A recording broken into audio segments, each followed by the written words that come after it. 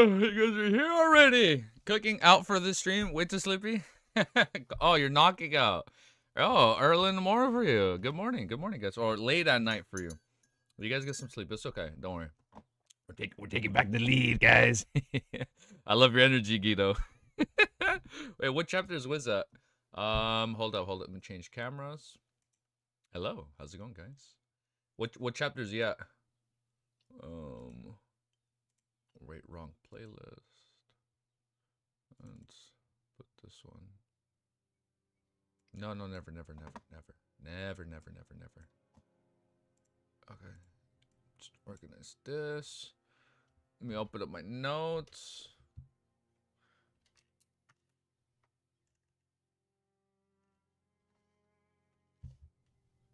Okay. Make sure my notes still work. Yes, my notes are working. Beautiful. Okay, let's fix this. Wait. Bear with me. Just organizing my notes right here so I can see you guys, okay?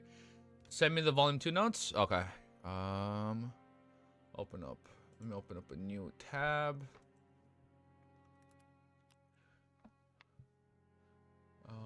Hold up. Alright, give me like 5 minutes then. I'll send this for you. Let me go right here. Let me just open up a volume 3 one. Just so this one's ready. Then just copy and paste everything from volume 2.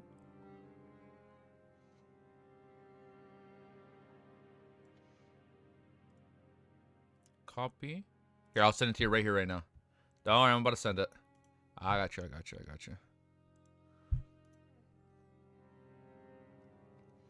Okay.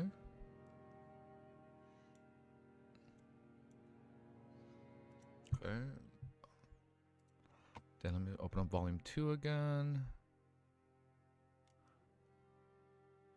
The only thing...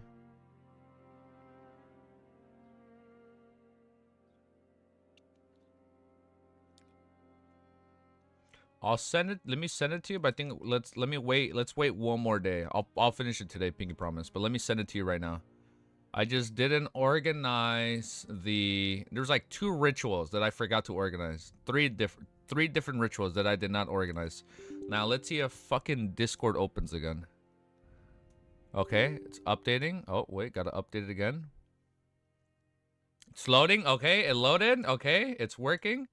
These are my volume 3 notes. I mean, my volume 2 notes. Here, I'll let you can peek that, Romero. Upload failed. Something went wrong. Try again. Okay, hold up. Send it again. Upload failed. Something went wrong. Hold up, Romero. Hold up. It's not sending. Give me 1 sec.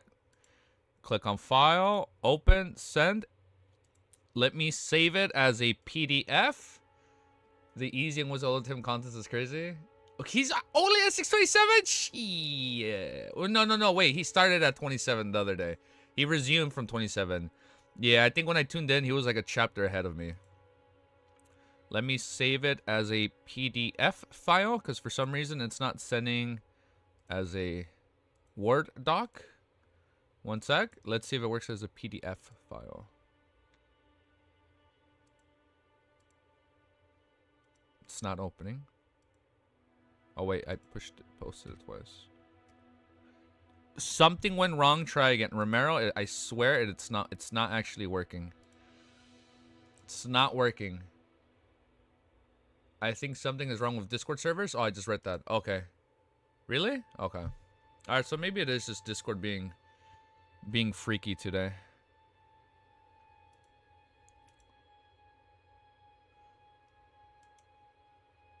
At least ROV and SSS fans can help. Forget about the other ones. I don't remember. Damon was saying something. All right, let's start. You guys ready? I'm fucking pumped. So I guess Discord's just not working. How many chapters? The plan is to read as much as we can. And take the lead again, brothers and sisters. That is a plan. It is a plan. Wait, hold up. I dropped my mic early. I dropped my camera earlier. Let me kind of... I want to set it up where I'm kind of more in the middle. That looks about right. Well, I just realized there's no chat. I have it on, but it's not loading. Hold up. Live chat isn't working.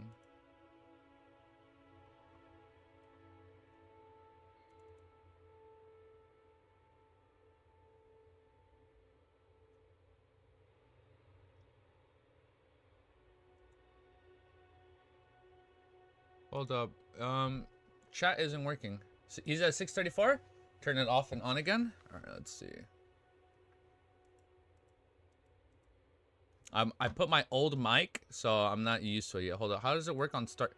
Ah, look, on start stream it didn't work. Refresh. Okay, it's not working. Copy. Let me just repaste it. See if this works. Hold up, it's not working. Was at his graduation right now? I think. Oh, good for him. Hell yeah. So we can take the lead while he's busy. Here, give me a sec. I don't know why I can't. I don't know why chat's not working. It's gonna suck if we can't use it today. Hold up. We're actually getting technical difficulties today. Give me one sec. Let me see what's going on here. Yeah, give me a sec. I'll see what's going on right here.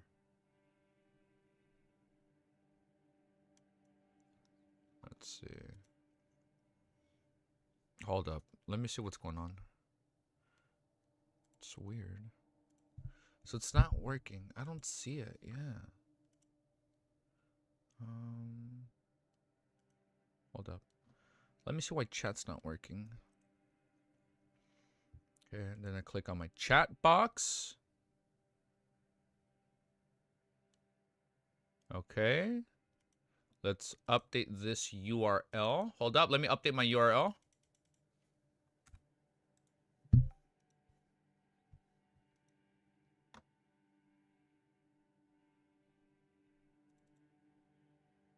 The fuck? It's not working.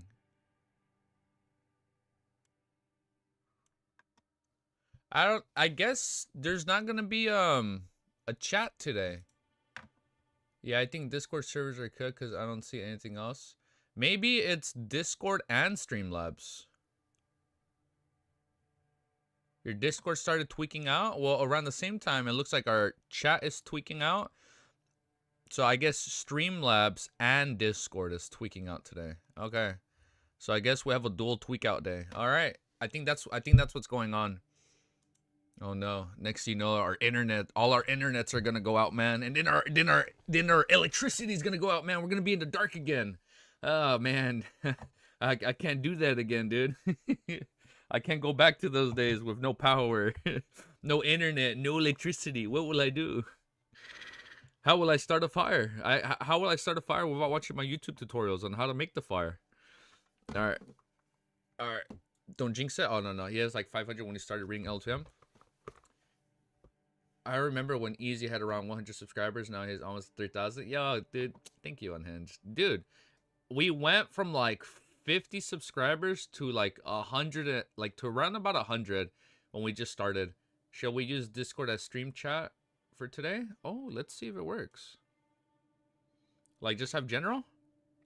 If not, I mean, it's okay.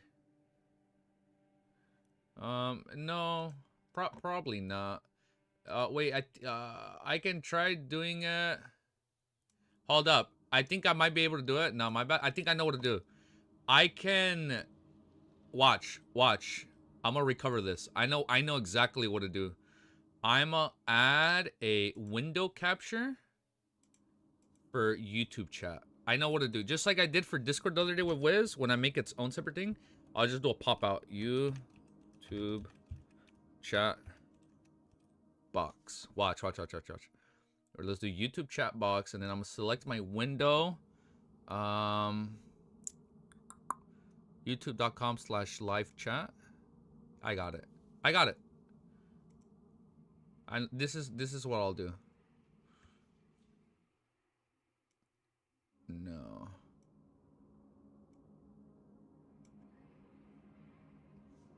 Let me. Yeah, this is what I'll do. We're gonna. Hold up. I think this is what I'll do today. I think it's gonna work this way. Damn, we're already starting off technical difficulties. Swear, pinky promise, I'm not stalling. It's how it is today. Just gotta. We'll work with it. It's okay.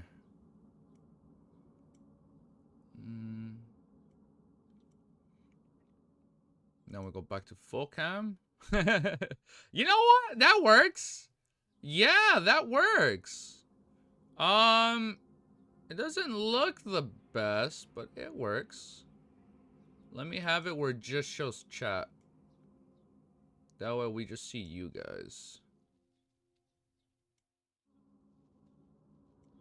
Chat publicly as Easy Geeky. You guys can see what I type. We're gonna hide that.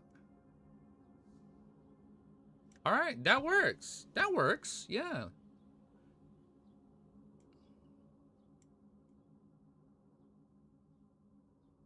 Yeah, look perfect. Now the only thing is we need a sub count and live counter. Front of it. Oh yeah, Discord and Streamlabs are both down today because look, not even the live counter works. Yeah, look, not even my live counter is working. Yeah, I guess the internet is just being funky today. Yeah, we're gonna be reading for a good minute today. So hope you guys are free. So let's just turn all this. Let me turn off the live counter. This isn't working, so we'll leave it there. Oh wait, I'm moving the wrong thing. Hold up. Wait, I'm off. Let me just put this on the bottom today. Then live counter. I know it's not working. Oh, so I'll leave it down here. No, I'll just turn it off. All right, I think that's good, right? Yeah, this is good. This will work. Internet got corrupted by the mother tree. Bro, the mother tree literally started affecting everyone IRL. I'm genuinely curious what happened, but I guess we probably won't know. Let me set this up. Then fix this part. And now we start reading. Yeah, sorry, we had like a 13-15 minute delay, but we're good. We're back, and now we are ready to read. Fuck! Now we are ready to read. Bro, not... Oh my god, what's going on with fucking Windows today, dude? Holy shit. It's acting so dumb. The mother tree gang? Ah, fuck that bitch, dude. Fuck the mother tree, dude. Fuck them. Well, at least we can see our emojis here today. That works. Since we're just showing the Discord thing. Alright. Beautiful. Alright, now we're going to start. I'll be back in a minute. Alright, let me sip my coffee and we'll get started. Oh, that one sip is going to keep me going for like 3 hours right here. What happened? Discord. I guess a lot of things just aren't working today for some reason. I mean, not just like me. I think for everybody. I think anybody using Streamlabs. You know what? I'm pretty sure. Let me look it up.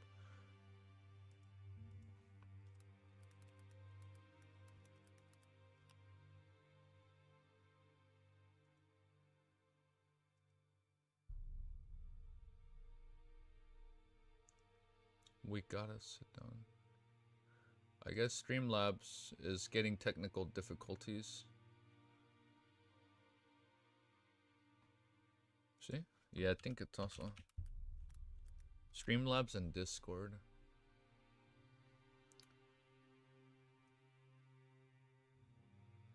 Oh, look, people are doing the same thing. No stream today. Streamlabs and Twitch apparently are too cold to work properly for me.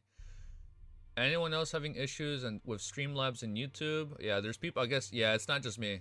Oh no. All right. So I guess people are having technical difficulties today. And like the last 30 minutes, I'm seeing posts. Okay, but we're good. Streamlabs got corrupted by. Yeah, they got her. What does MTOD believer mean? The mother tree of the. Easy, congratulations, your advancement to sequence 4 time killer. No, it's right. Technical difficult, easy reading comprehension is spreading and yeah, it's fucking spreading, dude. Well, let's keep reading. Pathway preview prediction.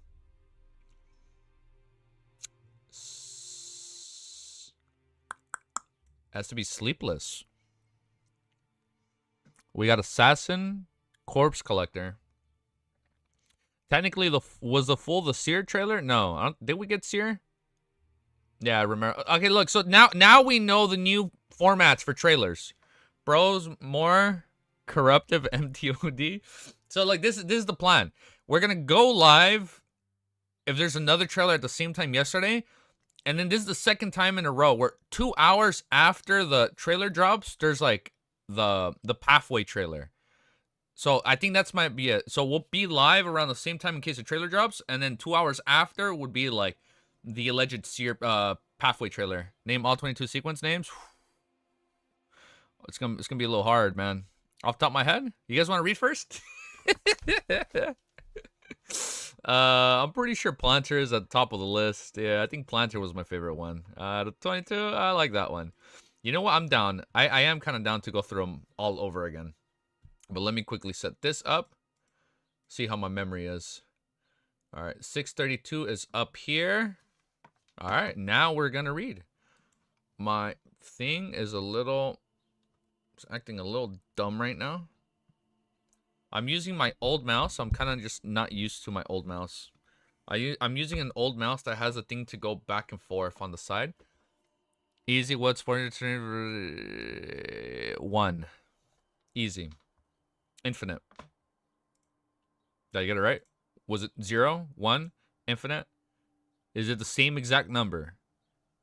Is it 8? Does the answer lie in any of those provided numbers? All right, let's keep reading. Before it looks like I'm stalling, because I pinky promise I'm not stalling. So let me just do my timestamp. Now we're going to start our awesome intro. Yes, the answer is a real number. Well, look, now you guys can, I think you guys can see these emotes on screen today. So there's a lot of internet services that are down today, but we got the stream up and working. What does the fox say? Man, that song was crazy back in the day, man. You just made me go back like 13, 14 years, bro. That song was like hot of the block when it came out, bro. What does the fox say? Well, point is, today we are here to read Lord of the Mysteries, Volume 3, Chapter 632. And we have roughly about, how many hours? How many hours? We have about 100 chapters left before we're done reading Volume 3. Roughly, right? You guys said it ends like around the 730 point. So, the goal is to hit 730 today. Nah, I lied. We're not getting to 730 today. I don't know, man. After yesterday's read-through, I'm still kind of grossed out. I feel uncomfortable. I feel violated. Like, I went through so many emotions, but then before we went to bed, we had some new trailers to watch, so I got excited again. So let's go, man. Let's keep reading. 632 is called Finishing Up. And just quick shout out. Thank you guys. We're about LOL. Quick shout out. We're about to hit 2,600 subscribers. Thank you to all our mods. Thank you to all our members. I saw we're like a little over 20 members. I know once we hit 30, we should be able to add another custom emote. I mean, I can add one more, but we'll be able to add a second custom emote. So what I'm thinking to do, we put on clown makeup. Like this, what I'm planning to do is, before the Dunkwood releases, I'm planning to rewatch all the trailers in order of release. And I may or may not be wearing some clown makeup. Maybe I'll buy my new top hat again. I'll see. But it should be kind of fun. I think it'll be sick. So, if you guys are ready, and if you guys want to see that, tune in. All right, let's keep reading. Before I forget how to stream or do an intro, let's keep reading. Hold up. You know what? That was not my best intro. I'm not gonna lie. This is just between you and me, guys, because we're right here live. But I don't think that was my best intro. I'm not gonna lie. I think I choked on that intro. I'm not gonna lie. We don't redo intros, but that one was pretty scuffed. Now before we continue, let me mute my phone off to the side. Klein looks gorgeous in clown makeup, but you will look amazing. Amazing. You better be amazing, Knight. Day by day, the more subs we get, the more chance I will get to be paid one day. The more we get there, Romero. We have to be half glass, half full. Dude, I'll be honest, man. Like, the dream would be to like do this full time. And then we read like more Lord of Mysteries and we do more anime reacts. I feel like that that would be the dream goal. Oh, hold up. I'm trying to manifest it. The dream goal, dream life would be doing what we like, right? And like right now, what I like to do, I like to read and stream to you guys, and it's been fun. But like, knock on wood, I think that'd be pretty crazy, dude. Like if we reach a point in life where we can do this full time, and then do more anime reacts, me more wanwas. No, we are not delusional. We are manifesting this, Romero. It's gonna be a while. That is, but hope I think we can do it. You guys have to plan. You guys have to help me plan anime expo ideas. I can add 30 subs. I'll take a while though. Otherwise, the algorithm would treat me like a robot. You have 30 alt accounts. Hey, I don't know if I can endorse telling you guys to subscribe with your alternate accounts, but hey, if you guys want to do that, you guys can do that. You know, I'm not here to tell you don't do that, but I'm also not here telling you to do that. But yeah, no sub-botting. Yeah, I think sub-botting is bad. Is it? I don't know. Just hop on your friends and family's YouTube accounts. Like, hey man, can you use your YouTube for a sec? And just subscribe. They don't need to know. Neutral stance. Yeah, we'll take a neutral stance. All right, let's keep reading though. All right, chapter 632. Wait, how's our audio? It sounds good. It's called Finishing Up, as we are about to finish up this volume, this stream. After a frozen moment of silence, Amiris quickly brought his expression under control. He said in oh yeah, like what happened, right? He said in a domineering and deep tone, "Tell me the specifics." Klein didn't hide much of the truth. He began with asking Revdelt's question before mentioning the warning from the mysterious person in the dream and how he was told not to make a choice that resisted the trend of the times. Following that, he talked about the sudden telegram, and finally he spoke of Cynthia's mutation. He went into detail about the situation, the arrogance of the secretary, and how he dealt with it, and the general investigations that followed. The only information he kept to himself was that February 4th was the first day he arrived on Rarvi Island, as well as subsequent guesses. Of course, he was also very vague with matters regarding combat. He believed that Admiral Miras was understanding enough. After all, what Beyonder was good at, or what unique abilities he had were of the greatest secrets. If they are exposed or understood by others, it gave others a chance of setting up a targeted ambush, making it possible for them to die under the hands of an enemy or a lower sequence. You have an average viewership of like 1K viewers? What? What do you mean? You have a average viewership of like a 1K views? Why do you think Klein is being targeted by... Dude, I don't know.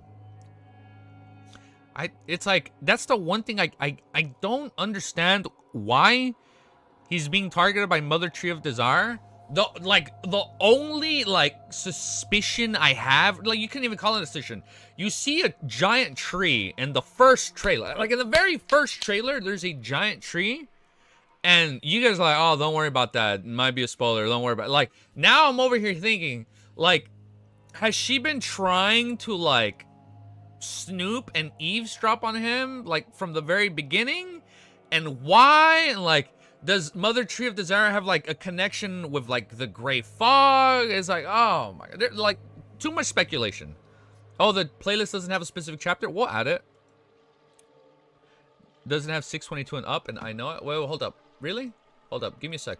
Doesn't have 622 and up. I guess because I just uploaded it, I went to bed and I just forgot about it. Hold up. Let me check that. Really? 622 and up.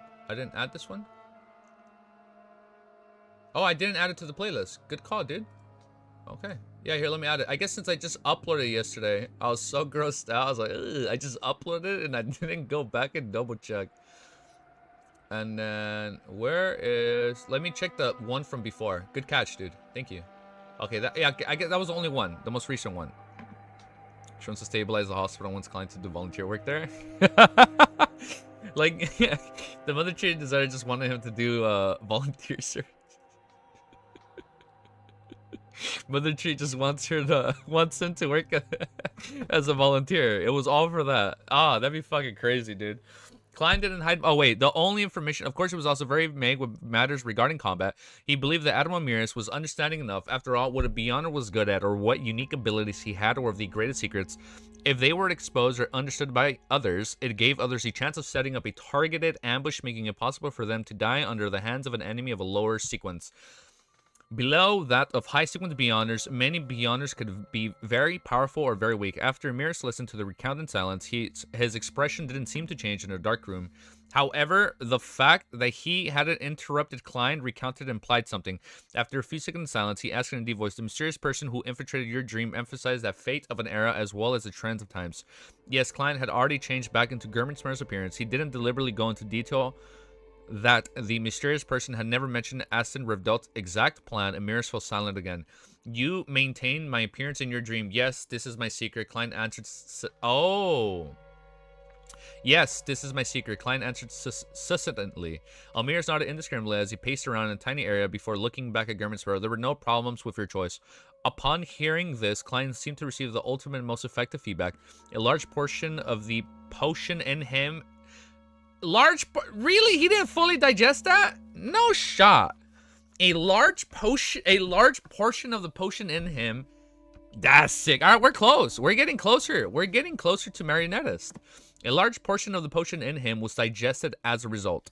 Upon hearing this, Klein seemed to receive the ultimate and most effective feedback. I just reread that sentence. Amidst the deep, reverberating tone, Miras turned his body to the side and said without a hint of emotion, I originally had no plans to have a contract with the stand-in, and instead I wanted to inform Cynthia that I had the symptoms of losing control, making it impossible for me to have any physical relation with her for 5 days. However, I later changed my mind due to certain reasons. If not for the temporary contract's forcefully restrictions, even if I'm able to withstand the temptations during usual times, I might not have been able to resist the magnified desires last night. Of course, if Cynthia knew of the 5-day restrictions ahead of time, she wouldn't be in such a rush to consume the powder ground from the proliferation necklace. It would have prevented her from So if Amiris just told her, this would have been avoided, but then we would have risked finding out if she was a spy or not, right? Of course, if Cynthia knew of the 5-day restrictions ahead of time, she wouldn't be in such a rush to consume the powder ground from the proliferation necklace. It would have prevented her from sensing the Mother Tree of Desires and end up mutating. But as such, the ball is in the naturism sex court. They could have made up excuse to get Cynthia to confuse it. This matter was really targeted at me. Why does the Mother Tree of Desire actually want? Also, what was the reason that... Yeah, like, why? What was the reason that caused Admiral Miras to make such an important change? Klein sensed to grasp the crux of the matter as he looked at the Amir's side profile.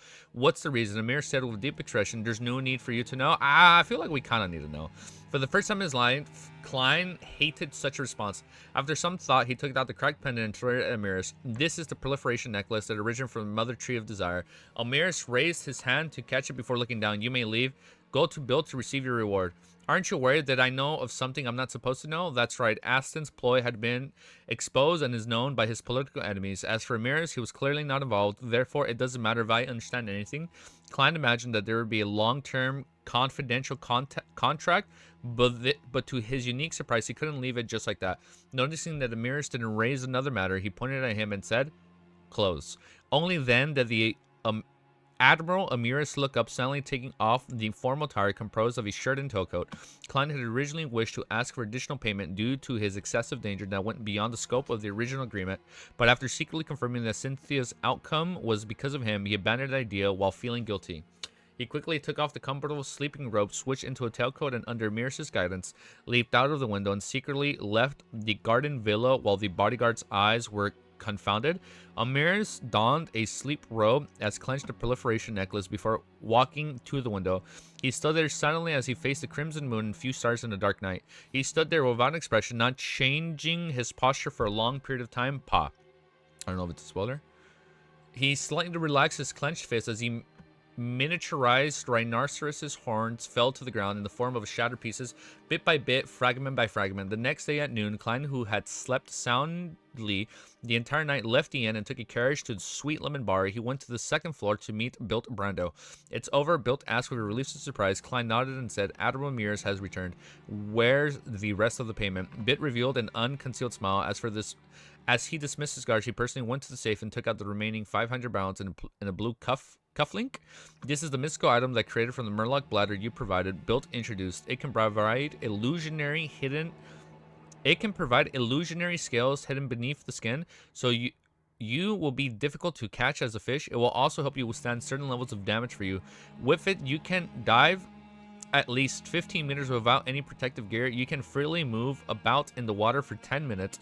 It doesn't have any serious negative effects. It will just make you tired easily when in hot or arid place. So this doesn't look like something that you should be using with your sun charm. Or if he's... Isn't this going to be bad if he's holding both items at the same time? That means this cufflink shouldn't be used... Oh, that means this cufflink shouldn't be used as sun brooch. Klein extended his hand to collect the money and item. Almost choked on my saliva. "Aren't you afraid that there will be problems?" Built cracked a joke. "Your business is here," Klein answered calmly.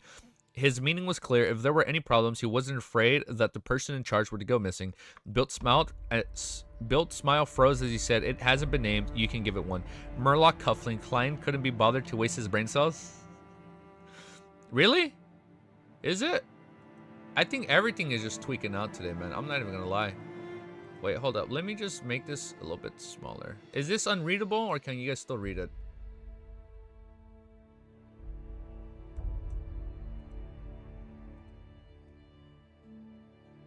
Is this still readable?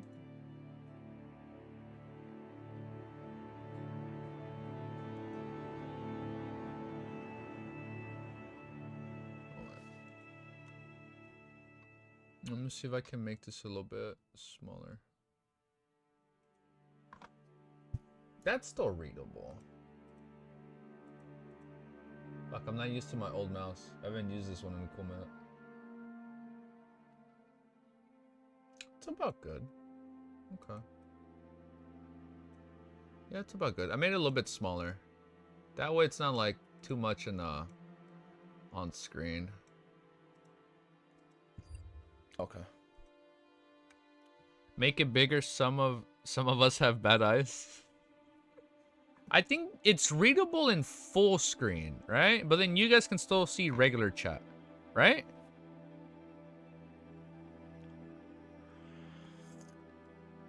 Oh, now it's too small?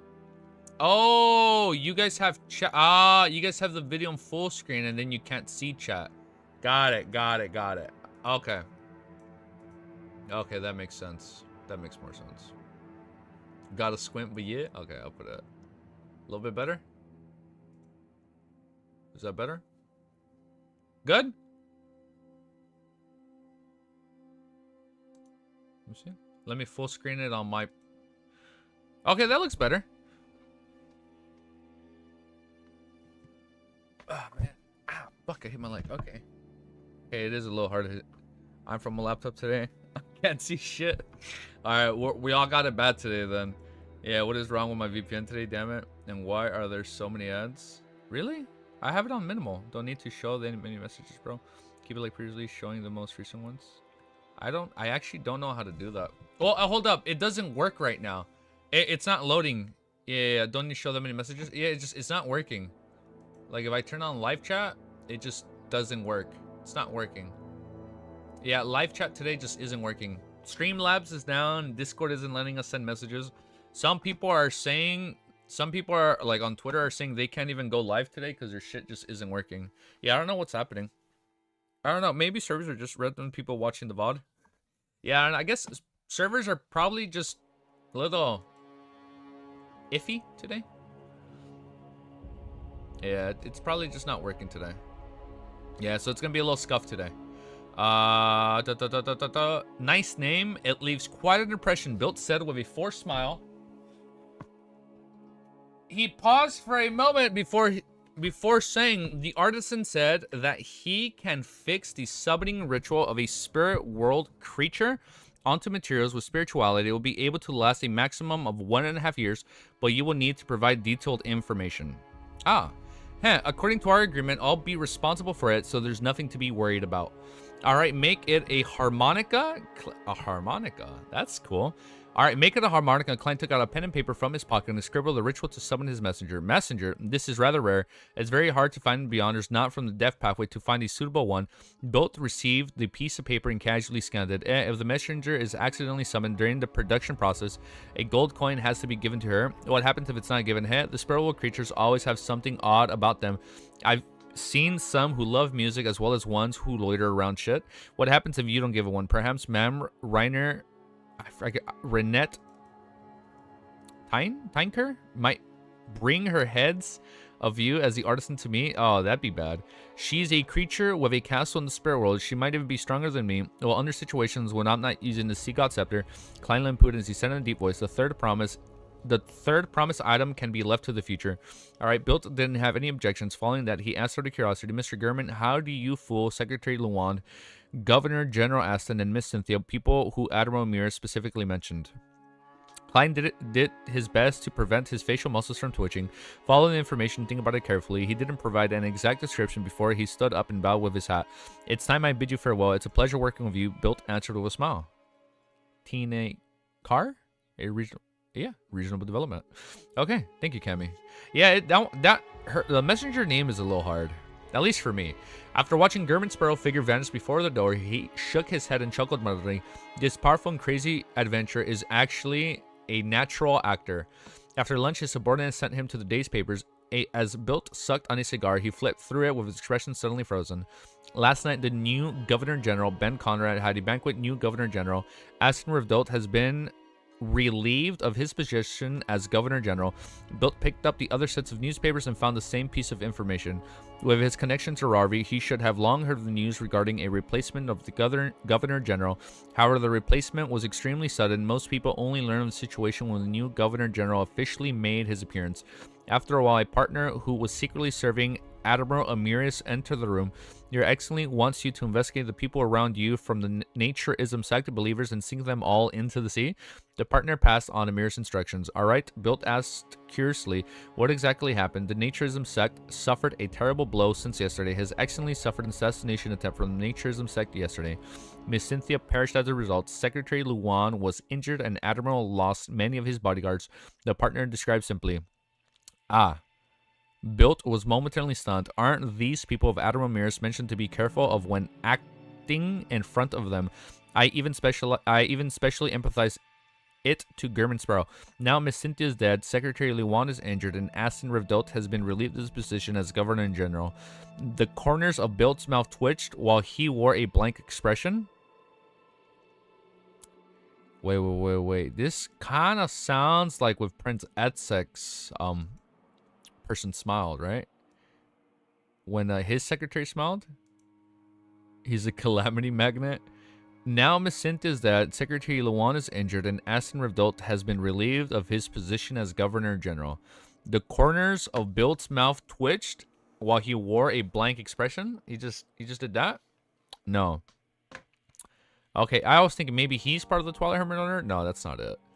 East Chester County, Stone City. Audrey silently listened to a noble lady's work, echoing from time to time as she provided an ear to listen to. Towards the end, the noble lady praised her sincerely. Audrey, you really are an angel. I feel a lot more comfortable after chatting with you. At this moment, Audrey saw the female priest from the Church of the Evernight entered. Hence, she exchanged pleasantries before walking over to smile. This priest appeared ordinary as she only provided low-level preaching, but in fact, she was a secret member of the Psychology Alchemists. Audrey, the potion formula is already in my hands. However, you need to contribute enough to obtain. The female priest whispered while no one was paying attention. Audrey, I started around slightly as she said, this wouldn't be an issue. However, ma'am smiles, you can tell me its name. However, ma'am Smeen, can you tell me its name? The female priest looked around before saying with a surprised voice, hypnotist? Yeah. Okay, that's why he's smiling? Wait, one sec. Let me message Wiz. Let me tell him congratulations. Hold up.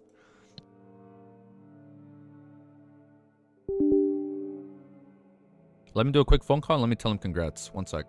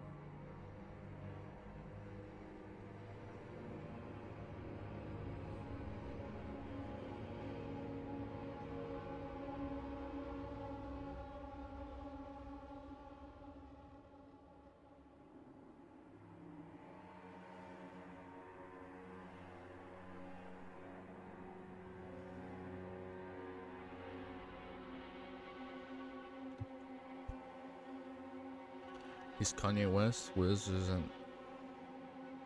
What? Alright, you guys ready?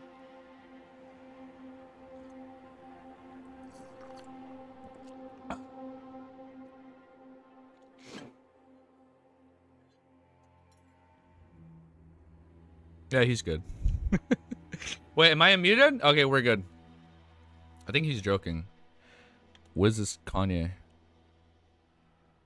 What? But yes, my brain is melting from the heat. Okay, it's the heat. Cammy's hearing the mad ravings, dude. Man,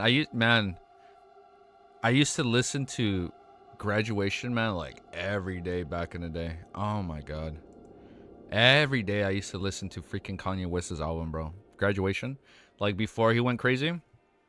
And then he has moments where he'll be like, oh, he's crazy. And then, oh, no, guys, I'm sorry, I apologize. And then he goes back to going crazy. But those were the days, man. You just listen to Graduation on repeat, you know?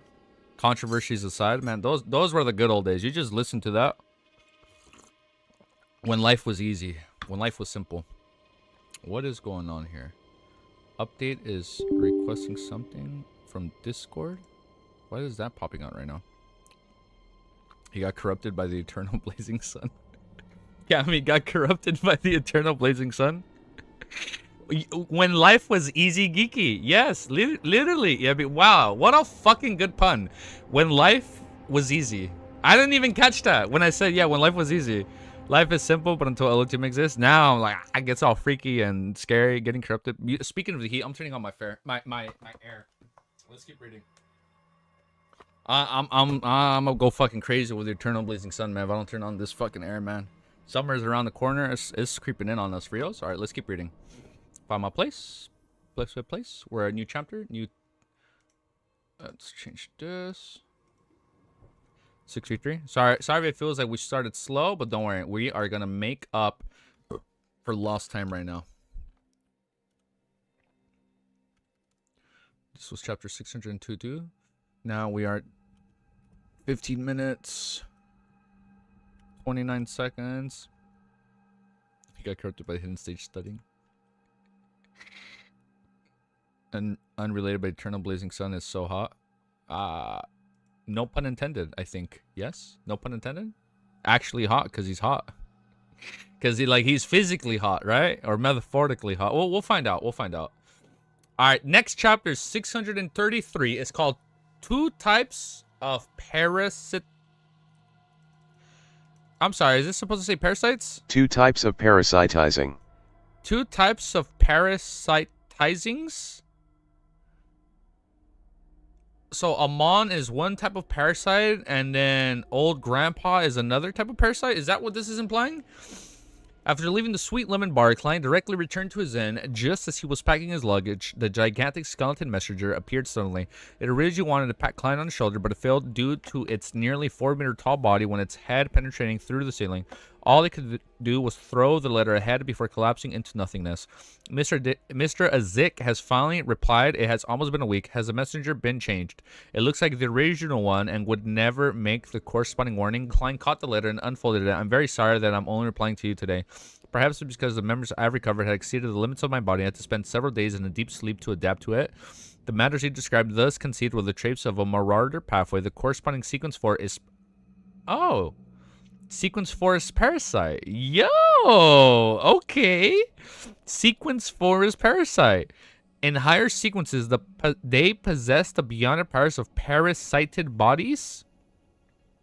It's so gross. According to what I know, there are two types of parasitizing. To parasite, it's the verb. I never knew parasite had a verb. According to what I know, there are two types of parasitizing. Parasitizing. Okay. The first is a type of preliminary state. The parasite would borrow the host's body to hide himself so as to extend his lifespan and recover from his injuries. Like the old man. Got it. He can see, just like with Leonard, he can see and hear whatever the host sees and hears, but he is unable to interfere with the host's thoughts or steal his thoughts. Therefore, for a host to converse with a parasite, he will have to be the first to speak. The other is full control, which is what Amon did. The parasite is nearly fused with the host's spirit body, knowing and understanding his thoughts as well as take over control of his body. Faced against the first type of parasite, one can inform the host via dreams or a subconscious conversation without worrying about being discovered by the parasite. This is because the parasite has to use the host's senses to sense his surroundings. For the second state, there is no way to converse with the host without the parasite knowing. However, there is a chance of eradicating the parasite, which is to rely on the host's faith. It's very difficult for me to accurately describe such matters, and all I can say is that when one opens his heart while praying, the target of the prayer would be able to discover the existence of the parasite, and through a particular ritual provide feedback to complete the separation or eradication. Okay. Of course, the prerequisite is that the host himself doesn't know of this, otherwise the parasite would definitely be alerted and begin carrying out a prevention measure. Isn't the latter situation somewhat similar to Little Sun's? He prayed to me without much thought, and I discovered the existence of Amon's avatar. True. Then, with a concealed goal, I taught him the secret deed ritual and used it to cleanse the parasites. Klein instantly had a deeper understanding of the previous situation he was in. However, I'm currently unable to determine which state my dear poet is in. Back in Tegan, he would occasionally talk to himself. This might be a result of the first type of parasitic state, but the problem lies in the fact that it has been months. It's possible that the parasite has completed his complete control of Leonard. I have to first confirm the matter before knowing what I should do. Otherwise, rashly entering his dream will only lead to preemptive warning that the parasite, making the problem more serious and harder to resolve. If it's the second parasitic state, my dear poet believes in the goddess, but she has millions of believers. It's unlikely that she would pay important notice to a red glove who's neither a blessed or saint. So what would he have to do? Maybe if he prays to the fool, he'll be able to help out. She's unlike me, the fool. I read every prayer and often provide one-to-one service. This is what it's called during a startup. This is what it's like during a startup phase. As Klein thought over it, he suddenly sighed as he felt wishful. He originally planned on entrusting a task to Emlyn to secretly monitor Leonardo Mitchell to see if he often whispered to himself. However, after considering how Emlyn had already appeared before Leonardo and the person became because of Tinder, there was a high chance that he was a target they were wary of or a target investigation. Therefore, he rationally abandoned such a thought. Miss Magician is only a sequence 8 of a trick master. She doesn't have the ability to monitor the parasite at the angel level of the red glove. I'm going to put the volume up just a little bit more. Miss Justice identity is the best form of concealment. Besides, she's also a believer of the god. Are you at the start? You know what? Just like us, we are at the start. We are at the startup phase. Yeah, good catch, Romero. We are at the startup phase right now. Miss Justice's identity is a best form of concealment. Besides, she's also a believer of the goddess. But the problem lies in the fact that she's back in her. You know how I know we're at startup phase, because I've been making it my due diligence to respond to every comment, even though it takes me a while to respond to some. I still make it my due diligence to respond to all of them. So we are in the startup phase. Among the people I know, Miss Sharon should be the best choice to perform such matters when it comes to concealment, but I have no way of contacting her, even if I do it through Miss Magicians or Emlyn. So I had to fled Backland in a hurry, so I failed to consider many of the consequences. How's the volume, by the way? It's not too loud or too low. Klein raised his hand to the knee, his temples, as he thought about how Leonardo was an elite red glove in the Nighthawks. There were high-ranking decans of the church watching over him, so it was unlikely that the parasite would have dared to do anything for now. Hence, he decided to put the matter aside and wait for a more suitable helper. Every comment, spoiler comment. No, not all of those. No. I do blurry eyes whenever there's a spoiler comment, or whenever there's like a long lengthy comment. I'm like, I go in like spoiler mode. And I read like one word, and I'm like, okay, and then I'll leave like, okay, man, I can't read it just to be safe, but thank you for commenting, you know. Among like I use my gray fog anti-divination like ability right there, dude. I like it. That's where I use my gray fog powers. Among the people I just read this, Klein raised his hand to knead his temples as he thought about how Leonardo was an elite red glove in the Nighthawks. There were high-ranking decans of the church watching over him, so it was unlikely that the parasite would dare to do anything for now. Hence, he decided to put the matter aside and wait for a more suitable helper. Perhaps I can wait until I digest the potion and head to the east of Sonia Sea to find mermaids. After I complete my advancement, I can return to Backland and do it myself. The experienced Klein didn't hesitate further as he rapidly made up his mind. No shot. Inside Sweet Lemon Bar, after the uneasy built handed 2 naturism second believers among his close aides, he finally received some good news. Are you telling me that Admiral Mears would be returning to Bayham today? He stood up with a cigar in his hand, soothed, nodded gently, and said, his fleet left the harbor half an hour ago. It steered towards Rochard Archipelago. Phew. Bilt didn't conceal his sigh of relief, having confined that the admiral wasn't putting any blame on him. Just the thought of how German Sparrow had managed to make the admiral suffer the loss of so many of his bodyguards, the younger brother loss of his position as governor-general, the injury of his secretary, the death of his mistress, he couldn't help but wonder about how his own management capabilities. I wouldn't be shocked if he were to lose control after thinking about all this. Although the responsibility of these matters wasn't necessarily German Sparrow's fault, to have them all happen at once had made one believe that it was crazy for the venture's fault. At the very least, he was unlucky enough, and as his employer and endorser, Bilt believed that there was no way he could escape responsibility. He definitely needed to incur punishment for Admiral Mears. His Excellency is indeed a demigod. He didn't let this rage blind his reason. Praise the Lord, may the storm be with you, Bilt said as he struck his right fist on his left breast. At this moment, the subordinates had rushed back. Boss, German Sparrow has disappeared. The subordinate reported in a hurried tone. Bilt frowned slightly. Disappeared? Yes, after he checked out of his room, he held his suitcase and circled around the area several times before disappearing. The subordinate explained truthfully, it's really difficult to monitor an adventurer who can shapeshift into anyone. Bilt sighed and said, leave it. There's no need to seek him out again. After being targeted by Mother Tree of Desire, Klein cautiously changed his appearance and identity. New identity? As well as his place of residence to prevent anyone from targeting him. From the feedback he received from acting as Admiral Mears, he decided to quickly digest the potion by putting it into practice while riding a carriage to the Rarvey Hospice Foundation. Klein once again stepped in. The person in charge of registration was still Ma'am Joanna. She looked up and asked, you want to do volunteer work? Yes, Klein nodded seriously. Joanna took out a form and asked like clockwork name. And Klein smiled and said, Sinbad. Sinbad? For Magi? Or for Magi? Sinbad is his last name Volunteer? Sinbad Volunteer. Or Volunteer. Klein smiled and replied, Sinbad Volunteer. Sinbad Volunteer. That's pretty funny.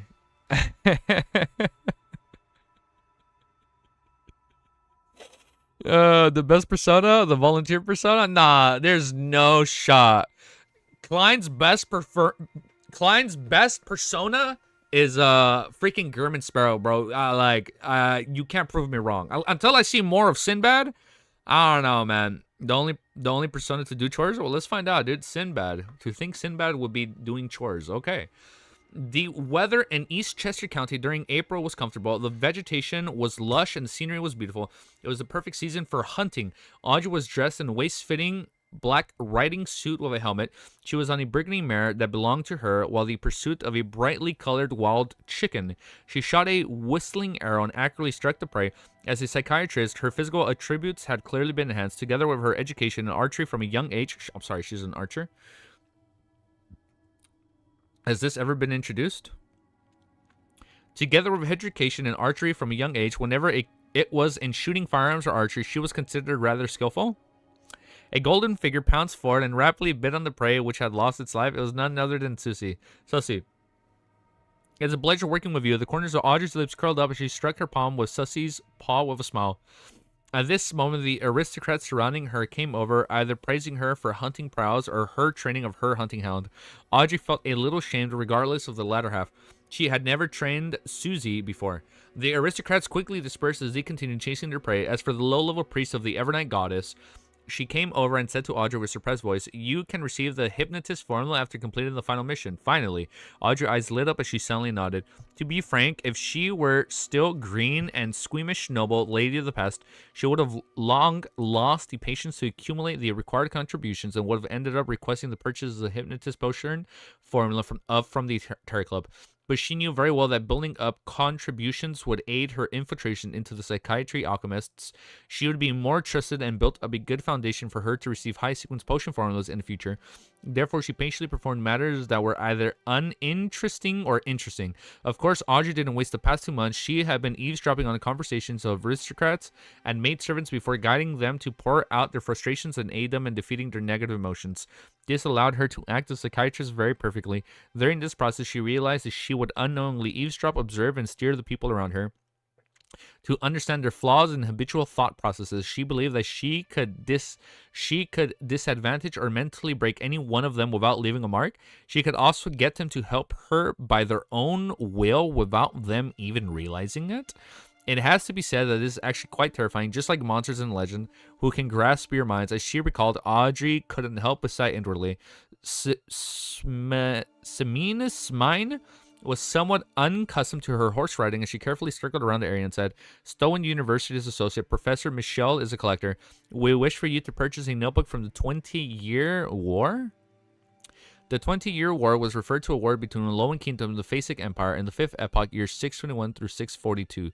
The former was defeated and lost the ancient Elves Islands, which was present-day Sonia Island. Okay, so we're tying back into the Sonia Islands. All right, next chapter. Next chapter, City of White. City of White. Should we play World is White because this is called City of White? No, I think we're still good on music. I just realized you guys aren't even hearing the music, huh? Elden Ring music is so like sensitive. Like it's either too low, too high, and it's like very rarely in between. But I guess that's what makes the game so good, right? Like it changes so drastically. Okay, copy paste. Sip my coffee before it gets too cold.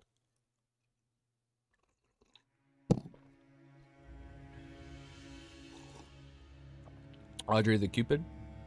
Guys, apparently there's a Google Cloud outage. Everything is tweaking today. Oh, shit. Wait, let me actually look that up. Is that what the fuck that is?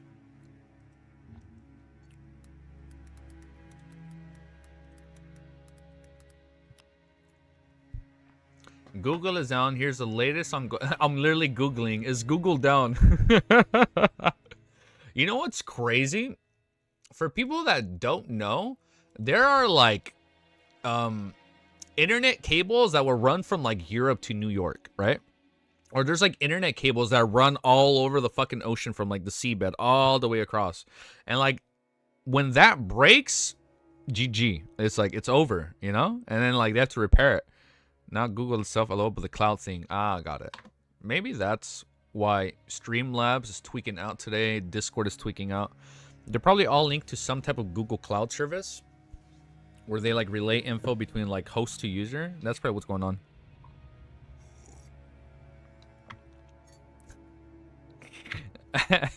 Google Cloud heard the mad ravings of the true creator, dude. My stuff is fine. Yeah, they probably heard the mad ravings. Could be. Yeah, maybe. I bet you like any service provider that uses Google Cloud is just experiencing issues. And that's probably why Streamlabs and Discord aren't working as well. Maybe, right? Because when you're sending messages...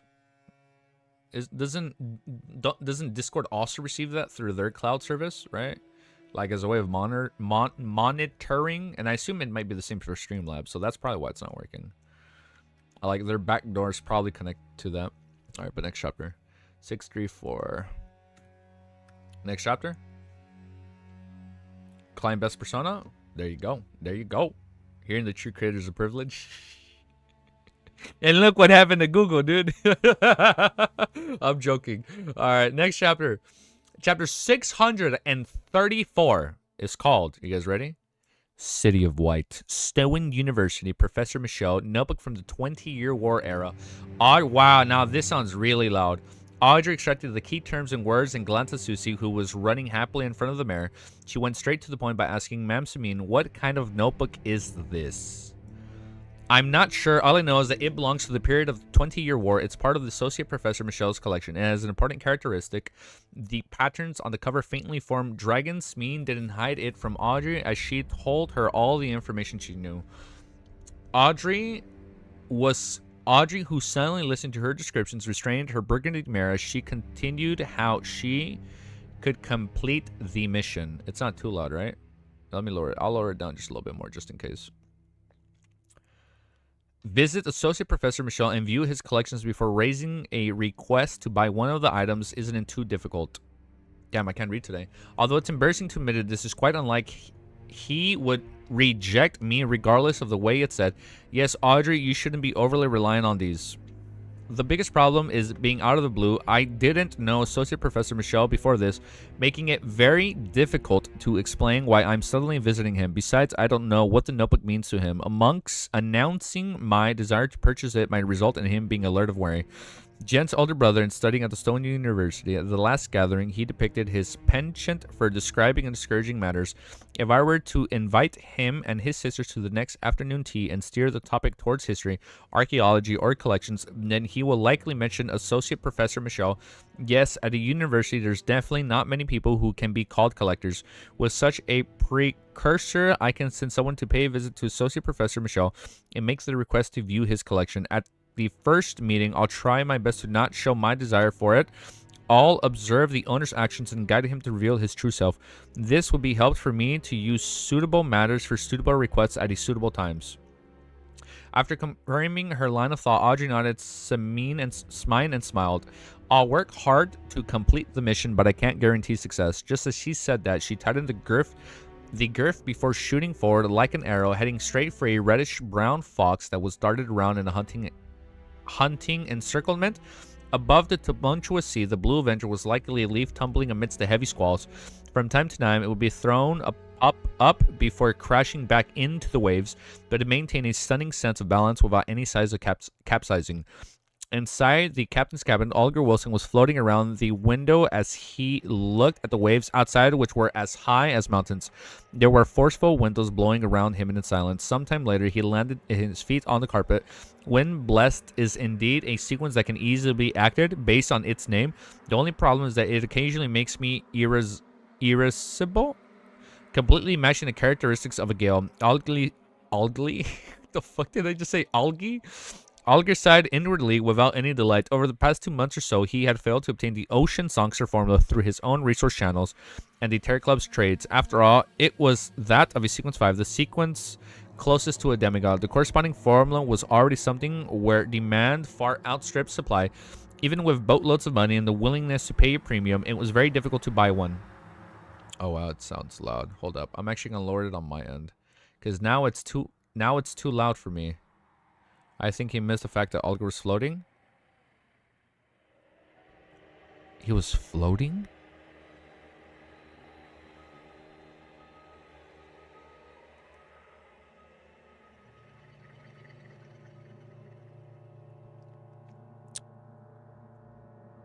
It said he was floating?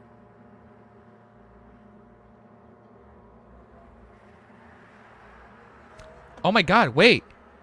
Sometime later, he landed his feet onto the carpet. Let me reread this again. Above the tumultuous sea, the Blue Avenger was like a leaf tumbling amidst heavy squalls. From time to night, it would be thrown up before crashing back into the waves, but it maintained a stunning sense of balance without any signs of capsizing.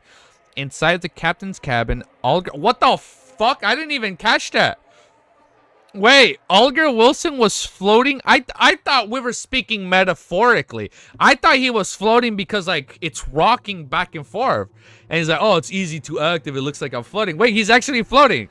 Olger Wilson was floating around the window as he looked at the waves outside, which were as high as mountains. What the fuck? Stop reading to read, I beg. I know. Sorry, it happened. Olger Wilson was floating around the window as he looked at the waves outside, which were as high as mountains. There were forceful winds blowing around him in silence. Some time later, he landed his feet on the carpet. What the I didn't even... I can't believe I missed that. Reading comprehension, devil struck again. When blessed is indeed a sequence that can easily be acted based on its aim. Yeah, no, I apologize. I sometimes I read, but I don't read, and I don't know. I think it's because I just started reading. It's a little early, and I'm still not in reading mode. I think I'm just not in reading mode yet. Okay, sorry, I apologize. When blessed is indeed a sequence that can easily be acted based on its aim. The only problem is that it occasionally makes me irresistible, completely matching the characteristics of a gale. Irascible. Completely matching the characteristics of a gale. Olger sighed inwardly without any delight. Over the past 2 months or so, he had failed to obtain the Ocean Songster formula through his own... let me read this part again.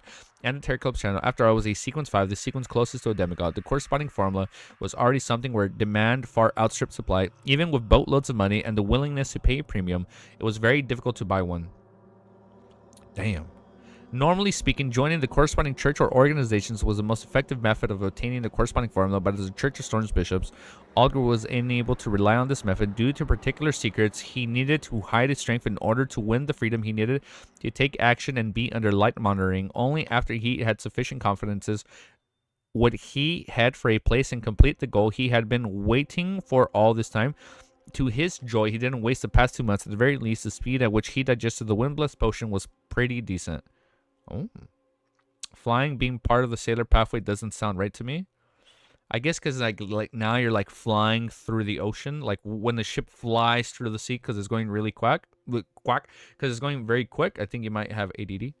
Have you ever visited? No, never. The random moments of losing focus. I do get that. I do get like random moments where like I do lose. That's why I think that's why I lose my place so much. Like unless I'm following with my mouse, I begin to lose my pace. I think I did really good yesterday because I wasn't following along with the mouse, and I did pretty good. I think I'm just not locked in yet. The Wind Blesses Simple Ocean Songster is said to be quite difficult. Must I frequently sing? Alger couldn't help but turn his head and look towards the deck. Although he was separated from them by several rooms, he could still hear the drunken sailor singing with gusts, a certain din that could rival the storm's roars. Alger unknowingly frowned. Backlund Sherwood borrow this circus? Or the circus? Ma'am, didn't you say that you were performing magic? Why are you dressed like that? A youth asked a woman dressed in a pitch black pointed hat and dress of the same color in puzzlement. I don't know why I'm wearing this so well. Perhaps it's because of my first appearance here. My brain was freezing from the weather, and my style was subsequently fixed. Oh, it's Fours.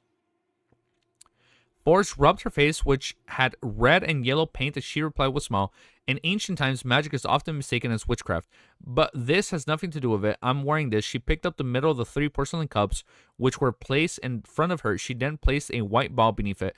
Then she quickly switched positions to the cups before smiling at the youth who had questioned her. Guess where the tiny ball is? Isn't this one of the gambling methods invented by Emperor Rizal? The youth said with piqued interest, but you aren't a croupier, but a trick master at a circus? Therefore, I believe that the ball has already been switched away. All the cups are empty. Forrest smiled and said, Congratulations, you got it wrong. She suddenly picked up the cup in the middle of the bar and what? As white blur flew out. It was a dove. Oh, look at her doing magic. By the speaker for Forrest, did you realize her name is a pun for the fourth wall because she's an author? Really? Oh, good catch. I never knew that. It was a dove. As for the tiny ball from before, it's where the dove had left. Wow, Gottlieb, wonderful magic, brilliant. After a series of amazing exclamations, Forrest clearly looked pleased with herself as she looked at the distant cathedral bell, put away her props, and returned to the tent where the circus master resided. Are you really resigning? I can double your salary. The circus master came over as he tried to persuade her otherwise. Unfortunately, I had already summarized the trick master principles. He's like, that's all right. I don't need to be a trick master anymore. Unfortunately, I had already summarized the trick master principles by the middle of March and had already completely digested the potion last week. Damn, that quick? If it wasn't because of the contract ended today, I wouldn't even be here today. Although being a trick master felt very nice, this doesn't stop me from my goal, advancing to astrologer.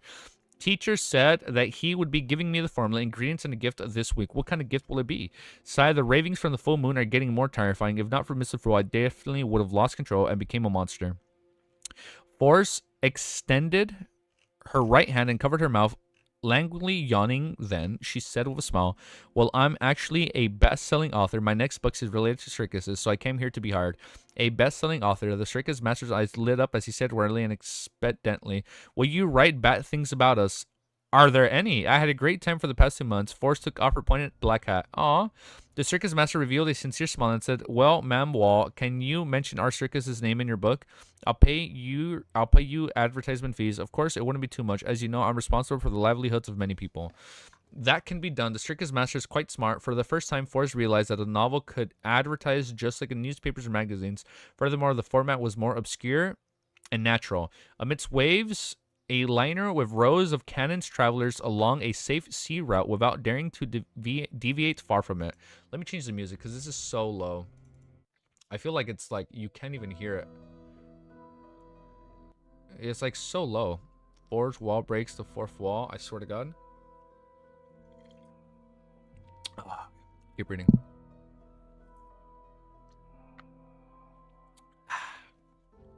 That can be done. All right, let's keep reading. That can be done. The circus master is quite smart. For the first time, Forrest realized that a novel could advertise just like in newspapers and magazines. Furthermore, the format was obscure in nature. Amidst the waves, a liner with rows of cannons traveled along a safe sea route without daring to deviate far from it. Any deviation from the sea route east of Ararvi Island usually meant disappearing. Even pirates didn't dare to stray too far from the safe zones. The sea was filled with unexplored regions, filled with all sorts of sensational legends. After 2 months of volunteer work and finding 4 chances to engage in true acting, Klein bade farewell to carrying patients, subscribing toilet bowls, cleaning vomit, and other miscellaneous chores. He boarded his ship and headed to Gargis Archipelago. At this point of the gathering in early March, he had hired their hermit cat Leah in a private conversation. Wait, one sec. I hear Ellie barking. Let me go grab her.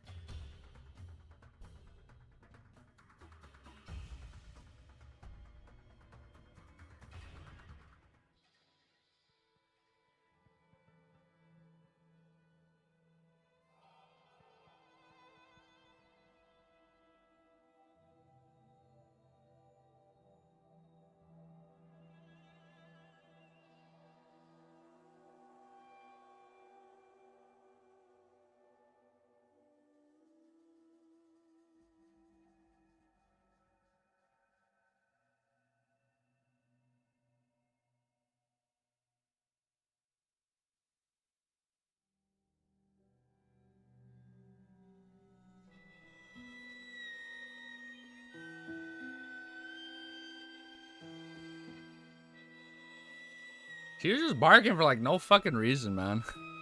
I don't know what the fuck that was. You're going like all the way in the back. It's like, what happened? It's like, come inside, and she like didn't want to come inside and hang out. Let me find my place. Private conversation, correct? Yes, private conversation. All right, he would meet her at the capital of the Gargis Archipelago, the city of White Nass. He would then board her ship and head for the dangerous ocean, which was close to an illusion, on the far east of the Sonia Sea. There, he would search for unaffiliated mermaids who lived there. The hermit cat Leah seemed to be very interested in meeting the members of the Terror Club in the real world. With just a few seconds of thought, she agreed to the world's request. However, due to the high level of danger, she had given a high asking price, 3,000 pounds. It's not bad. He got that. Klein's first reaction was to give up and take Mr. Hangman's ghost ship, but considering how there would be many sailors from the Church of Storms following him, making his freedom limited, and the fact that the level of danger in the easternmost area of the Sonia Sea was high, he finally accepted Madame Hermit's conditions. As for her, she would wait for the Gargis Archipelago for a month at the beginning of April. Any delay would imply the end of the cooperation. To not waste the 1,000-pound deposit, Klein didn't want to complete his digestion before heading to Gargis Archipelago from the Ararvi Island. Of course, with the summaries and chances at true acting from before, he was already very close to completely digesting the faceless potion. Even if he didn't use true acting, just acting and his capability as Gehrman Sparrow was enough to complete the digestion in 2 to 3 weeks.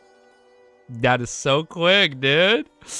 Due to this reason, as well as the world's identity being tied with Gehrman Sparrow, Klein transformed back into the lunatic and powerful adventurer once before he left the hospital. However, he did disguise himself to a certain degree. As he watched the perturbed sea surface, Klein finally saw a port city that he housed mainly made of white rock. The most eastern front of the Phasic Empire, the capital of the Gargis Archipelago, Nass. I'm finally overseas. Klein looked at the fishing boat carrying whale meat cruising into the harbor.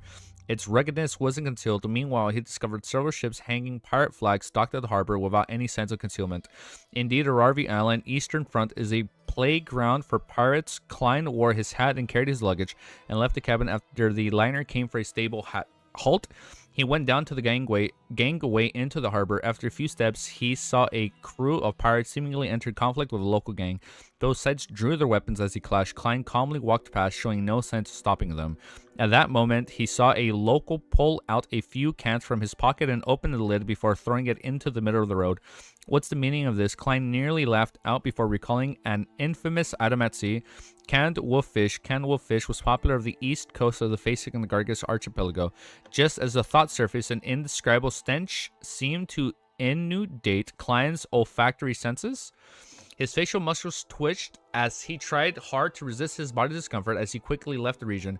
A small number of pirates who were struck by the stench vomited immediately, while the remaining ones frantically fled while dragging their companions as though they had lost all their combat strength. A minute later, in a secluded area, the corner of Crazy Adventure, German Sparrow crouched down and silently belched. Okay, next chapter. Copy. We're going straight into it then. Timestamp. 42 minutes. Wow, we definitely read pretty. We're definitely slow today. I'm not even gonna lie. Our pace today is pretty slow. I apologize for that. Sorry, it's not like yesterday. Wow, damn, 42 minutes. Damn, we could have done better. But it's okay. It's okay. We win some, we lose some. All right. Wait, where did Wiz stop again? You guys said it earlier, right? It was like a 37. Oh, well, we'll see. Let me update this. 35. Beautiful.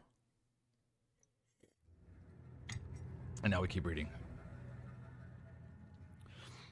This wolffish thing is a violation of the Geneva Convention. 637. Okay, so we'll pass it right now. Don't worry. We got it.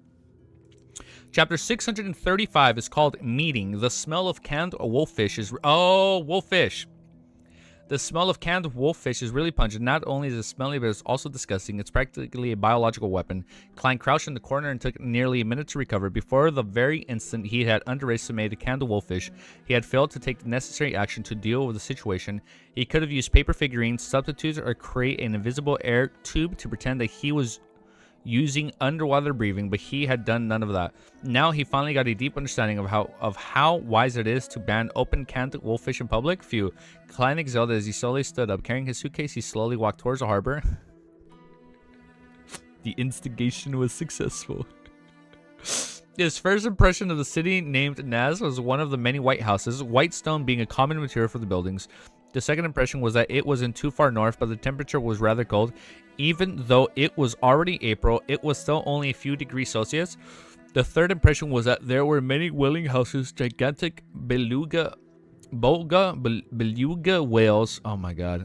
Gigantic whales were being dismembered for their skin, flesh, fat, bones, and gray amber. The later two could be used to make pannier for banquet dresses on top of grade scented materials. Whether it was for increased perfume, whether it was for incense or perfume, they weren't considered luxurious goods that only the wealthy and nobles could enjoy. As for skin, flesh, and fat of the beluga whales, they also had their own uses. They were used separately to make clothes, food, or oil-related products. In Nass and Gargus Archipelago, the culinary methods for preparing whales had been transformed into a unique culture. There were all sorts of techniques in famous restaurants. Klein passed by various whaling houses, seeing separated fat being carried out on the cargo carriages towards the nearby factories that spewed black smoke. There were oil refinements which were very unique to Gargus. Whale fat could be refined into whale oil, which could be bolted and made into outstanding wow, I can't read! Beluga whales, bone softening too. Outstanding incendiary material and lifeblood of particular industries. Very unique. Klein exhaled some myths as he stopped and watched for a while. Out of the harbor and into the city district, a cacophony of Phasic inundated his ears. Having mastered the ancient Phasic, the source of the northern continent's language, Klein was long familiar with the language of the northern continent barbarians. He turned his head upon hearing the din and saw the tall populace with slightly blonde hair raising horizontal banners as they protested on the street. The horizontal banner right at the front clearly wore the reason for the protest. Opposed to poaching of whales, we need substantial development. Klein nearly lost his cool as he believed the concept of substantial development was highly likely to be invented by Emperor Roselle. As he swept his gaze, he looked at the banners behind it and understood the goals of protest: whaling for survival, not entertainment. Humans aren't more important than whales. Greedy devils should leave Nass. At this moment, a policeman dressed in a gray uniform held a shield, riot fork, and baton to stop the protesters from advancing. After a brief argument, the scene quickly turned violent. Many protesting used threw open canned wolffish as well as Molotov cocktails. The police didn't show restraints as they forged forward, raising their shields and striking with their batons. Klein pinched his nose as he watched the fire burning on the street. He realized that many passerbys were completely unfazed. Apart from a small bunch of spectators, the rest continued proceeding to their destinations.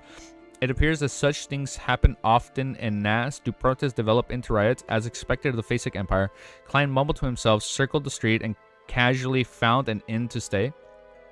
He continued registering as Germansborough, unaware that the news released by Vice Admiral Layman Tracy would cause the Church of the Evernight Goddess to view him as a faceless. This is because he had no plans on traveling through the whale fishing routes to find mermaids who were believers of the goddess. He planned on heading to the dangerous region farthest east from the Sonia Sea. As for the safeties in the Gargis Archipelago, there was nothing he needed to worry about. This was a colony of the Phasic Empire. The only legal church was the Church of the God of Combat. They are enemies with the Church of the Evernight Goddess? Klein was originally worried that he would encounter many faceless here, meeting 7 or 8 faceless simply from going next door to enjoy some whale cuisine. However, after serious consideration, he rashly eliminated this possibility. First, Beyonders from the Seer pathway were rare to begin with. Klein had only met 3 Beyonders who were Beyonder sequences 8, and second, sequence 6 Beyonders were commonly seen. Even in the playground for pirates who had 5,000-pound bounties were considered rare creatures. Third, once a faceless had many preparations, they will seek out mermaids on a whaling boat. They would either begin having faith in the goddess, sink to the bottom of the ocean, or become research personnel. Otherwise, the extremely smart ones would seize the opportunity and successfully advance before leaving safely. It was very rare for them to stay in the Gargis archipelago for long. In all of Nas, excluding myself, there wouldn't be more than 2 faceless. Klein straightened his clothes as he waited in a rush to contact Admiral Starscat Leah. He came onto the streets in a good mood and began searching for delicacies according to what he had heard from other travels. Raw whale slices, fried whale steak, whale oil with skin, roasted whale meat. Like a standard traveler, Klein restaurant hopped thrice and sampled different foods. Not bad. It's pretty unique, and it's not very fishy. Instead, it's very appetizing and alluring. Burp. He burped.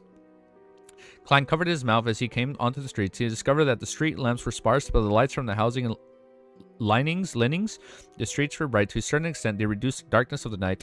Ice-cold winds passed through the ocean, causing Klein to raise his hand to prop up his collar. The blue cufflinks had the luster restraints as they were deeply embedded at his wrists. Compared to the rings, items like cufflinks were more suited to Germansborough's persona. Therefore, Klein didn't blame the artisan for making changes without his permission. As for the harmonica that had been fixed to the summoning ritual of a spirit world creature, it matched Klein's inward intention completely. It could be used for a year and a half. It was silver in color, exquisite and beautiful. When he received the harmonica, Klein had imagined such a scene, a crazy and powerful adventure, playing a sad tune on the harmonica and a slight night under the dark moonlight by the side of a boat. That's a pretty cool description. That's a pretty cool description. Unfortunately, the harmonica couldn't produce any sound, and it could only be used to summon Renette. Shaking his head indiscriminately, Klein steadily walked down the empty and cold Nas streets before returning to his inn. Using sleep to bring himself back to an optimal state, he went to the Grey Amber Street the next morning and entered a sundry store named Hot Whale Dance. Upon seeing the grizzled boss, who was a head taller than him, Klein tapped the counter and said in Phasic, "Whale oil." The boss had wrinkles plastered across his face, and he only wore a coat made of beluga whale skin. The light-colored patterns had a strange beauty. How much? The boss was drinking large mouthfuls of liquor, ignoring the messy placements of goods. 1 1/4 buckets, Klein replied according to the predetermined secret password. The boss drinking's actions instantly slowed down as he placed a cup of brownish-green alcohol onto the bartender. "Do you want to try some?" And it's many times purer than Nepos. It's considered the mistress of all Phasic men. This was distilled liquor that's a specialty of Phasic. It's brewed with potatoes or grain. The alcohol purified was high, as stimulating, as famous as blaze. Compared to Sonia blood wine, its price was rather low, and it was well likely by ordinary Phasacians? There's no need. Klein shook his head. The boss chuckled. "What kind of man are you if you don't drink Nepos? Are there only women in Lowen?" A moment before drinking another mouthful. "Who introduced you here?" "Ma'am Germouses." Klein said the name and the style of local of the local customs, the boss exhaled, causing a strong scent of distilled liquor to linger in the air. He staggered as he got up, like a polar bear performing at a circus. After giving the store employer instructions, he brought Klein to a tiny room on the second story of the warehouse in the back. Let me search for it. Let's see, the boss mumbled as he crouched. Klein controlled the twitching of his facial muscles as he recalled a widely spread joke into the Lone Kingdom. When is a face-sick man not drunk? When he's in the mother's womb? After waiting for a moment, Klein saw the boss find a pure crystal ball from his rumagings. Then the tipsy polar bear had his back facing Klein as he rubbed his hands on it, softly chanting the tongue-twisting ancient Hermes. The room gradually turned dark, as well as the corners without light sank like they were producing a strange attractive force. The crystal ball quickly lit up, producing the figure of a woman wearing a black classic robe. She had an oval face and a very fair skin. Her eyes were deep black with a slight purple hue, which was filled with mystery. I'm seeing another Terror Club member's actual appearance again. Klein stepped forward and received the crystal ball. Katlia, right? He's saying Katlia? Faceashians. Oh, it's not Facesac. It's Faceashi, and then Faceashians. I am seeing another Terror Club's members' actual appearance again. Klein stepped forward and received the crystal ball. On the opposite end of the crystal ball, the hermit Katlia could also clearly see the world. Yeah, black hair, bright eyes with a thin and angular face. Her grace paused for a moment before she hesitantly said, German Sparrow. She discovered that the true strength and standards of the Terror Club members were far stronger than she had expected. The world was actually the crazy hunter German Sparrow, who was considered at the level of Pirate Admiral. My various assumptions of the world are very problematic. Controlled state experiences and ruthless. Admiral Stars didn't feel overly surprised. Yes, ma'am, Katlia. Klein gestured for the boss to leave the room. After it became extremely quiet, Admiral Stars Katlia asked once again, I'm very curious. How did you recognize my identity? I've been very careful when participating in gatherings. Of course, she had jumped in fright when the world had chosen to speak privately with her, immediately greeting her with Admiral Stars. And it was partly because of this that she chose to take on the world's commission. A secret. Klein smiled politely as she... it's like, I'm not going to tell you. As he didn't wish for her to make the connection to the full, he calmly added, your eyes are very special. Can I understand that as a form of praise? Katlia smiled, feeling somewhat enlightened. She believed that the world had previously only relied on her eyes and other details to suspect that she was Admiral Stars, but she wasn't certain. Hence, he had probed her with language, and her reaction told him the correct answer. Klein didn't respond as he switched to asking, when can we set off? Alright, it sounds like we're about to find mermaids pretty soon, dude. Next chapter. So this was the last chapter Wiz read, right? After this chapter, I am going to go get G Fuel, because if you guys haven't noticed, I am yawning a lot, and I didn't get a lot of sleep last night. So I'm going to finish my coffee, and then after we read this chapter, we're going to get coffee. We fucking read a 640. You guys lied to me. Shit, man. That means we got to get a 660 today. We got a lot of reading today, man. We got a lot of reading. We're going to have to do a lot of fucking reading. Shit. Fuck. Alright. Do my timestamp.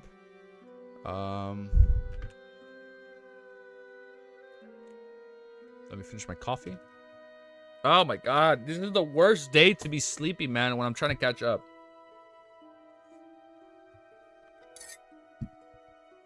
Get to 666 for the memes. Bet. 30 chapters. You guys better be free today.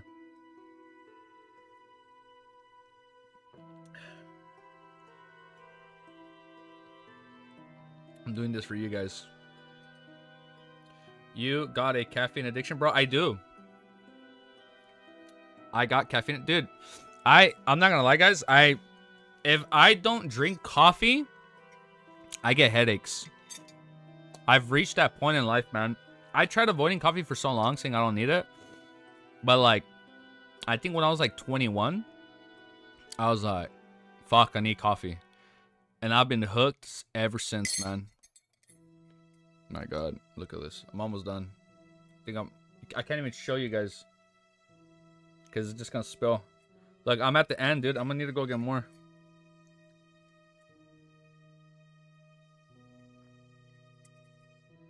I definitely don't have a caffeine addiction.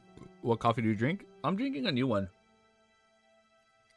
First of all, I only drink homemade coffee. Oh my god.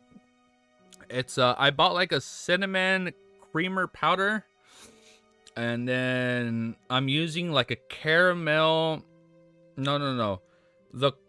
The actual coffee powder, it's like cinnamon scented. As like cinnamon. Yeah, it's like cinnamon scented. And then I'm putting like a cinnamon. I don't know. Oat milk. I don't fucking know, but it's good. Black coffee, best coffee. I can't drink black coffee. I need like at least some creamer, man, because then I can't get through it. Like I had 1 cup of coffee, and I'm still fucking sleepy, dude. I need G Fuel. You know what? I think I have an energy drink. After I read this chapter, I'm gonna go get G Fuel, or I'm gonna go see if I have an energy drink. Oh man, are you sure you're that kind of person? You are that kind of person. Yeah, dude, I need creamer. I can't drink it, man. I just can't drink, like, even black coffee. Like, the missus, she drinks black coffee, and I'm like, Actually, no, I lied. She doesn't. Somebody she knows drinks black coffee. And when I saw that, I was like, ugh.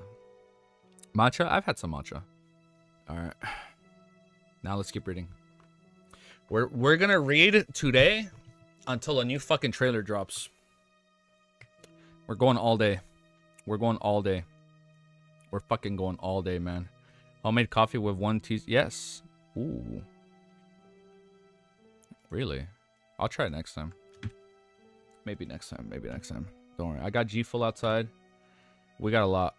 I think I have an energy drink. I think I have an energy drink. All right. Ready? Next chapter. Timestamp? Yes, it's up here. All right. Next chapter is chapter 300. What the fuck? Chapter 636 is called Slaughterer.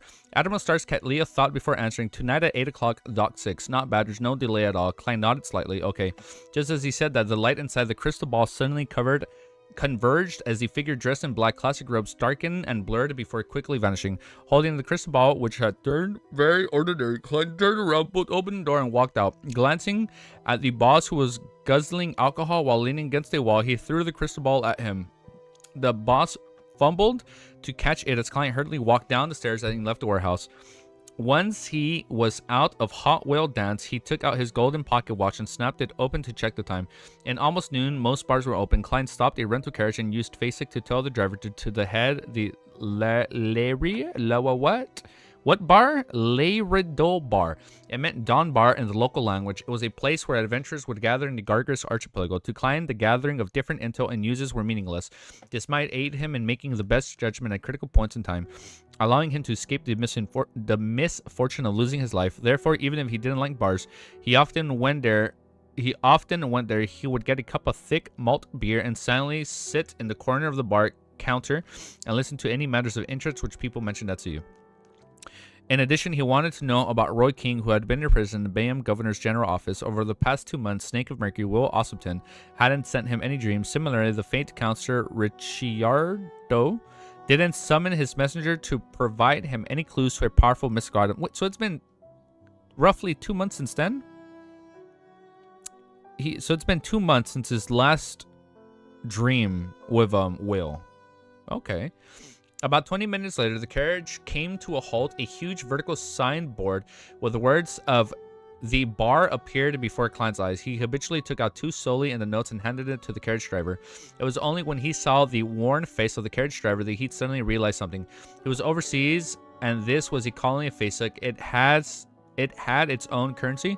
The smallest denomination was the kopeck, following by the Fey silver and the gold horn.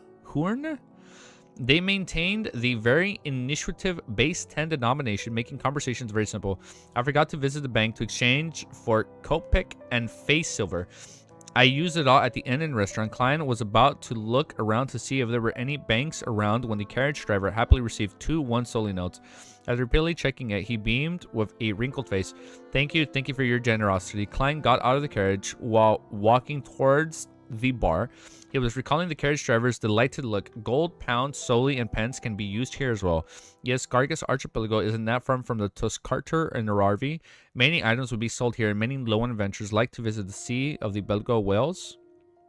I said that wrong. To have Lowen's kingdom's currency being used and private is rather common. Lowen's industry and economic strength is greater than the Fasik Empire. It can even be said to be much stronger. The gold pound is worth a lot more than the gold horn? Wait. Suddenly, so he paid more, right? He gave the driver more. That's why he was like, thank you, thank you. Suddenly recalled something. 1 gold pound can be used to exchange for 5.5 gold horns. This also meant that 2 soles were equals to 5.5 silver. At the City of Generosity, a rental carriage cost 4 face silver an hour. There wasn't any prorated discounts. It was no wonder the carriage driver was so happy. Klein turned back and realized that the carriage had long disappeared, and he's out. Sigh, gently exhaling, Klein pressed down on his hat and pushed open the heavy wooden door before entering the bar. Also, as if Cuttlefish is a transmigrator who came to our world. Maybe that's how he was able to write all this out. Because he came from that world, and that's why he knows so much. In this world, the bars near the docks and factory districts often sold lunch at dinner. Therefore, they open around 11 in the morning. At that moment, there were quite a number of adventurers who had nothing better to do. Gathered in front of the bar counter, they ordered liquor and smoked fish of vegetable soup with oil floating on the surface. They had great time eating all that with bread, drinking Lanty proof the nip was at noon. Are they planning to be drunk the entire day? The customs of Facek are really unacceptable. Klein mumbled as he walked to the bar counter with a deadpan expression.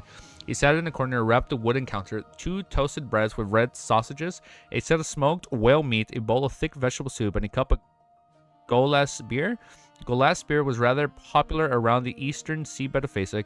It was rather rare in the Sony Island and Gargas archipelago. New here, the bartender glanced at Klein. A total of 4 face silver and 6 kopek. I'm new because I don't drink liquor. Klein ignored the bartender's question and threw 2 sol in the notes. It was equivalent to 5 face silver and 5 kopek. Considering how he was Grimsboro, Klein held back the urge to get the bartender to give him change as he treated it as a tip. Of course, in Backland Bar, the amount of food would have cost him about 2 soli. Having received the tip, the bartender didn't ask further. He skillfully poured a cup of Golas beer and pushed it towards Klein. The beer was rather black in color with plenty of foam. It had a pleasant charred taste, and there was slight stimulation in the mellow taste.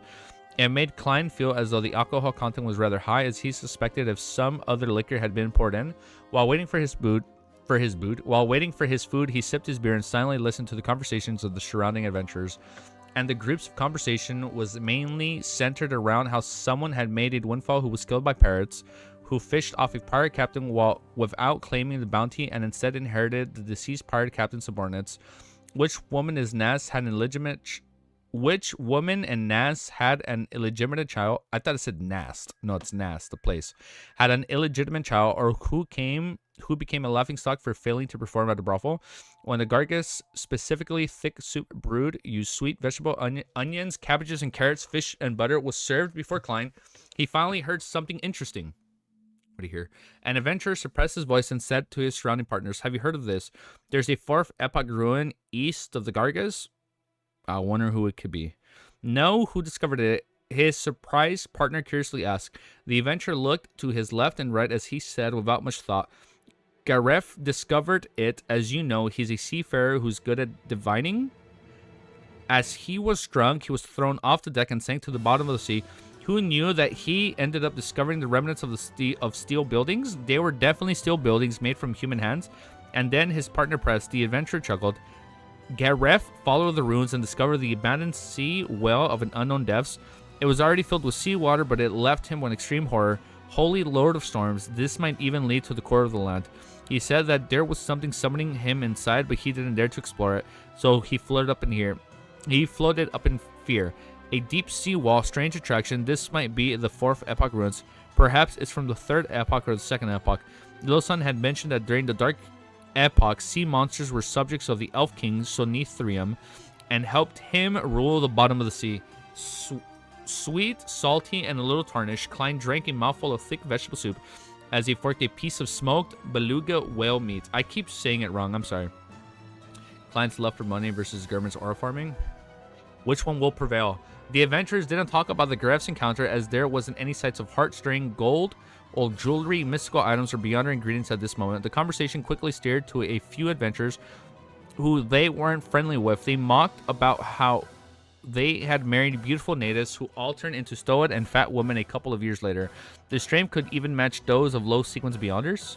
Finally, they concluded that it might have to do with how people from Facek has tiny bits of giant blood running in their veins. Giant blood running in their veins? They didn't say anything of value until Klein finished his lunch and drink his beer, but the number of people inside the bar kept increasing. Suddenly, the heavy door was pushed open as it slammed into the wall. A top hat donning young man who was clear of the low in blood rushed in. He shouted nervously, "Is there anyone for the Adventure Association?" "Yes, Built still owes me the creation of one item." Klein watched as a young man looked around frantically while constantly turning his head back. It appeared as though someone was pursuing him. Before he can consider whether to render resistance, the adventurer stood up from the different corners. One of them was more than 2 meters tall. He had wide shoulders and firm muscles. His hair was slightly bald and his eyes were a deep blue. He was rather eye-catching.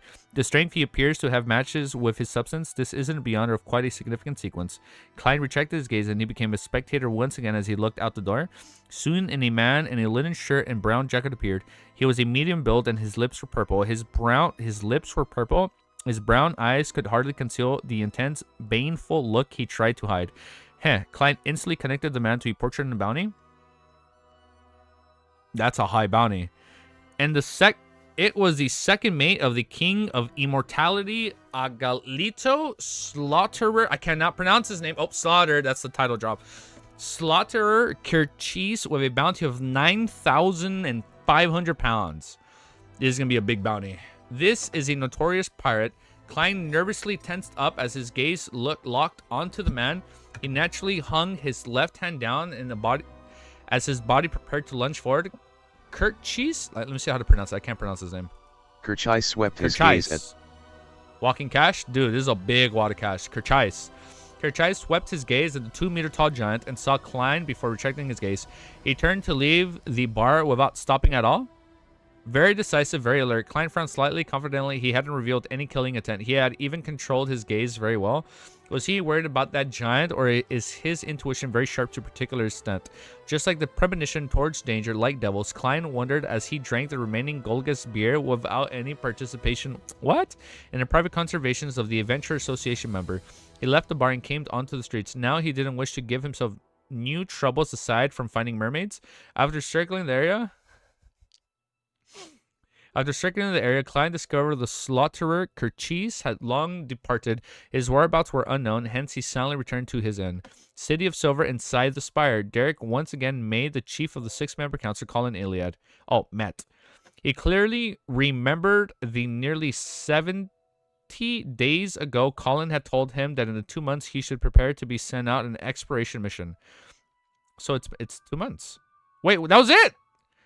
He clearly remembered that nearly 70 days... okay. So it's time for the mission. All right. Now we're going to see where this is going. Why is this chapter called Future? Okay. Why is this fucking chapter called Future? No, like, not... Because, like...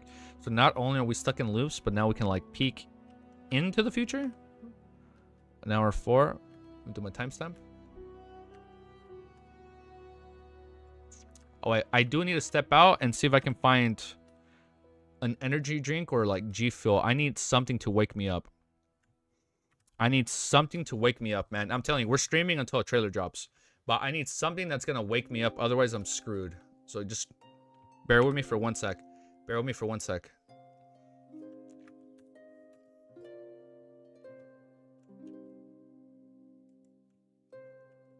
All right, hold up. Let me go check.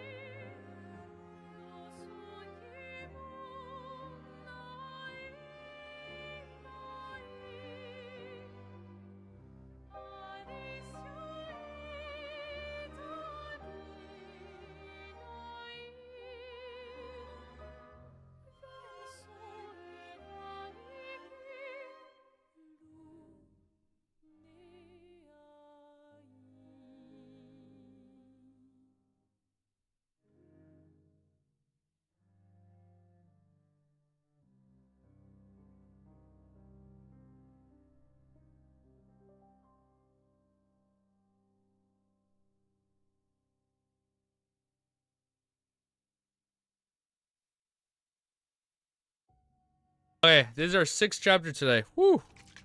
I got G Fuel. Let me just get this ready and we'll start drinking it. We'll fucking wake up and we're gonna keep going until a trailer drops.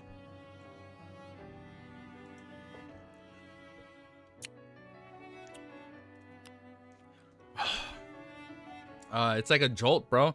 It's like a jolt of lightning that like courses through my veins when I'm drinking this shit, dude.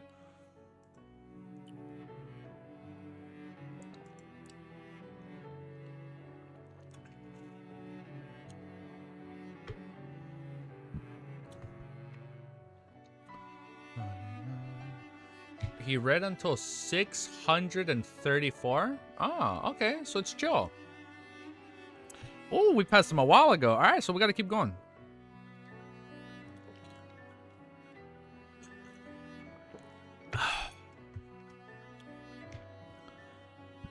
That I'm a space out my G Fuel.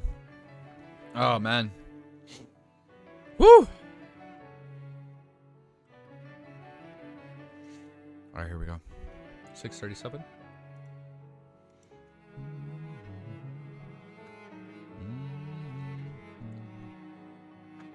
637. Beautiful. All right, next chapter. Chapter 637 is called The Future. Sorry, do you guys understand that reference? Future. Do you guys know where that's from? Are you done with your preparations? Colin had his back to the window as he... hold up. Are we even recording? Yes, we're recording. Are you done with your preparations? Colin had his back to the windows. He asked without any abnormality in his tone. With the axe of Hurricane attached to him, Derek lowered his head slightly. I'm done. In the past 2 months, through the patrol missions and arduous practices, he had finally mastered the various beyond the powers of the Solar High Priest. It was already not too far from digesting the potion that quick.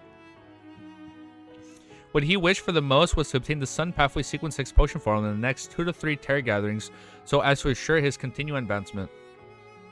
The release of Shepherd Levia made him feel highly threatened. He believed that only by reaching the same Sequence 5 he would have a chance of effectively putting her in check and avert the potential danger of the City of Silver. However, with the knowledge of the acting method and without the lack of beyond ingredients, all he needed to do was survive the various patrols and exploration missions and to make enough contribution to make Sequence 6 a reachable target.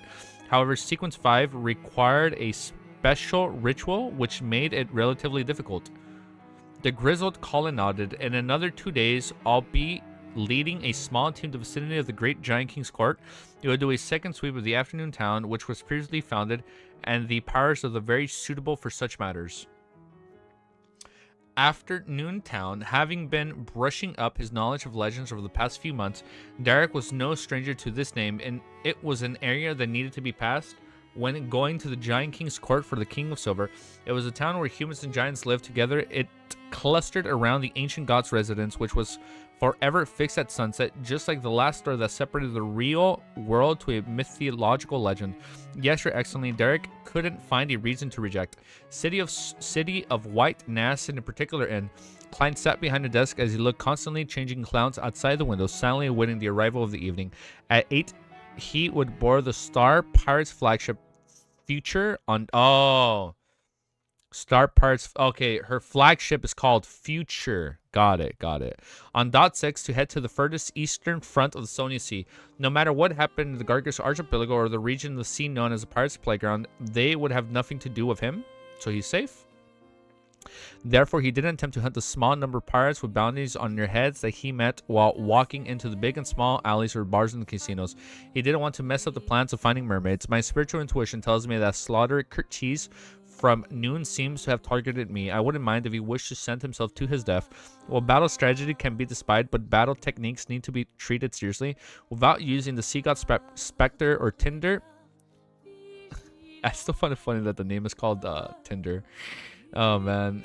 Or Tinder, I'm at best a little stronger than him. I'm at an advantage by being well-rounded, and strange enough, Klein half closed his eyes as he imagined the gathering countless spherical lights as he used it to enter cognition rapidly so as to maintain the acuteness of his spirituality.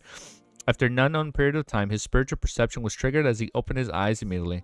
At that moment, the sun had already set in the west, the fiery red color seemed to burn the sea as long as shadows were drawn out through the curtains.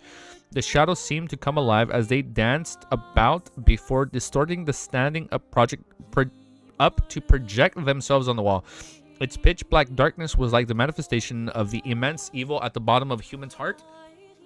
Klein watched the scene with a deadpan expression. He raised his left palm highly as he slowly extended his fingers. The pitch black shadow produced a voice that sounded hoarse, as though it held a sand cloth in it.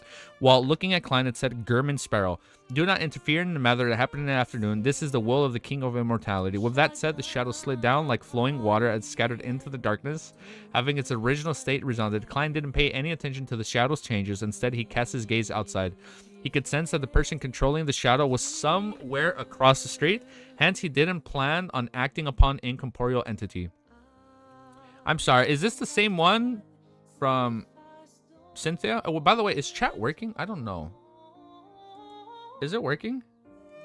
Can you guys see me? Or did it just freeze on my end? Or are we just locked in? I don't know. Yeah? Okay, we're just locked in? Okay, okay. Just checking, just checking. Now, let me see if the actual live chat is working on this. Oh, it works! Hey, look, check it out! This one works now. Yeah? They sleeping? Yeah, they're probably sleeping. Well, I got my G-Fill. I'm awake. Okay, so look, it works now. Wait, hold up. This works. So now, hold up. This works. We can turn off this chat box. Okay, hell yeah. Look, it works now.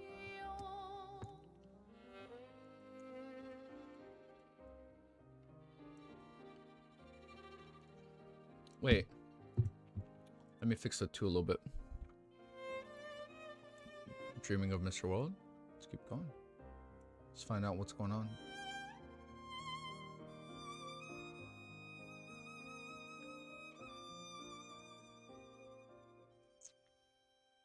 Okay, now the live counter might work. Yeah, there you go. Okay, the live counter works now. Okay. All right, we're back. There you go.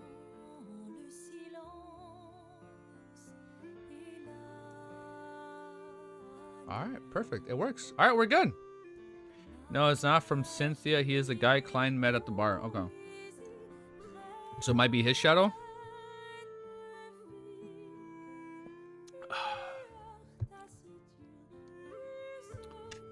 Wow, man. I don't know why fuck I'm so sleepy today. Like this right here. This and my coffee, that's already a lot of caffeine. So if not, I'm gonna do some push-ups right now, bro, just to fucking wake up, man. We're gonna do, like, we gotta get the blood pumping here, man. We're gonna start. I'm gonna start doing jump ropes in here for a while. Let me keep reading. Bye, place. Let's reread from here. I got 4 minutes on the last file to catch up. No, it's okay. Don't worry. We've stalled so long in this stream because I've been kind of sleepy, so it's okay. You're good, 10. He can sense that the person controlling the shadow was somewhere across the street. Hence, he didn't plan on acting upon the incorporeal entity. Indeed, Slaughter Cheese recognized me as a crazy adventurer, German Sparrow, who loves to hunt pirates. That's why he didn't hesitate to turn around at noon. He might not be afraid of me, but there's another rather powerful adventurer present as well. The power he revealed just now is somewhat similar to the Desire Apostle in Backland. He's more and more likely to be a beyonder from the Devil Pathway. Okay. He's using the King of Immortality to scare me. Do you think I'll submit just like that? I never intended to involve myself in it. By doing so, I'm actually a little curious. Forget it. Finding the mermaids is of the utmost importance as of now. I shouldn't create incidents for myself. Klein retracted his gaze as he lampooned. He originally wondered if he should report the matter to the Church of the God of Combat and ask, but after serious consideration, he discovered that it was likely to be meaningless. The Church of the God of Combat is the only legal religion of the Phasic Empire. The number of high-sequence beyonders they have is definitely a little higher than the Church of the Evernight Goddess, but just by a little. Even if the demigods of the Phasic royal family military are added, with the extensive land and numerous colonies, it has making the number of critical areas that require protection crucial. They would definitely be lacking in manpower. The Gargus Archipelago, which is far away from the Empire and in a relatively ordinary location with the only industry being whale fishing, there's no doubt that it's only an afterthought and doesn't have any saints protecting it. I know we gotta lock in. I know. According to what Klein had previously learned, the Archbishop of the Gargus Diocese from the Church of the God of Combat was only a Sequence 5 guardian, together with the Tribunal's Inquisitor, a Baron from the royal family, and a Commander from the military. They're from the highest level of the Beyond Combat forces here. Of course, the existence of the sealed artifacts had guaranteed the control of the area. Klein suspected that the Church of the God of Combat and Naz had at least one Grade 1 sealed artifact. Only by doing so could they combine with their feats and Beyonders to ensure that the whale oil and the gray amber trade industry wouldn't be under the control of pirates and not end up as the vassals of one of the 4 kings. Under any sudden assaults, they were able to use it to last until reinforcements arrived. And it was precisely because of this that the officials in the Gargus Archipelago ultimately maintained a defensive state. As long as the pirates didn't cause any problems, they were allowed to freely enter and leave. Reporting things wouldn't be of any use. No wonder it's called a pirate playground. It's no wonder Built wants to organize an adventure association. Klein sighed as he gave up his previous thoughts. After dining and resting for a while, Klein took out his gold pocket watch and opened it to check the time. Seeing that it was already 7, he held a ritual and summoned himself before responding to himself. He then brought different items into the Grey Fog while adjusting his inventory. As he was adventuring out at sea on the Fortune, the Murloc cufflink and various sea god domain charms were necessary. Therefore, Klein left Tinder and Sunbrooch above the Grey Fog. With creeping hunger as his main force, he matched it with a biological poison bottle and a revolver which was loaded with different Beyonder bullets. He still had 7 purifying bullets, 13 demon hunting bullets, and 2 exorcism bullets. Wearing his coat, Klein placed down a Zig's copper whistle as well as his wallet containing only 50 pounds into his inner pocket. Then he stored the silver adventure, harmonica, and charms together. After doing all this, he touched the revolver beneath his armlet, polished the blue cufflink at his left wrist, and buttoned his double-breasted frock coat. He wore his half-top hat, and he picked up his black suitcase, which contained only his change of clothes and some daily necessities, and left the inn for the harbor via a carriage. After waiting for a while at Dock 6, he saw a gigantic sailboat slowly appeared from the distance. Dude, thank you for subscribing. Dude, we're so close to 5,600. Thank you. According to his limited knowledge of boats, Klein knew that a sailboat of such a length wasn't scientific.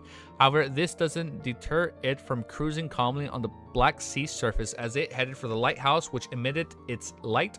As the sailboat approached, the flag gradually became clearer. The crimson but weak moonlight allowed the person at the harbor to see 10 white stars at the same time as they circled a cold eyelashes eye on the flag. Admiral Stars, the future.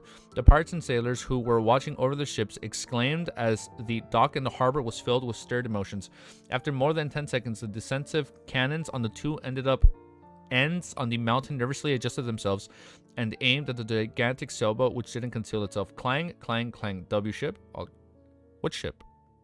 Like a ship or like a ship? The distant cathedral produced light and ethereal chimes, signaling that it was 8 o'clock sharp. As the tenses around the dock became more evident, the future... Oh, you're talking about future. You're talking about the ship future. The future came to a halt. At some point in time, a woman dressed in a black classical robe appeared at the bow. Her clothes were filled with different symbols and magic labels, making her look like a powerful warlock of ancient legends. Under the crimson moonlight, the ground beneath her suddenly lit up. Resplendent starlight scattered down, forming a long, transparent bridge. The long bridge constantly extended forward before landing on Dock 6, and it meant an impressive show as expected of one of 7 prior admirals. Furthermore, she's a full admiral, a rank higher than Iceberg and Element. She's a full admiral, a rank higher than Iceberg and Element. Klein sighed as he wished to extend his palm to cover his... I'm sorry. This makes sense now. There were rear admirals, and then there's admirals. Like, Quillingus wasn't Admiral Quillingus. He was Rear Admiral Quillingus. So, you have rear admirals, and then you have admirals. Catlias is my second least favorite. What? Yeah, okay, Herman is so cool. What? Second least? Wait, hold up. No, that's not this. There are so many likable characters that saying that doesn't mean you don't like her. So it's okay. Well, no, you scared me. I'm not upset. I'm gonna keep reading. So far, I really like her. Let me drink some G Fuel to wake up. Iceberg Vice Admiral. Oh, there's like Vice Admiral. Got it. Now, I gotta go back in my notes because I removed all of that. I just left them all as admirals. Never mind, they were vice admirals. Damn, I should have kept that. Okay.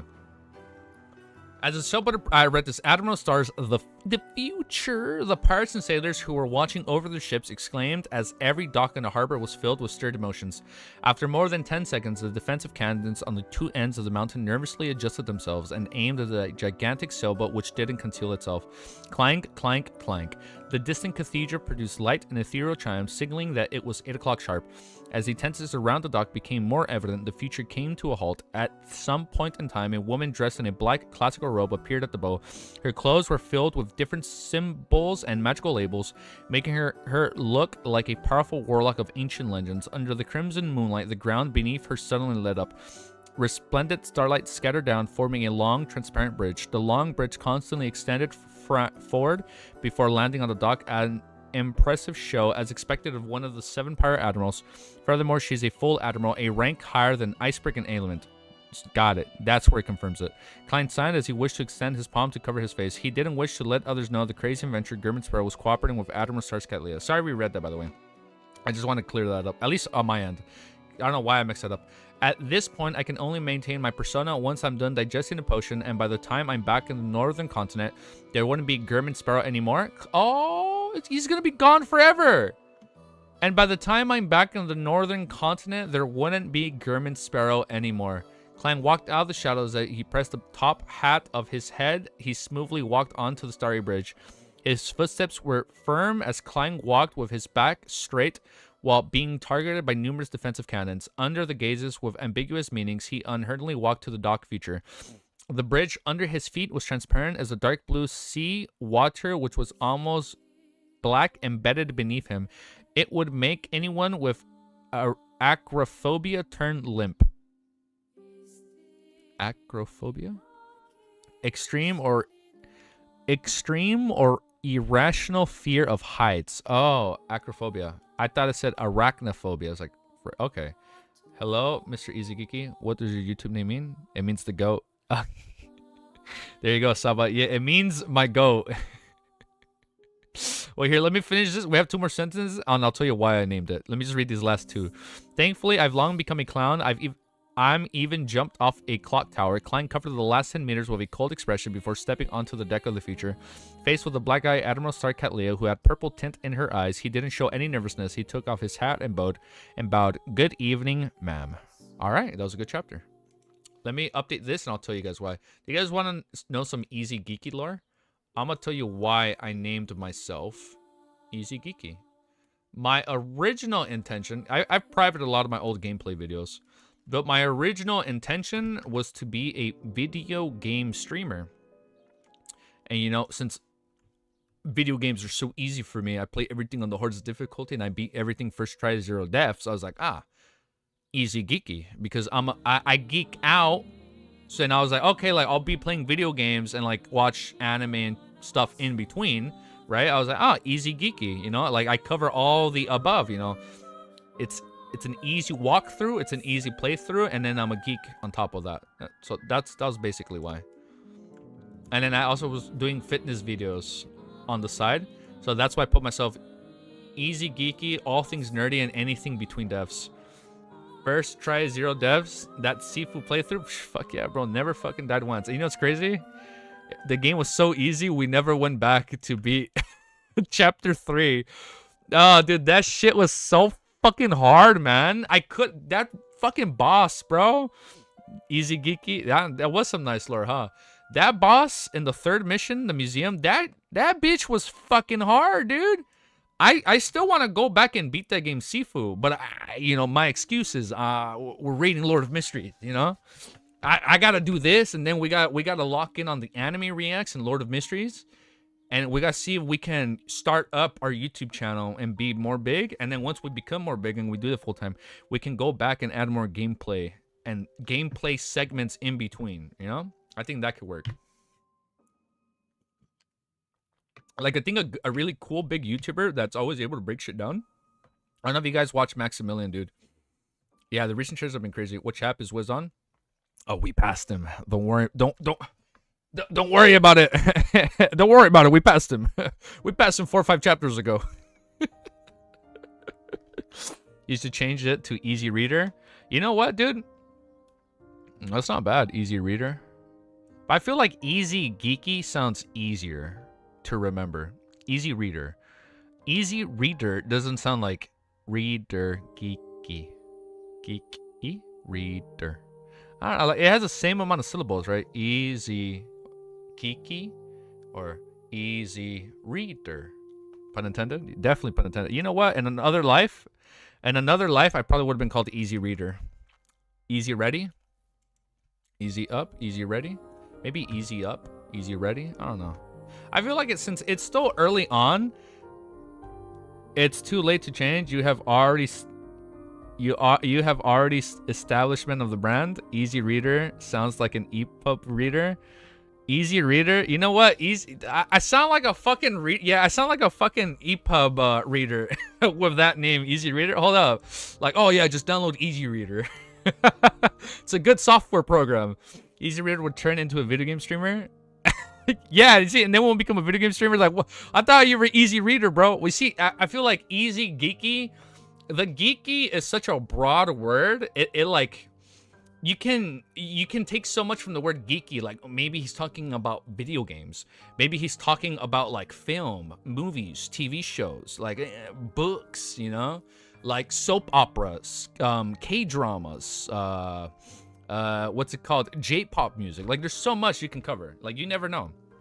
Easy freaky. I think that's in another timeline. I think in another timeline, if I was doing OnlyFans, I'd probably be called Easy Freaky. Sorry, that was an out loud intrusive thought. I probably shouldn't have said that. But in another life, we probably would have been Easy Freaky.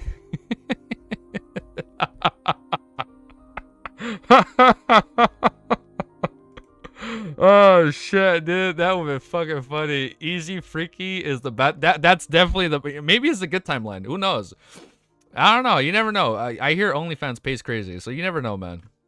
And maybe that actually would be the good timeline. You know, Easy Freaky is the alternative user. Yeah, that's like if you guys watched Steins Gate, that's like the beta timeline. You know, like we're on the alpha line, and like we literally diverted into the beta line. Was this Easy Freaky? What?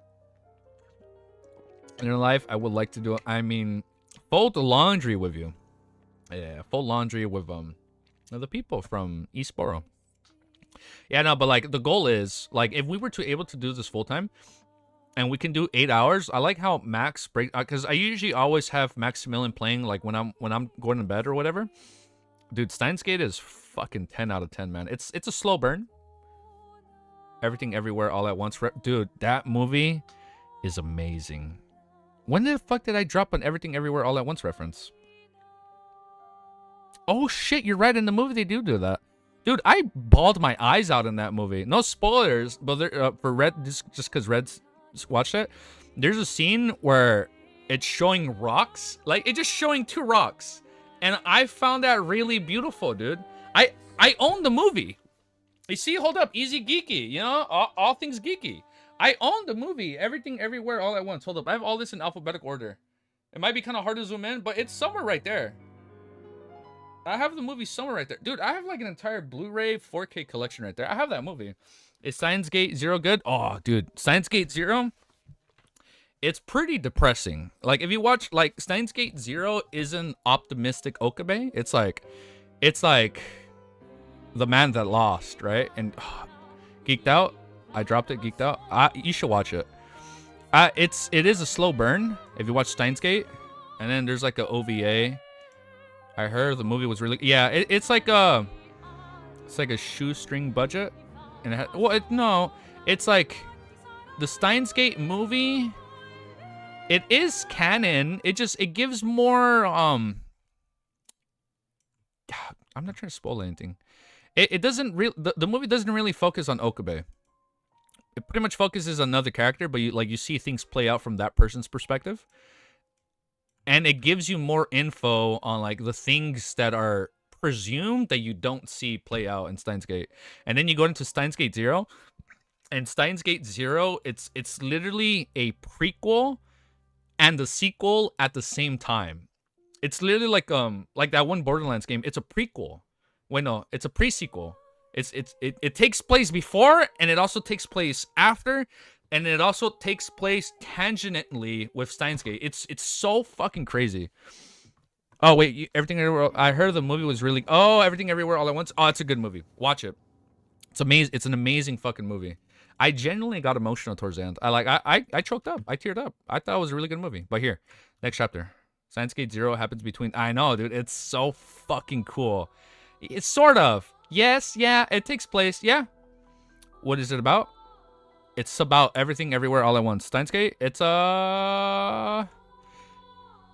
people in Japan that live in Akihabara use a microwave to send messages to the past, and then they have to deal with those repercussions. And that's all we can say. So it's not they're not necessarily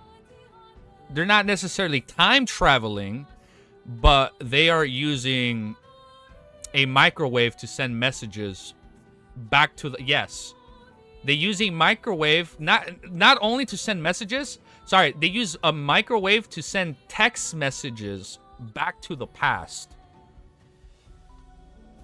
It's really good. It's a really good premise on time travel without the person necessarily time traveling.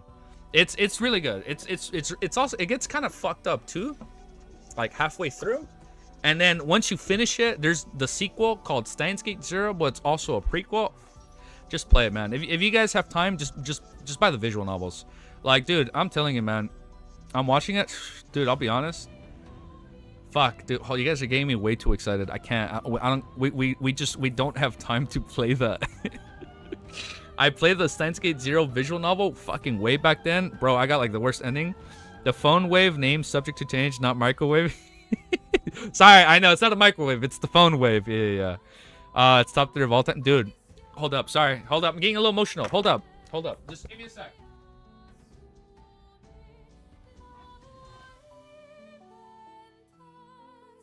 My first Blu-ray. My first ever Blu-ray. Okay, you guys ever ready? The first ever Blu-ray I owned. Steins Gate. So fucking good. This is like, literally, it's like, look at this, man. This is probably like one of my favorite animes of all time. Look at that. Doo-doo-doo. Oh my god. It's so good, bro. Easy microwave. Dude, that's why I bought her. That's why I bought her fucking plushie, dude, when I was in Japan. I was like, I'm in fucking Akihabara. Like, this is, oh, look. I don't know how old you guys. I don't know if this is gonna show I'm a boomer, but I don't think that not many of you guys played with one of these back in the day. But look at that. It's beautiful. It's a PSP. I don't think not many of you guys played with these back in the day. And not only that. Oh shit. Oh. A Game Boy. I don't think none of you guys used these Game Boys back in the day. I did? Nah, I played PS1. Fire? Alright, yeah, it's cool. Everybody plays Roblox on their iPads nowadays. You guys got to get them real handheld devices, okay? Come on. Alright, now we continue. Oh, wait, look. Hold up. Oh, wait, I'm not done. Hold up. And then look at this. I bought this at Anime Expo. Look at that. I bought this at Anime Expo like 6 years ago, and I never once opened it. It's been shrink wrapped. Okay, Boomer, I fucking read that. Who are you calling a Boomer? Alright, now we'll keep reading. Oh, look. Speaking of boomers, this was my favorite VHS back in the day. Godzilla. 1985.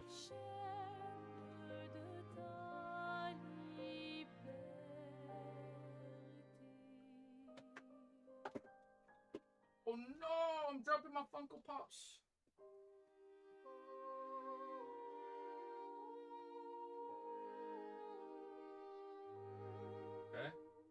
Okay. Sorry, now that we're done stalling. I have my 3DS here. I'm telling you.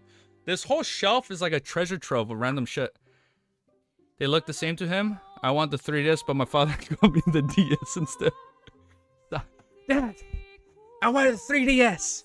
What the fuck is a DS? Yeah. Okay, well, you know what, dude? I don't have a DS. I wish I had a DS. I want a DS. But I only have my 3DS.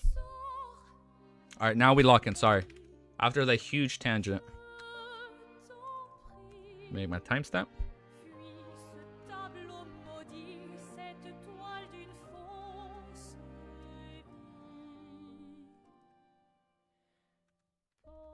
Hold up.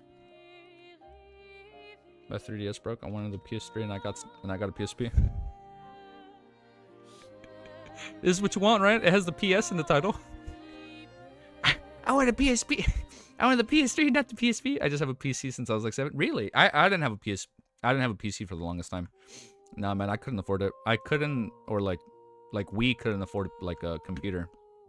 Ooh, until like I built my own. I built my own during COVID. Do you think we'll anime chapter 627? I hope we get to it. Wow, look, I'm awake. Can't you guys tell? After stalling for like 10 minutes, you know, hold up. We weren't technically stalling. We were learning a little bit about ourselves. Oh, wait, I missed your message lurking. You ever watched Initial D? I watched a little bit of it. Not all of it, but I watched a good amount. I've seen all snippets. I heard the song religiously. What is Steins? Oh, watch Steins Gate. Long story short, went Steins Gate. I may be a little bit boomer with all my ancient artifacts here in the background that some of you guys may not know of. But now, I am awake. We've been excited. We've been gushing a little bit. I'm awake now. Now the real part of the stream starts. Now, after 2 hours and 20 minutes and reading 1, 2, 3, 4, 6 chapters in 2 hours and 20 minutes, we fucking lock in, bro. New entry of Civ ad. All right, let me do my timestamp, and now we're fucking locking in, guys. We are locking in. 1 hour, 18 minutes, 51 seconds. We're locking in. I'm awake, so I don't think I'm gonna lose that much focus. I'm awake. I'm not that sleepy. All right, go. I'm ready. I'm awake. Now we lock in. All right. Let's lock in. The caffeine is taking effect. We're awake. Chapter 638 is called Poison Expert. Okay, he's an expert. When Clyde bound, the purple tint in black-haired Catlea's eyes converged as they seemed to turn into the abyss. They could suck up souls. What already exuded an air of mystery had turned even more obvious. She saw the abyssal projections deep inside German Sparrow's ethereal body was pure darkness. In minute areas, they were dark flows of unending changes. She saw that German Sparrow's left hand was bright and lustrous, but it was stained with a sanguine color that couldn't be dispersed. Is sanguine a type of color? Does that represent red? With a sanguine color that couldn't be dispersed. She saw a blue luster by German Sparrow's wrist and a silver flow on his left coat. The colors were bright and obvious as they thought they were connected to the illusionary stacked spirit world. There was the sound of the tide and illusionary sounds of the wind surrounding the item. She saw an intermix of green and black lusters by German Sparrow's right pocket, as well as the points of gold, silver, and bronze under his armpit. At his chest, there was a deep grayish white-like rotting death. 4 mystical items and beyond her artifacts are spirituality charms in units of 10. Catlea's eyes were a little dazzled as she couldn't help but close them for a moment. She nodded as well. Good evening, Mr. Sparrow. Good evening. Even as a powerhouse who was famous across the seas, a senior member of the 7 Power Admirals, she seldom saw people who armed themselves to the teeth with beyond her items. Of course, she had also seen people with more mystical items, beyond her artifacts, and spirituality charms, but they had secret organizations backing them. They typically had several ships and more than 1,000 pirates under them. Damn, that is a lot. Many things. He's literally John Wick. He's fucking Stag, dude. Be turned in, split, and shared as well as solid in order to maintain strengths one faction. Few things could be left in their possession as a result. However, few were relative. They could compare with German Sparrow presently had, but Catlea had reduced her items to only 2 after several trades. There were 2 items that were sufficiently powerful and mystical enough to match her identity as a pirate admiral. Apart from the lusters representing different items, Catlea's black eyes, which were slightly purple, could also tell that German Sparrow wasn't real enough. He seemed to be hidden behind thick curtains. This is the reason why he gives me the feeling like he's not a living person at the Tarot Club. Oh. He has quite a number of secrets. It involves at least a Sequence 3 saint or an even higher level angel. Catlea didn't dare take Another look at the glow in her eyes that were no longer as profound. Meanwhile, she mocked herself, believing that some of her guesses about the world and German Sparrow were somewhat funny. Involving a Sequence 3 saint or an even higher level angel, there's nothing wrong with that. Since he's like me, a member of the Terror Club, we're definitely involved with Mr. Foe, who's likely a reawakened ancient god. After exchanging greetings, Leah did engage in further small talk. She led Klein toward the cabin. At this moment, the future, sorry, I'll stop that. The future had been docked, set sail again. A long contour was drawn on the surface of the sea as it cruised east of the whale fishing route. With that, the tense atmosphere of the Nass harbor dispersed. Gazes from various sailors were cast over. Klein didn't show any signs of pressure as he surveyed the area and said with a tone as though he was back in his own town, "There were fewer people than I expected." Katlia turned her head and glanced at him before answering simply, "East of the whaling route is very dangerous. Only Ludwig heads there frequently as though he's searching for something." Apart from the future, the pirate crew's other ships wouldn't join us. Similarly, a large number of sailors have been placed on other ships. Only the minimum numbers needed to guarantee the successful voyage of the ship has been maintained. A very wise choice, Ludwig the Admiral A very wise choice, Ludwig. That Admiral Hell Lidwell. Mr. Hangman mentioned him a long time ago. He said that he was beginning to study Sonia C's eastern end of navigation. Klein nodded a little without a word. This was German Sparrow's bearing. He silently observed his surroundings and realized that the cabin spares were covered with mysterious and abstract symbols. As a whole, it looked like a gigantic ritualistic magic ceremony. It's like the Golden Dream. It's a sailboat of mystery, but it's not at the level of a ghost ship. Compared to the Admiral Stars and the Vice Admiral Iceberg, Tracy, who has only become a pirate admiral for the past few months, clearly is considerably more inferior. The Black Death has nothing special about it. Klein retracted his gaze and followed Katlia to the cabin's entrance. Waiting here was a man in a dungarees and white shirt. He was in his 30s and looked strong and fit. He had thick body hair. As for his forehead, which exposed outside, it seemed like he was donning a brown sweater. He wore a circular hair with a depression in the middle as he revealed a smile that stretched out of his right hand. The first mate of the future Frank Lee. Good evening, Mr. Sparrow. Poison expert Frank Lee, who has a bounty of 7,000 pounds. Klein instantly recognized the man. Considering how German Sparrow didn't have the habit of shaking hands, he bent his back slightly and said, "Good evening." Frank Lee retracted his right hand. Oh, you guys really like Frank Lee. Oh, okay. I guess you guys like Frank Lee is a goat. All right, I'm excited. Frank Lee retracted his right hand and glanced at Kalia. He said while maintaining a smile, "You seem to know me. That's right. The picture I took before is on my arrest." You seem to know me. That's right. The picture I took before is on my arrest warrant. Don't mind the poison expert title. I'm a very friendly person, as I'm not facing those darn bastards. My greatest hobby is to study soil and figure out... He's a planter. Oh, he's a planter. Study soil? Oh, shit. Are we getting our first planter? Oh, yeah. Yo, he's a planter beyonder. Oh, yeah. My greatest hobby is to study soil and figure out cross-breeding techniques. Believe me, this is the future of humanity. You guys are getting a little excited. Oh, shit. You guys unsent a lot of messages. Oh, shit. Oh, whoa. I'm getting messages. Okay. Oh, okay. No, sorry. I didn't read any spoilers, but I already know. This guy, he's going to be a planter. No shot. He just studies soil for what? For fun? And he has a bounty of 7,000 pounds. Poisonous plants? Okay, all right. Believe me, this is the future of humanity. But the people from the Church of Earth Mother don't believe him. Katlia gave Klein an introduction in the most suitable manner.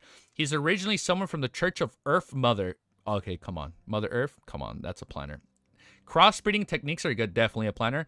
As long as the quantities rises, it will be able to provide for more. Dude, this guy's probably he creates like poisonous spores, like from like fungus or mushrooms. Like, you know how like in The Last of Us, there's like spores. That's probably what he does, bro. Klein looked at Frank Lee and he calmly said, courteously and truthfully, "This is something commendable. You are indeed an adventurer who doesn't share the viewpoint of the common man. Excellent, excellent. There are just too few people like you." Frank Lee's blue eyes revealed a clear look of pleasant surprise. "I've only tried crossbreeding a..." Oh, whoa. What the fuck? What's he crossbreeding? I thought he was crossbreeding plants. Hold up. "I've only tried crossbreeding a bull, a cow, and wheat." Oh, wheat? What the fuck? A plant? I've only tried crossbreeding a bull, a cow, and wheat together. Like the crop. Allowing calves to be born like wheat? What the fuck? For those, I was almost sent to the court by the church. No fucking shot. Of course you're gonna be sent, dude. Like what are you making, dude? For that, I was almost sent to the court by the Church of Earth Mother, my benevolent mother. They don't understand your true will at all. Crossbreeding a bull, a cow, and wheat, you devil. Only then did Klein realize this understanding of crossbreeding techniques was different from what Frankly was talking about. He maintained a stoic expression without providing any future explanation. Under the lead of Frankly, who was reeling in a sudden bout of enthusiasm, Klein walked through the corridor besides Katlia. After stepping on the steps and arriving at a high level, Klein's spiritual perception straight cast his gaze to a shadow beside him. A figure grew out of the distorted darkness, a thin and tall but pale figure. His cheeks were nearly transparent and his nose bridge was disharmonious and tall. His entire body being gave off a sickly feeling. This is the second mate of the future, Heath Doyle. Frankly introduced with a smile, bloodless Heath, whose bounty is higher than your 7,600. Klein quickly matched the face of the correct bounty notice. Heath noticed as a greeting before reading back into the shadows. He's a Rose Bishop. When turning around to head for the captain's cabin, Frankly warmly mentioned Heath Doyle's situation. You're telling me that you're the second mate's sequence directly? Klein nearly pricked his brows. He secretly glanced at Katlia and discovered her masked exasperation. Are you puzzled and worried that he's a devout believer of the true creator, a lunatic who has been tainted? No, he's a lucky fellow. Due to an incident, the ordinary him was scattered with a potion concocted from a Rose Bishop Beyonder ingredients. The potion seeped into him bit by bit, and he survived the ordeal. Finally, he became quite a special Beyonder, as he didn't experience the listener stage. What the? So he skipped the listener stage. He didn't experience the listener stage. He wasn't tainted. So he's like free of the true creator's like murmurings and whatnot. What the fuck? He wasn't tainted, nor did he become a lunatic. As long as he doesn't practically use the Beyonder powers, listen, he remains an ordinary person, Frankly said in a fluctuating tone. What an enviable fellow. He reached sequence 6 in one go? Fuck! He reached sequence 6 in one go. He's the only sane Rose Bishop? Probably. He's probably the only sane one. Everybody's fucking crazy at this stage. So he reached sequence 6 in one go. Furthermore, he didn't truly mentally unstable like the sea serpent Calvatua. Klein's side, yeah, like Calvatua, he went crazy. He didn't mentally unstable like the sea serpent Calvatua. Klein sighed silently as you watch Admiral Stars open the door to the captain's cabin. Katlia pointed inside. Your room is diagonally across from here. Frank will send you over. If there's anything, you can come to me directly. You can have your meals at the dining hall. Oh, what are we eating during dinner? He does not believe in the door. He's a traitor. He's a blasphemer. Your room is diagonally across from here. You can have your meals at the dining hall at any time. You can also get Frank to send someone to bring food of your own. Bring food to your room. What you choose is dependent on your surface. Admiral Stars does things in a very clear and direct manner. Yes, she's a mature and wise lady. Klein praised inwardly as she replied without a change in expression. Okay. He took this opportunity to glance at the layout of the captain's cabin, discovering that it contained a bookshelf, a full-body mirror, a table, and a carpet. She actually reads, isn't she unable to digest all the information the hidden stage imbues in her? Klein thought in amusement. At this moment, having seen this conversation come to an end, Frank Lee passionately promoted, Mr. Sparrow, would you like a serving of roasted potatoes tonight? When you chew it, it's like beef, and it tastes like beef, but it's certainly potatoes. Well, I get sick eating that. Klein answered coldly, I don't eat supper? He just doesn't want to know. All right, Frank Lee dropped his shoulders and was just about to let Klein, I scrolled down too much, and was just about to let Klein to his room. Katlia suddenly thought of something and said, Mr. Sparrow, you've likely hunted quite a number of enemies and have received several spoils of war. I'm curious about the number beyond your characteristics you have left. Perhaps they can be used to reduce the remaining price of the trip. Klein considered for a moment and answered frankly, most of them have been sold. There's Interrogator, Pugilist, and Lunatic left. He didn't mention the All-Black Eye or the beyond your characteristics of Nightmare. He really is most famous adventurer during the past few months. Even after selling most of them, he still has 3 sets of Beyonder characteristics. Kalia sighed inwardly as she pondered, I want Pugilist. Ooh. She had a warrior subordinate from the Gargis Archipelago who had long made enough contributions to apply for an advancement, and then he gets to go Pugilist. All right, next chapter. Next chapter, zero stalling. We're locked in. We are locked in. We're fucking reading till 700. All right? We're fucking reading all fucking day, man. We're going all day, brothers. Frankly, wait, hold on. I don't want to read it. You guys were getting really excited with Frankly. That's all I know is you guys were really excited when they introduced him. I have an inkling suspicion he might be a planter beyonder. You know, you're fucking around with soil and wheat. It reminds me of the lady with the, was it one of the sanguines that went crazy, started like mingling. So I'm trying to word it wisely. She started mingling with different animals and rocks and shit. Oh my god, that was kind of wild. That was a pretty wild part. Drink and let's keep reading. Name list. We have our timestamp.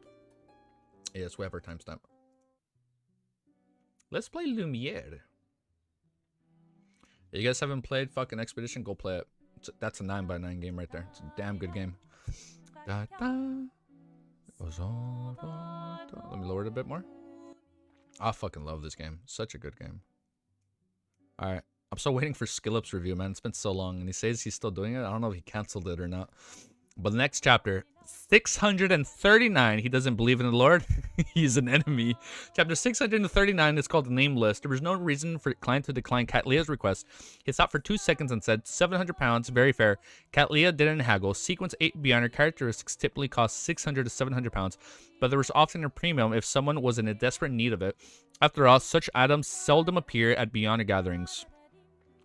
Klein didn't immediately complete the transaction. He raised his suitcase and said, without a change in expression, I'll give it to you tomorrow, because he has to go above the Great Fog. He didn't bring the pugilist Beyonder characteristic with him, as most items of value had been thrown above the Great Fog. Kalia wasn't surprised by Gurman's response. She nodded. That wouldn't be an issue. She had encountered many similar cases. It usually meant the pugilist Beyonder characteristics were stored with items which wasn't meant to be known by others. Therefore, it was impossible for Gurman's to open his suitcase in front of her to complete the transaction on spot. A crazy adventurer definitely has the secrets. Katlia paused for a second before adding, there won't be any surveillance placed in your room. Whatever she could see had already been seen by her. It's fine. Klein curled the corners of his lips and cold slightly. All right. I'm excited for the game, by the way. But guys, we're going to be playing that game like crazy when it comes out. His previous consideration was to place down the items like Azik's copper whistle and Will Ossipton's paper crane before holding a ritual or going above the Great Fog. It was to resist any spying and a sense of mysticism. Then he could use the washroom as a way to avoid physical surveillance. Of course, he wasn't too worried that Admiral Stars would go overboard. He didn't believe that she was afraid of the crazy adventurer Gurman Sparrow, but that Katlia had no reason to do so. She definitely had milder and more concealed means of observing. For example, getting the helpful Beyonder from the spectator pathway, Klein took off his hat, bowed, and followed poison expert Frank Lee to return to his own room. Seeing him walk off at adequate speed, Katlia turned into the captain's cabin, picked up a heavy pair of glasses, and wore it.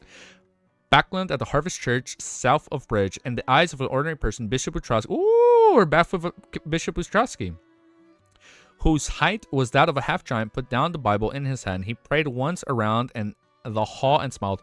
The number of believers is increasing. Is that so? Emlyn White? Oh, and he still goes, even though he's been free.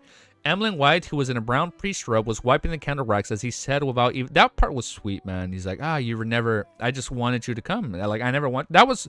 I think that was an amazing... That was an amazing character moment and like character development at the end of volume 2 with Emlyn and Father Trotsky, like, and then like he's still going and like they become close friends.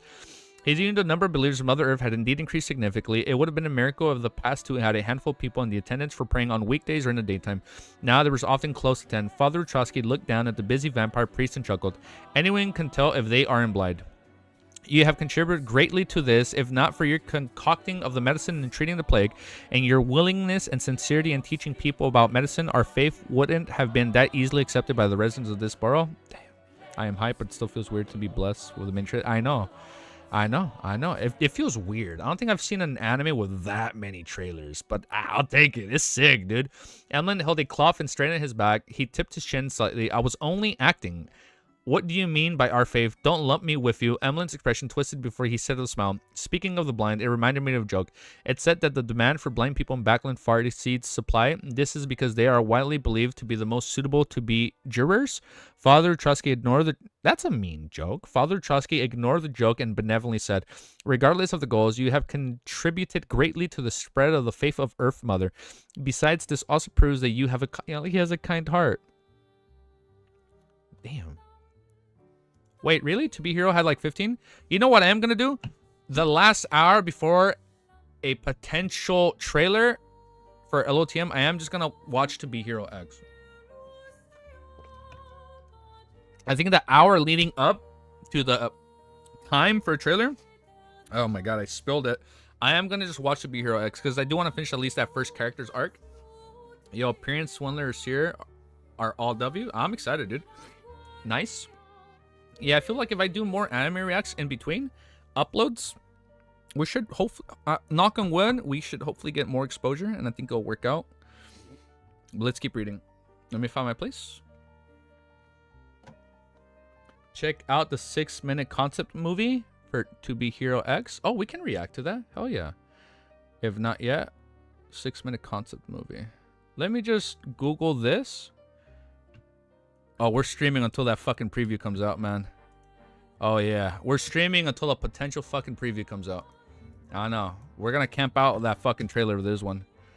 6-minute concept movie. Hold up. To Be Hero X. I know our To Be Hero X didn't get that many views. I mean, it was the first... It didn't get that many views, but it still did pretty good. At least compared to like old Manhwa reacts, I think it did pretty good. All right, let's keep reading. Find my place. I think I was right here. Besides, this also proves that you have a kind heart. Phew, I said so back then, but why didn't you believe me? Emlyn looked up at the priest's massive body before retracting his gaze in silence. After busying himself with the cathedral, he changed into his normal clothes and wore a silk top hat that sheltered him from the sun. He then walked onto Rose Street. He stealthily sized up his surroundings and didn't notice any signs of monitoring. The red glove named Leonard from before really hasn't appeared again. Oh, really? Okay, so we can watch that. I thought my act of exposing his secrets and buying Tinder would result in me being constantly investigated in secret. Emlyn White shook his head indiscriminately and he felt puzzled. In the earliest stages, he had planned on taking it to the Hangman's theory to incur the investigations of the Red Glove so as to disrupt the monitoring from the upper echelons of the Sanguen. He could then achieve a perfect equilibrium by using the Church of Earth Mother's blessed Utroski, but things didn't develop as he had expected. Leonard Mitchell had apparently left Backland very quickly. At the end of February, Emlyn had made a detour to 7 Pinster Street while he was out at once, only to discover that it was uninhabited. Without thinking about the matter any further, he walked to the end of the street, got onto a rental carriage, and headed straight for the Odor Villa. He was left to his study on the first floor by an attendant where he saw many Sanguen who had recently come of age. Among them was a Sanguen who had already become a baron. I thought he was the only one. I'm not the only one, he thought before closing the door. He then said to the owner, Cosme Odora, "My lord, was I not called here because of the summoning of Lord Nibs?" He had said "my lord" rather indifferently, as though he was calling him by his name. This was because he was also a Sanguine Baron. The difference was that he hadn't publicized it. Cosme was a very refined middle-aged gentleman. He said with a smile, "All of you are outstanding young Sanguine. My grandfather had entrusted all of you with some tests." Another Sanguine Baron, Russ Bathory, was lucky to receive an inheritance. Asked, "What tests are they?" Cosme drank a mouthful of dark red blood, which was connected with grape and wine as he... Ooh, blood and wine. Good Witcher DLC. As he scanned the area, perhaps you might not know, but the Snake of Fate from the Life School of Thought has dispersed for quite some time. As Emlyn White and the other Sanguine looked puzzled, Cosme continued, "But I believe all of you should know that the Life School of Thought is a coalition which was barely formed thanks to their beliefs in fate. They allied under the massive pressure placed by the 7 Orthodox churches in the beginning of the 5th epoch, and are formed by beyonders who think of themselves are absolutely rational and aloof, those that worship the primordial moon, and those that seek the essence of life and spirituality. Due to the existence of the Snake of Fate, there hadn't been many serious problems internally. Their worship of the primordial moon was ultimately restricted to a fixed symbolic meaning. Furthermore, the process of formula exchange was melded with a mass appearance heritage system. Unfortunately, with the disappearance of the Snake of Fate, this process has been disrupted. The primordial moon's believers rapidly turned passionate, producing a fractal in the fraction that represents fate. I read that wrong. As an intense conflict ensued as a result, this matter was used by the Rose School of Thought. It dealt quite a sizable amount of damage to them. Emlyn White, Roos, Bathory, and Sanguine remained perplexed. After sharing the background information, Cosme divined into details. Worshippers of the primordial moon are our eternal enemies.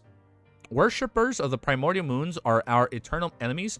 They have always been hunting us, concocting us into potions and achieving strength. Now we will not let go of such an opportunity. Here's a list of primordial moon worshippers and their situations. Whoever finds them and kills them will be the victor of this test. My grandfather's what? Damn, they're gonna go out hunting, dude. Damn, now the prey become the hunters.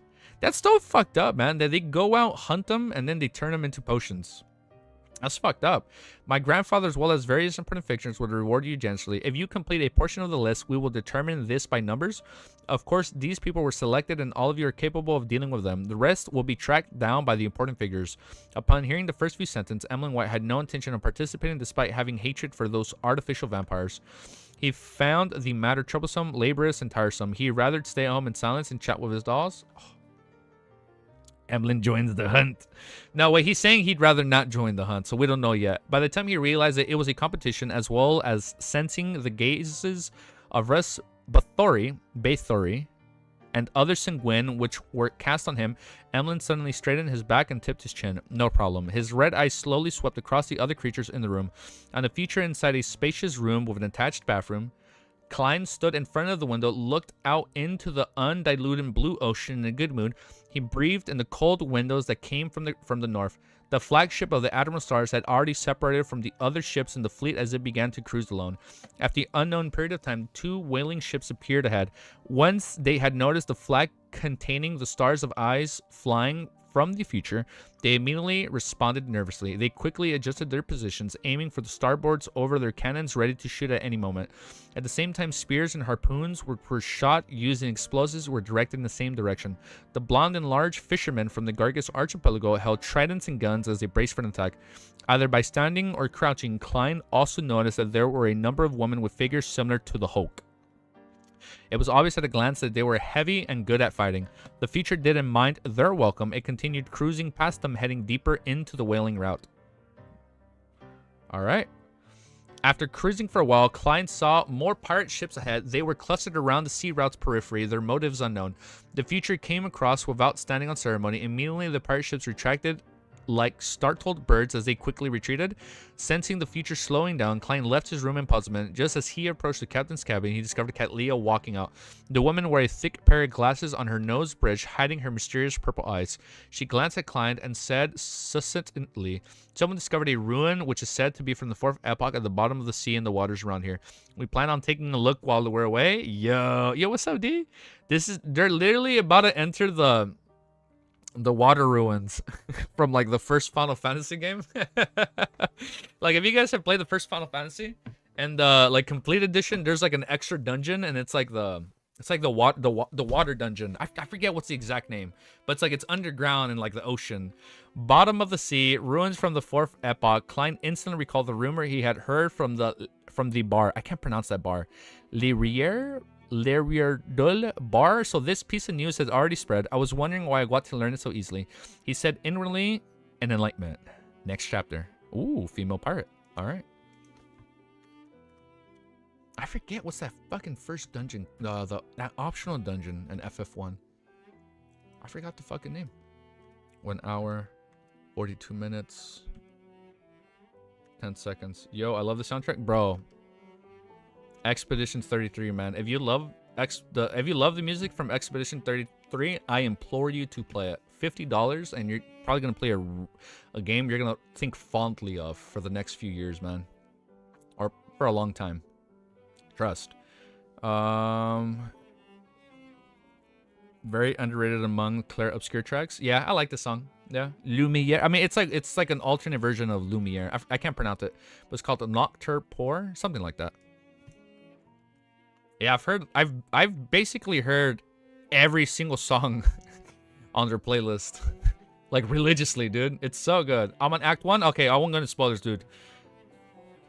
Once you beat Act 1, you're like, you gotta play it to the end. Beat Act 1. Moon, if you beat Act 1 today, I need you to come back. If you can, lock in while you're watching stream, beat Act 1, and then when you beat Act 1, tell me. You need to tell me when you beat Act 1. Alright. Oh, shit. I need to take a pee break. I'm so sorry. Oh, one sec.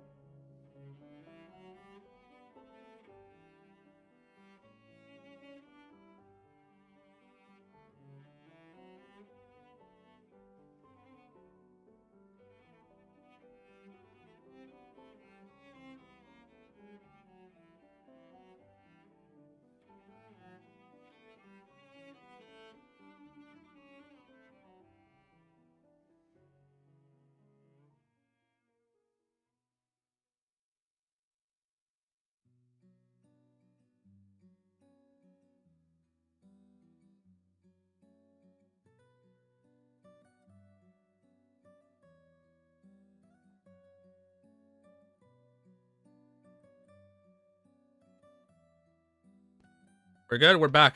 Now we lock in. A mosquito was terrifying me and I finally crushed it. Easy peasy. Easy peasy. Definitely today. That was like our second pee break. Dude, I've drank coffee, I've drank G Fuel, and I drank milk in the morning. Like, bro, I drink a lot. I read reviews of novels, readers about the pace of important moments being rushed. Oh. Alright, let's keep reading. Timestamp is ready. Chapter 604. 600 what? Chapter 640 is called Female Pirate.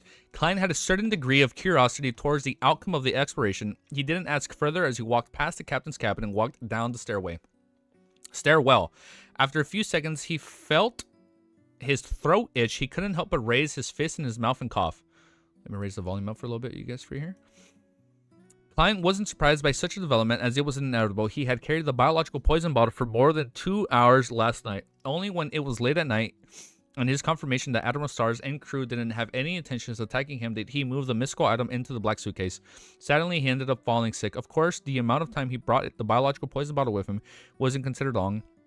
His body wasn't in a weak state, so his resulting illness wasn't anything serious. He just felt his tonsils swollen in pain. Cat Leah, who was walking slowed behind, saw the scene, but she didn't find it a problem. Instead, she found it normal. It was common knowledge for knowledgeable beyonders that the mystical items were bound to have negative side effects. Furthermore, they would have learned from the several Orthodox churches and categorized those with serious side effects, which made them impossible to possess or use for prolonged times as sealed artifacts. The reason why Cat Leah had sold or exceeded many of her low and mid-level mystical items was firstly because she wanted to better strengthen her survivability. Second, the various negative effects from multiple items were troubled. Whew, I'm out of breath. Often one could avoid one, but not the other. Some negative effects might even stack and synergize into something worse. Therefore, the most beyond is the disadvantages surpass the advantages. She discovered that German Sparrow had used mystical items beyond her weapons and spirituality charms to arm himself to his teeth. While being amazed, she had already guessed at the type of negative effects he had faced from when she saw today. It was temporarily a simple illness. With a steady steps, Klein arrived on the deck and saw Frank Lee. He was still dressed in a white shirt and dungarees? I cannot read that word.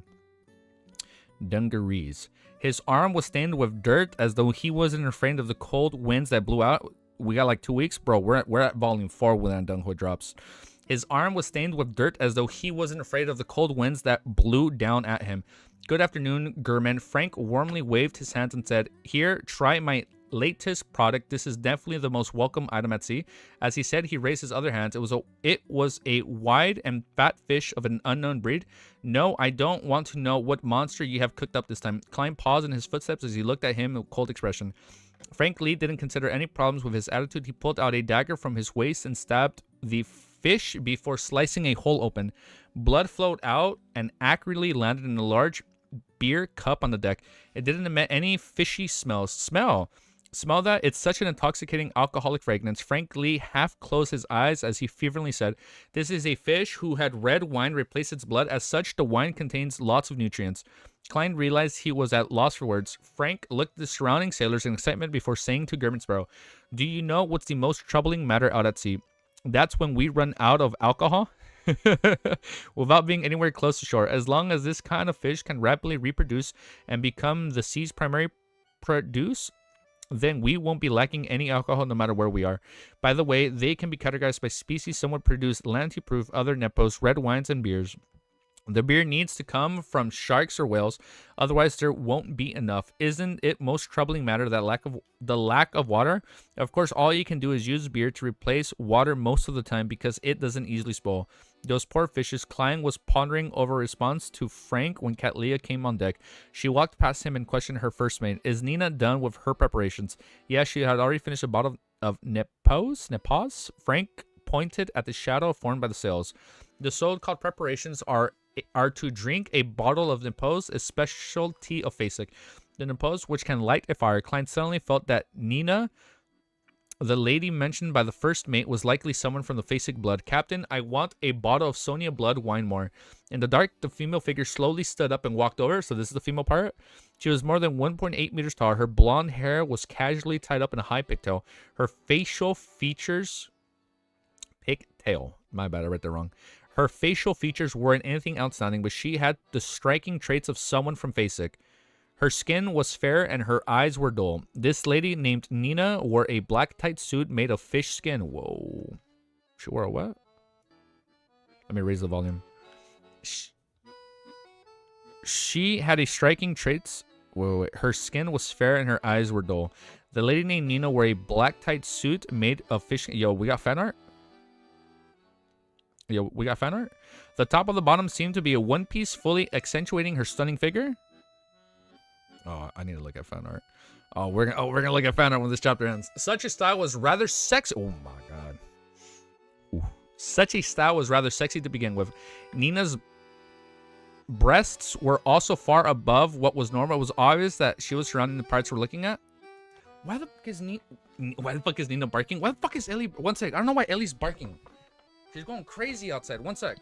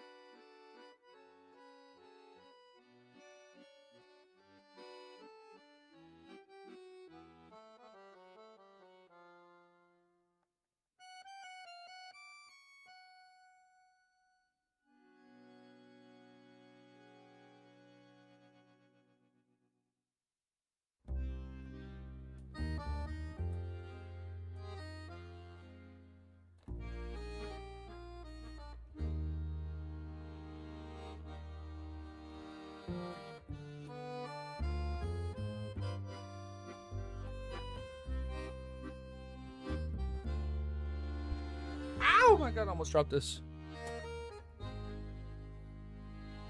There's no Nina art?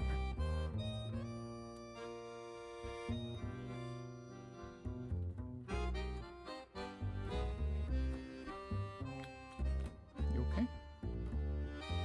Why are you being so scared today? Why are you barking? You okay? Let me set her right here on my lap. Now my disappointment is immeasurable and my day is ruined. Why? What happened? I just searched. Oh, no Nina art. Oh.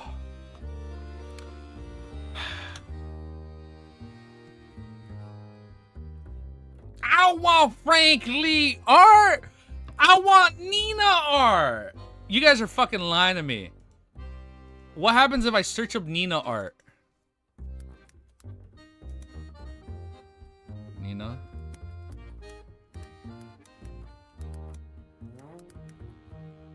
You guys are lying to me. No, we're not lying. I found artwork. I just found artwork. Easy, no? She looked beautiful. All right, I'll close it. I'll close it. I'll close it. Bad easy. Okay, I looked it up. She looked beautiful. What do you mean? She was a blonde lady. Oh, all right, I saw her artwork. Spoilers show up. Okay, don't worry. Look, I always do this. I like just how Klein is not her. Okay, just how Klein uses spirit vision. I'm like, I use spoiler vision. I'm like, so like if I'm looking up a female, I go in spoiler vision mode and I only click on the female figure just so I'm good. No, that's not Nina, bro. Okay, hold up. That's Fire Emblem. Wait, wait. I think that was Nina from Fire Emblem. Wait, Nina, Fire Emblem. Oh my god, I just looked at Nina from Fire Emblem. Wait.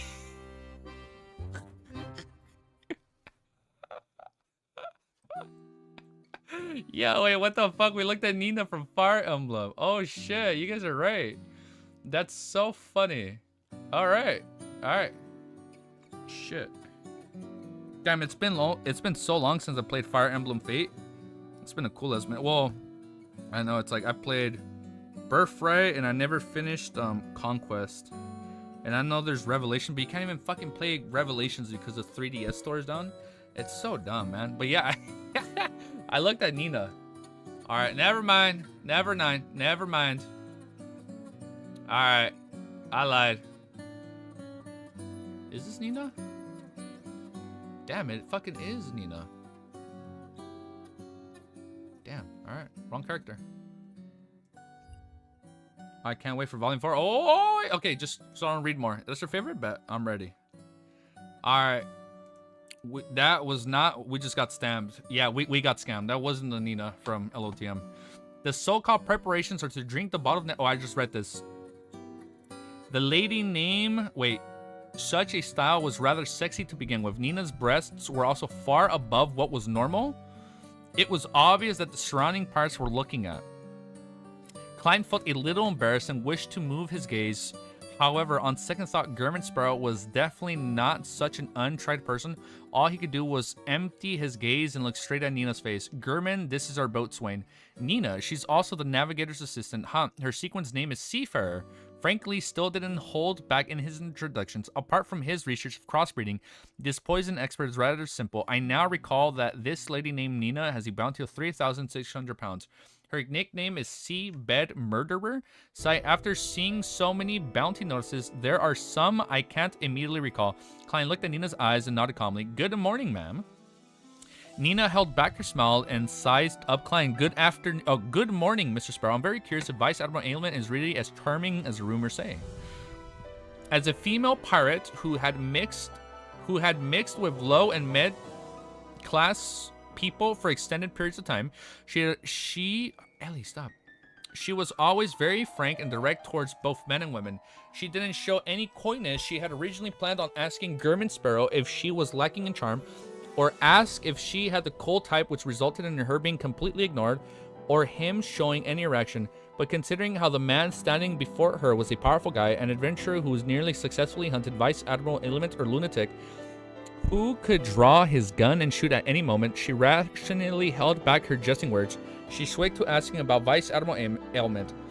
How am I to answer you? Klein gloomily said. Her bounty is extremely charming. Nina was taken aback, somewhat at a loss for a response to continue the conversation. Hence, she turned to look at Admiral Stars. Captain, do we begin? I'm sorry, if the music is too loud, let me know. Catlea, who felt her bounty flash through her mind for some baffling reason, nodded. Begin. Just as she said that, Nina took a large stride to the side of the ship with her right hand supporting herself. She leaped into the sea, swimming downward like a gigantic blackfish. At the same time, there were a few splashes after the sailors had jumped down as well to provide her with aid. It's a little loud. Let me do this. Oh, never mind. This doesn't... Sorry, since I'm holding my puppy. So let me kind of scoot forward a little bit. That way I can also hold Ellie. I got it. I lost my place. Begin. She's like a fish. At the same time, there were few splashes. A few sailors had jumped down as well to provide her aid. This, she begins at the mention of it. She didn't need any additional time to prepare. This lady has the temperature of the Church of Storms, as expected of beyond her from the sailor pathway. Klein nodded.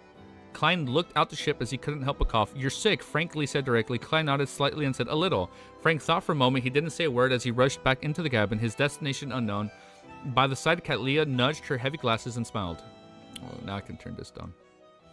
Frank is a poison expert, but he's an outstanding doctor, as expected of someone from the planter pathway. Yo, there you go. So he is a planter.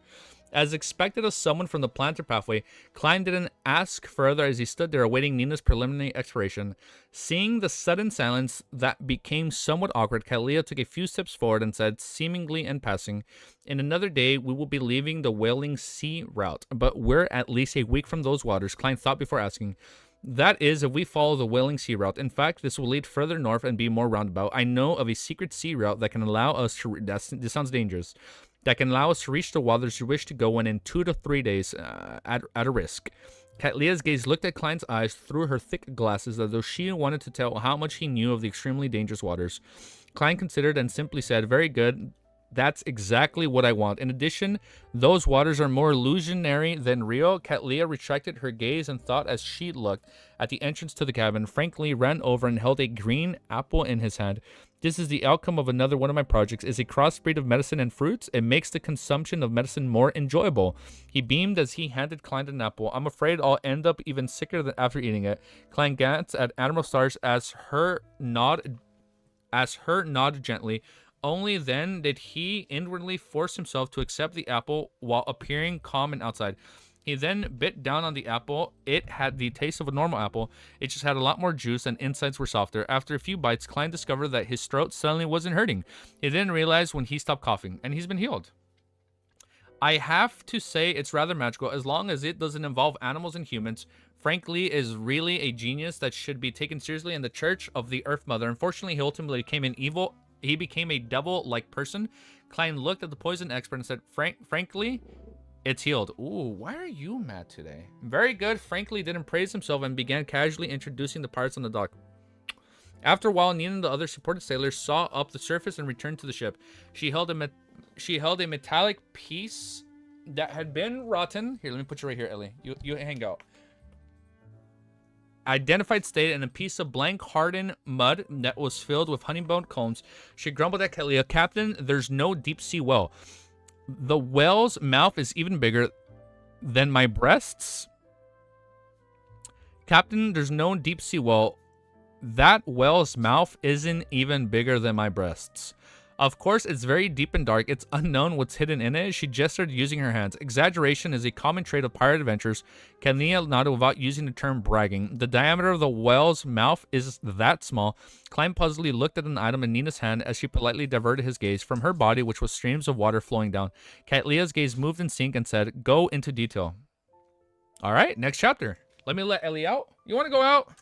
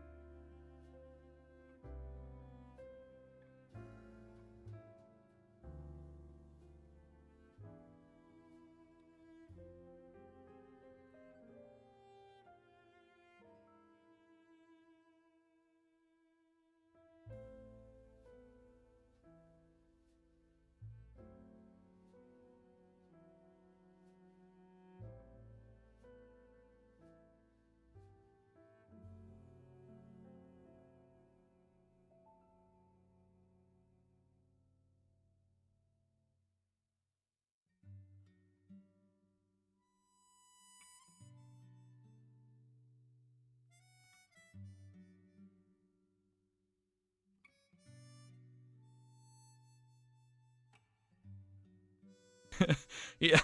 Ellie would unironically make a really bad spectator. She just wants too much fucking attention. Oh my god, look. Let's see what she does. What? What? You want to go out? What? What do you want to do? Oh. What do you want to do? Want to go out? Okay, let me let her out. No shot. What are you doing here? Don't lick my feet. Ew. Bard would suit her. She'd be a good bard.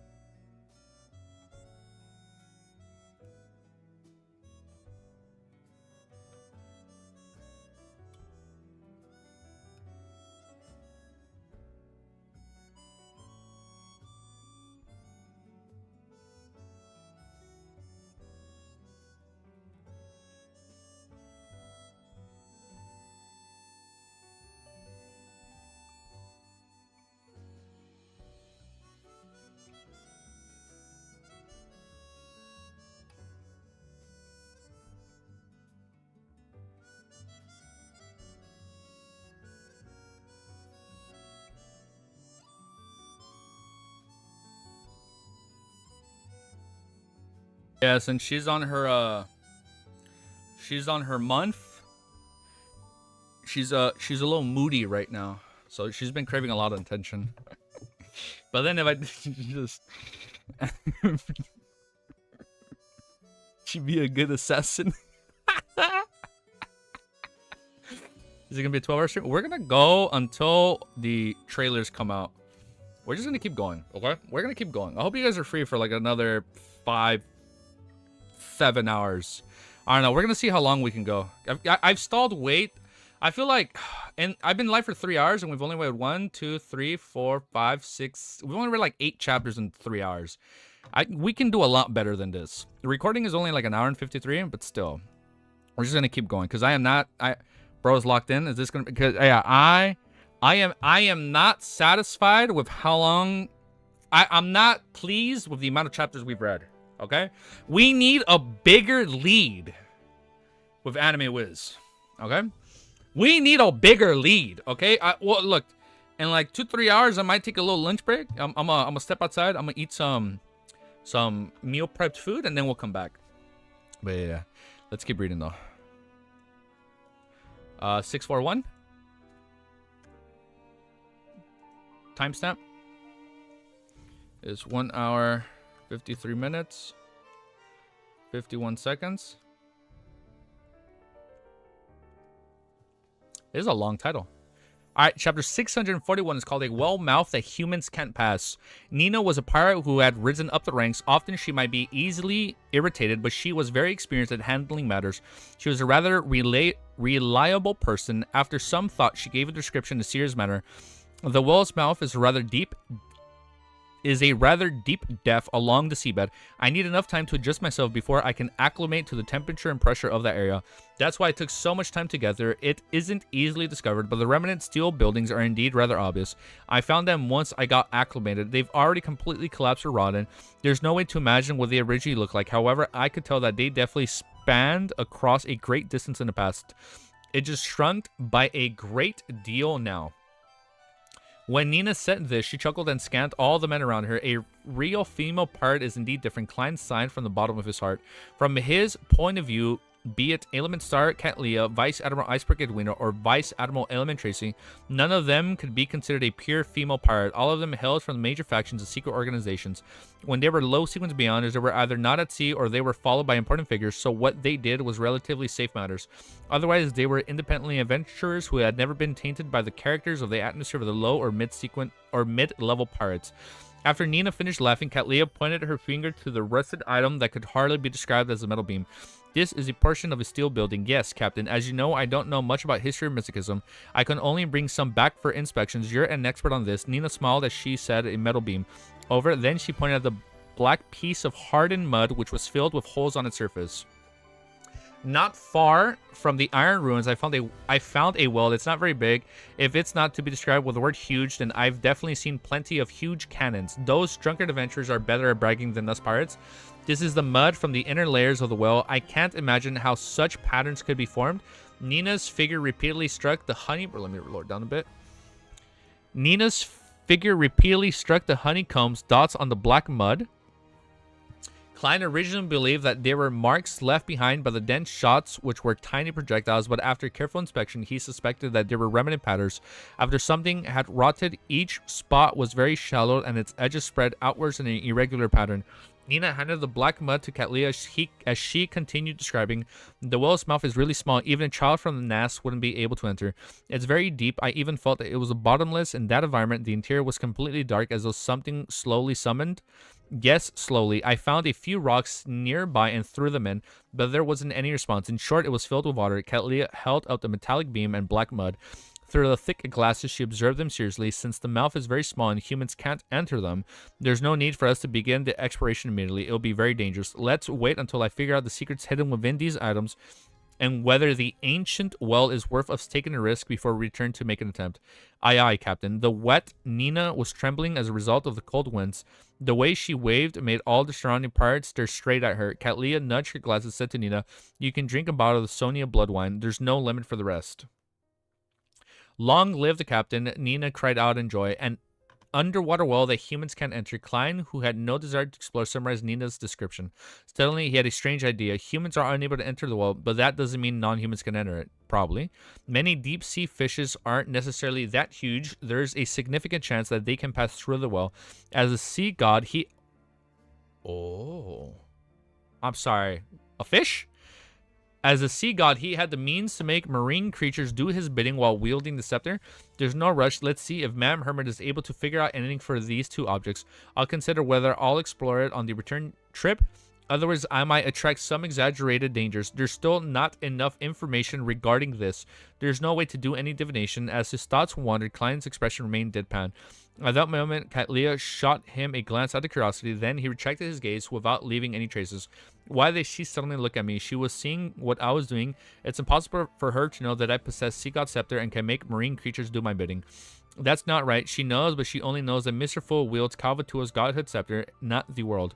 Unless she had figured out the world is the Fool, but that's even more impossible. Even Mr. Hangman is still stuck at the concept of the world is blessed. She hasn't even realized this point. Viewing this from a different point of view, I'll consider it from Admiral Star's angle. She's someone being pursued by knowledge, and she's a follower of the Queen Mystic. She's loyal to the Moses ascetic order, and she has roamed the seas for many years. She has plenty of knowledge and experience, so it wouldn't be odd that she knows that the Sea God domain possesses the beyond powers to control marine creatures. Therefore, after realizing that humans aren't able to pass through the ancient wall, she naturally made the connection with the scepter in Mr. Fool's hand. Does she plan on requesting for help in the future? She looked at me to figure out that the world had also grasped the corresponding information or have similar ideas. Ooh. Many ideas went through Klein's mind with the powers of the clown. He forcibly maintained his indifferent expression. He didn't react abnormally in any way. As Nina was about to draw the Sonia blood wine, Klein pressed down his hat and returned to the cabin. Just as he was about to approach the door, a figure surfaced in his mind suddenly. In a room in the cabin's upper level, the windows were tightly shut and the curtains were drawn. There were a pair of blurry eyes hidden behind them, silently watching the crowd on the deck as well as German Sparrow. Who is it? Klein didn't stop. His body didn't show any hesitation as he entered the cabin normally as though nothing had happened. At 3 in the afternoon, the bright but not scorching sunlight shone in the garden adjacent to the Stowen University. Michaud Diouf was already a senior association professor by 40. He was wearing a long tailcoat and a beautiful bow tie as he waited by the door. Yesterday evening, he received the letter. The sender was from the attendant of the richest aristocratic family in the East Chester County, the Hall family. The person who wrote the letter was the daughter of a member of parliament from the House of Lords who wields immense influence. She was Miss Audrey Hall, who deemed to be the most stunning gem in Backland. This noble lady had mentioned in the letter that she had learned from a gathering Mr. Michaud Dude was an outstanding collector of an aficionado of the domain. She had a great desire in paying a visit. Michaud Duet didn't have any reason to refuse. Soon a classic carriage with a family emblem arrived at the door. Two servants who had been instructed to open the outer gates made of iron railings led the carriage around the garden and arrived in front of the house. A housekeeper was first to alight, following by guards and maidservants. Following that, a hand wearing a long white ghost glove was extended outside. With the help of the maidservants, Audrey elegantly stepped onto the carpet which Michel had paved. Michel was first taken aback before his eyes lit up. He felt as though the flowers in the garden had instantly faded. He took 2 steps forward and took off his hat to bow. You guys are getting a lot of eyes. Welcome, my honorable lady. Your visit is an honor for me and my family. Audrey took off the veiled hat and passed it to her maidservant before exchanging a few pleasantries. Then she followed Michel Duet, Michel Diouf into the living room and entered the collector's room on the first floor. Here, Michel finally found the confidence as the master of the house. He began pointing at the collection and providing an introduction from the left. This is the helmet that appeared in the White Rose War. The White Rose War. I don't know what that is. I don't think so. The White Rose War. After lots of research, it can be determined that the owner is a member of the Sauron family. Back then, they were still considered royalty. The golden helmet had an intricate design. They were avian and flying wings that adorned it. The visitor was formed from the pieces of the gold skulls. My ancestor obtained the first aristocratic title in that war. Audrey replied with piqued interest. She had already adjusted her mental state ahead of time. She was to appear as though she was really here to tour the collections. The failure of the 20-year war had caused the kingdom to suffer years of humiliation, but it also carved out several heroes. Michel resorted to first mention, I think. Yeah, this is the first character introduction, and I'm mispronouncing. Michel resorted to It is flattery. Michel. Okay. Michel resorted to flattery. The White Rose War happened after the 20-year war and before this was before the Battle of the Violated Oath, during the 5th epoch. Okay? The White Rose War happened after the 20-year war and before The White Rose War happened before the 20-year war. No, after. Oh my god. The White Rose War happened after the 20-year war and before the Battle of the Violation Oath. There, Lowen defeated the Intis and became strong again. Michel continued introducing his collection as Audrey solemnly listened, raising the questions from time to time as she conversed with him. Finally, Michel's finger pointed towards a note with a black cover. This belonged to a knight stationed on Stony Island in the 20-year war. The knight's name had already vanished in the long rivers of history. This notebook is the only proof of his existence. He once stood fast until this very last moment of Stony Island. This notebook is not only a first-hand account from the researchers of the portion of history, but it also hides certain problems. The knight's garmer has many uncommon habits. This might be a clue to aid us in determining his exact identity. Audrey instinctively believed that the notebook was her target, hence she only leaned in a little. Indeed, the black cover had unobvious patterns. Together, they outlined an abstract image of a dragon. A dragon. Okay. From Michel's tone and minute expressions, his interest is focused on the contents and not the item itself. He doesn't particularly treasure it. I have a high chance of purchasing it. Audrey calmly made a judgment, and she turned her head. She then smiled at Michel and said, "What are the uncommon habits exactly?" Enjoys using short sentences, very simple and short ones. Michel described in a flaunting tone. Audrey was always a good listener. She looked at him with a smile as she listened with focused attention. This made Michel speak more. As she listened, she suddenly felt the knight's grammatical habits were somewhat familiar. That is, Audrey's eyes darted around slightly as she quickly remembered the source of familiarity. This was the grammatical habit of dragoness, which she had digitally mastered. What? All right, next chapter. What? Okay. Timestamp. 2 hours. 4 minutes. 41 seconds. Dragoness. Oh, I forget that's a fucking language. Okay, I thought we're talking about like the people. Like I thought we're talking about like a race of people called Dragoness. I forget that's a language. Thank you. Thank you, Romero. Yes, it's a language, not people. I was thinking it was like a species of people, like the Dragoness race or something. But no, my bad. The language, and then there was Elvish. Got it. Elvish, Phasic, Hermes, Ancient Hermes, Dragoness, Jotun. Okay, all right. Sorry. Whew, I almost forgot for a second. Chapter 642 is called Killing 3 Birds with 1 Stone. A knight who knows Dragoness and even used it in a critical stage of his growth. It's no wonder the psychology alchemist wished to obtain the notebook he had left behind. Audrey was enlightened as she stopped her wandering thoughts. She happily and seriously discussed a problem that stemmed from such grammatical habits with Michel Diouf. Soon they concluded the discussion over the notebook as Michel began introducing the other items. Time passed as the tour slowly came to an end. Audrey had planned on raising her request of purchasing the notebook to the next meeting in order to make her goal less obvious. However, in a friendly atmosphere and with naturalness of their conversation, she sharply sensed that it was an opportunity. Hence, with the powers of light, she made her necklace blush red. Mr. Diouf, it's pronounced Dragonese. Dragonese. Got it. Dragonese. Oh, it's similar how you say Japanese or Chinese, I think. Dragonese. Oh. Okay, thank you guys. Mr. Diouf. Let me see how to pronounce this. Mr. Diouf? Mr. Doif. Mr. Doif. The helmet from the Sauron royalty that originates from the White Rose War is a keepsake of my ancestors. Pardon my presumptions, but can I buy it from you? Also, the notebook of the 20-Year War. I'm very impressed by the knight that stood firm from the Sonia Island. Also wish to have it. I know it's not a polite request, but I wish that you can understand how I feel. Of course, you have the right to decline. Her eyes moved as she obviously darted them around, partially deliberate and truthfully to express her lack of confidence and embarrassment. Michel subconsciously moved his gaze away as he said in a hoarse and slow voice, I'm a collector, I won't sell my collection. His tone and his words he used aren't firm enough. And the intel I previously gathered, he's a gentleman who values his reputation and greatly. Using cash to purchase his collection is probably unacceptable. But the reason why the psychology alchemist didn't get someone else to complete the mission is firstly because I have a way of earning contribution points, and secondly, it probably took the associate professor's attitude towards such matters in mind.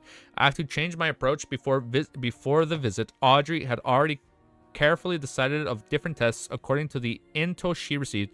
After some thought, she changed the topic. Mr. Diouf, I heard that you're requesting Stowen University to build an ancient relic research center. Oh, you're playing Replicant? It's a good game. Yes, that has my best goal. Wait, yes, that has been my goal for the past few years. Michelle looked at Audrey and answered frankly. Audrey smiled faintly and said, I'm very interested in researching this area. I also feel a deep respect for you and hope to see your wish fulfilled. Well, I'm planning on donating 1,000 pounds, a nearby piece of land spanning 2,000 acres, and a manor with rather good returns to the faculty you are from at Stowen University. I hope to have a non-profit basic relic search and preservation foundation set up. I know it's not a lot, but I will drum up the support for the ladies and gentlemen. I know in order to get them to make a certain amount of contributions. Mr. Doof, I think you're the most professional relic collector and researcher I know. I'm wondering if you're willing to be the person in charge of this non-profit foundation. 2,000 acres of land near the university, that's worth 6,000 pounds, together with a manor in the cash. Ms. Audrey would be donating nearly 10,000 pounds with such a non-profit relic search and preservation foundation. The difficulties I would encounter to get my research grants approved would be drastically lowered. Michelle paused for a few seconds before revealing a sincere smile. He bowed solemnly and said, My honorable lady, the importance you place on academia has left me touched. Its glow is enough to match your beauty and upbringing. I believe I have no reason to reject your invitation. I've already recorded the contents of the notebook. I will send it and the helmet to your residence tonight. Treat it as a gift from a sincere friend. It was literally that easy. Success! Audrey was delighted as she wished to praise herself. However, she appeared reserved and indifferent. She didn't do anything that was improper. It's my honor, she said earnestly. Oh, my lord, poor easy? Wait, what happened? Wait. In about 4 hours? Wait, I missed. What happened? Wait, what I miss? Oh, my poor easy. Wait, what I miss? Professional bootleg. When does the PV drop? Ah. Holy shit. I almost finished it. There's actually a preview in 4 hours? I'm sorry. Is this confirmed or are you guys just... speculation or confirmed? Hold up. So Easy has to stream 4 more hours. Speculation or confirmed?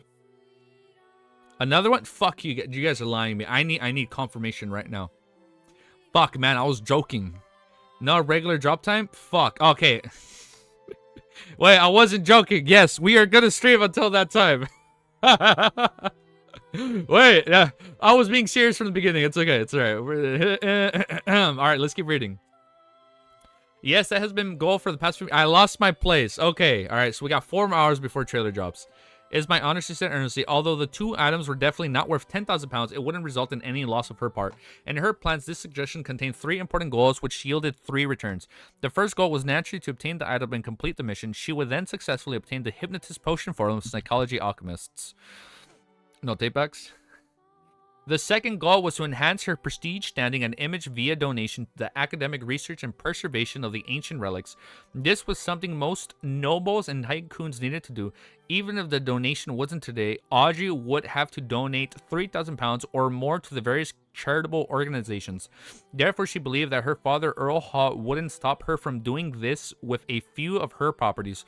The third goal was that by having a foundation that focused on the search of preservation of ancient relics, it made it easier for her to come into contact with the historical records or mysterious item of value. Audrey didn't need to personally do anything. All she needed to do was sit at home to receive the items that might be beneficial to her. It was equivalent to using 10,000 pounds to produce even more money to establish her own faction.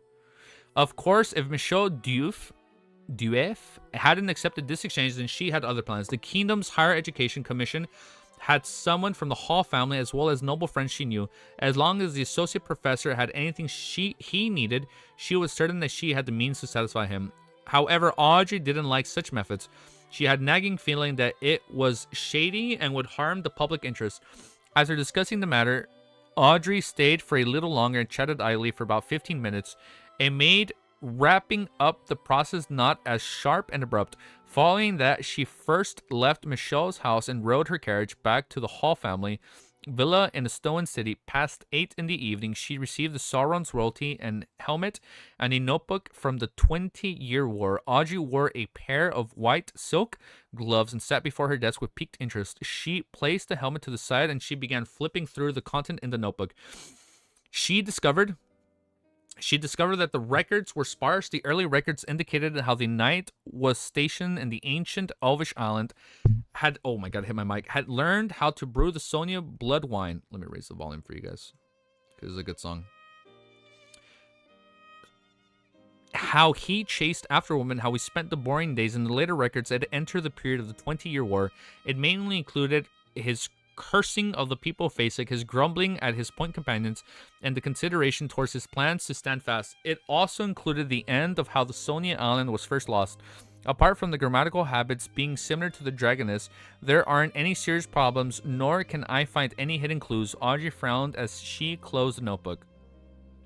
She had used methods derived from mysticism to do her checks, but they were to no avail. This made her unwilling to waste time as she planned to turn into a psychology alchemist. As her thought raced, she suddenly had a new idea. Mr. World and Mr. Hangman will often consider problems from different angles to provide suggestions.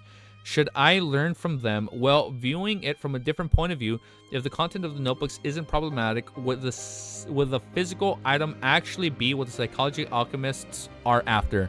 What's so special about it, I didn't... Oh my god, my back. I didn't discover anything. It belongs to a knight who is accustomed to using dragonese. The knight must have experienced something. Divination. Yes, divination. Perhaps I can find the knight final location using divination with the help of the notebook.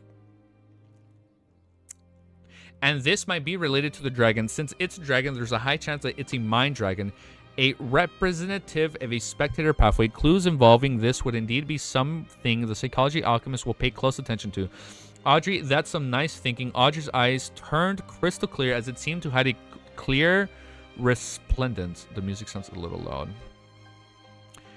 Resplendence. She couldn't help but turn her head and look at the golden retriever sitting by her side. Susie glanced at her owner and barked, Audrey, do you want me to praise you? No, there's no need. Audrey turned her head back, feeling a little embarrassed. Then she discovered an important question. She wasn't able to divine things herself, or it could be said that the revelation that she received from the divination would be highly inaccurate. There's no way to confirm it. No, I can seek Mr. Fool's help. A secret deed ritual. It can only be performed on my body and not towards an external object. Artificial sleepwalking. It's similar to artificial sleepwalking. It's similar to secret deed ritual, so it wouldn't do as well. Sacrifice it to Mr. Fool and get him to do the divination before bestowing it back to me. No, that won't work. It will appear rather disrespectful. He isn't my father or teacher, but a real god. Using such a method is way too casual and somewhat sacrilegious. Audrey's thoughts slowly went from Mr. Fool to divination. Although she was rather incapable of divination, she had a certain level of understanding and the corresponding knowledge. She soon locked onto a particular method of divination. It was to seek the help of a third-party strength, an unknown and mysterious experience via a certain ritual. The most classic example of such a method was magic mirror divination. Yes, it's indeed very dangerous, but the danger stems from the possibility that the target is filled with malice or one that can cause a person to break down immediately.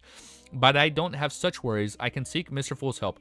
Audrey blinked and held down her agitation as she said with the golden retriever, Sissy, guard the door outside. I will use mysticism method to study this notebook. She's gonna do it on her own. She don't need no help. Didn't you use them before? Susie asked, puzzled. She's getting harder to fool. Audrey's eyes darted around and she said confidently, I plan on using magic mirror divination. Don't worry, I'll make the plea to a safe existence. Alright, Susie determined that Audrey was speaking the truth. She took a few steps before turning around to explore her. Audrey, you need to be careful about being possessed by mysterious existence. I know, Audrey replied without feeling worried at all. From her point of view, if Mr. Fuller really wanted to do something to her, he'd had countless opportunities in the past. There was no reason for him to wait until this day. The dog is too smart. I know. She leveling up. The dog is leveling up. After Susie opened and closed the door by herself and went out, Audrey sat in front of her desk and recited the honorific name, the fool, to request to use the magic mirror divination. After a while, Klein, who was on the future, went to the bathroom and headed above the gray fog. There he heard Miss Justice's prayers. That can be done, that's right. As a mysterious and unknown existence, I can be the third force in the magic mirror divination. Klein allowed it while feeling amused. Audrey immediately picked up the notebook, sat in front of the dresser, and lit a candle while facing the mirror. Next chapter, 643. Okay. Let me grab a pillow. Let me put it on my back so I can kind of like feel a little bit more comfortable. All right, timestamp, 2 hours, 16 minutes, 2 seconds. All right. Let me grab, hold up.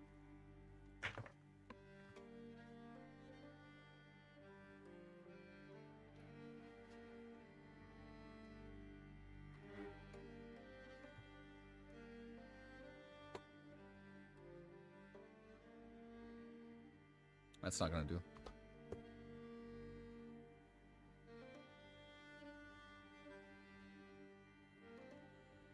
More cushioning.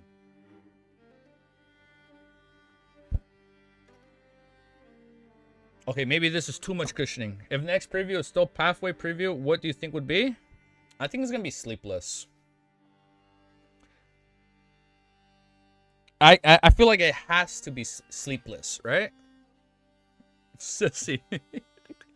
Sissy, I read that before you deleted. No, it's funny. Sissy was the fool all along. No, she wouldn't be the fool because you can't even fool her. Yeah, it's probably going to be sleepless.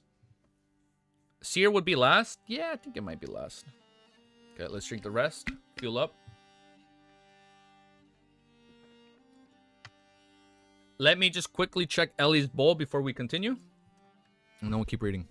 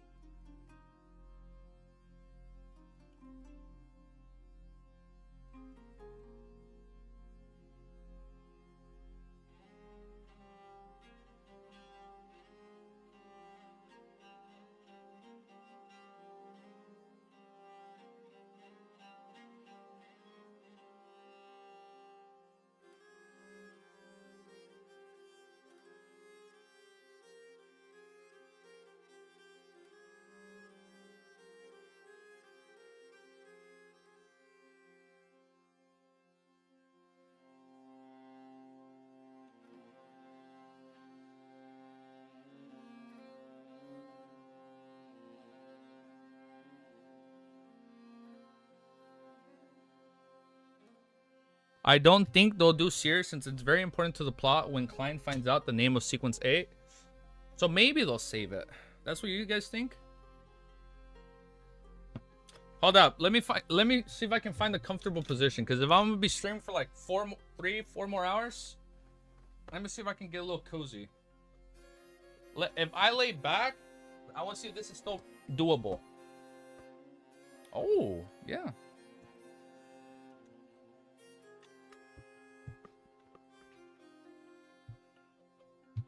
I think I can make this work. If I can read a chapter like this, leaning back, I think I can read the whole day. If I can lay back, hold up.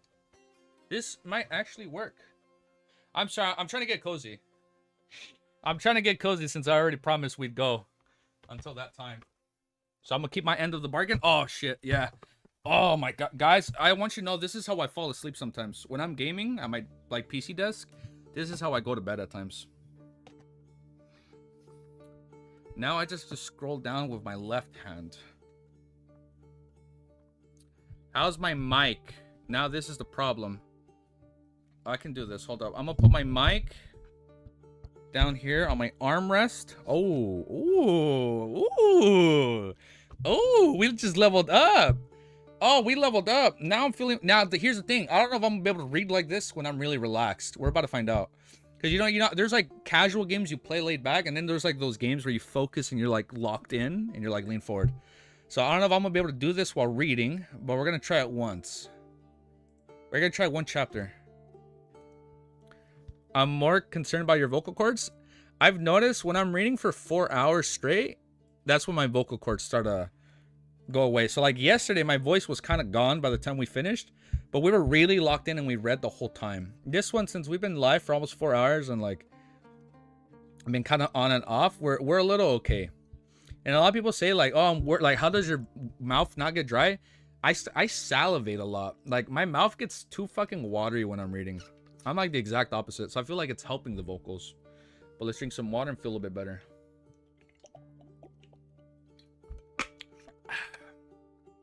All right, now we're good. All right, 6:43. I'm gonna turn this just a little bit. You drool? Well, it's not that I'm drooling. It just, you know how your mouth just, you know how you just naturally swallow your saliva? I have a lot of saliva that builds up when I'm fucking reading for so long. Sure, sometimes I'm like slurring my words. It kind of happens. I've been noticing that.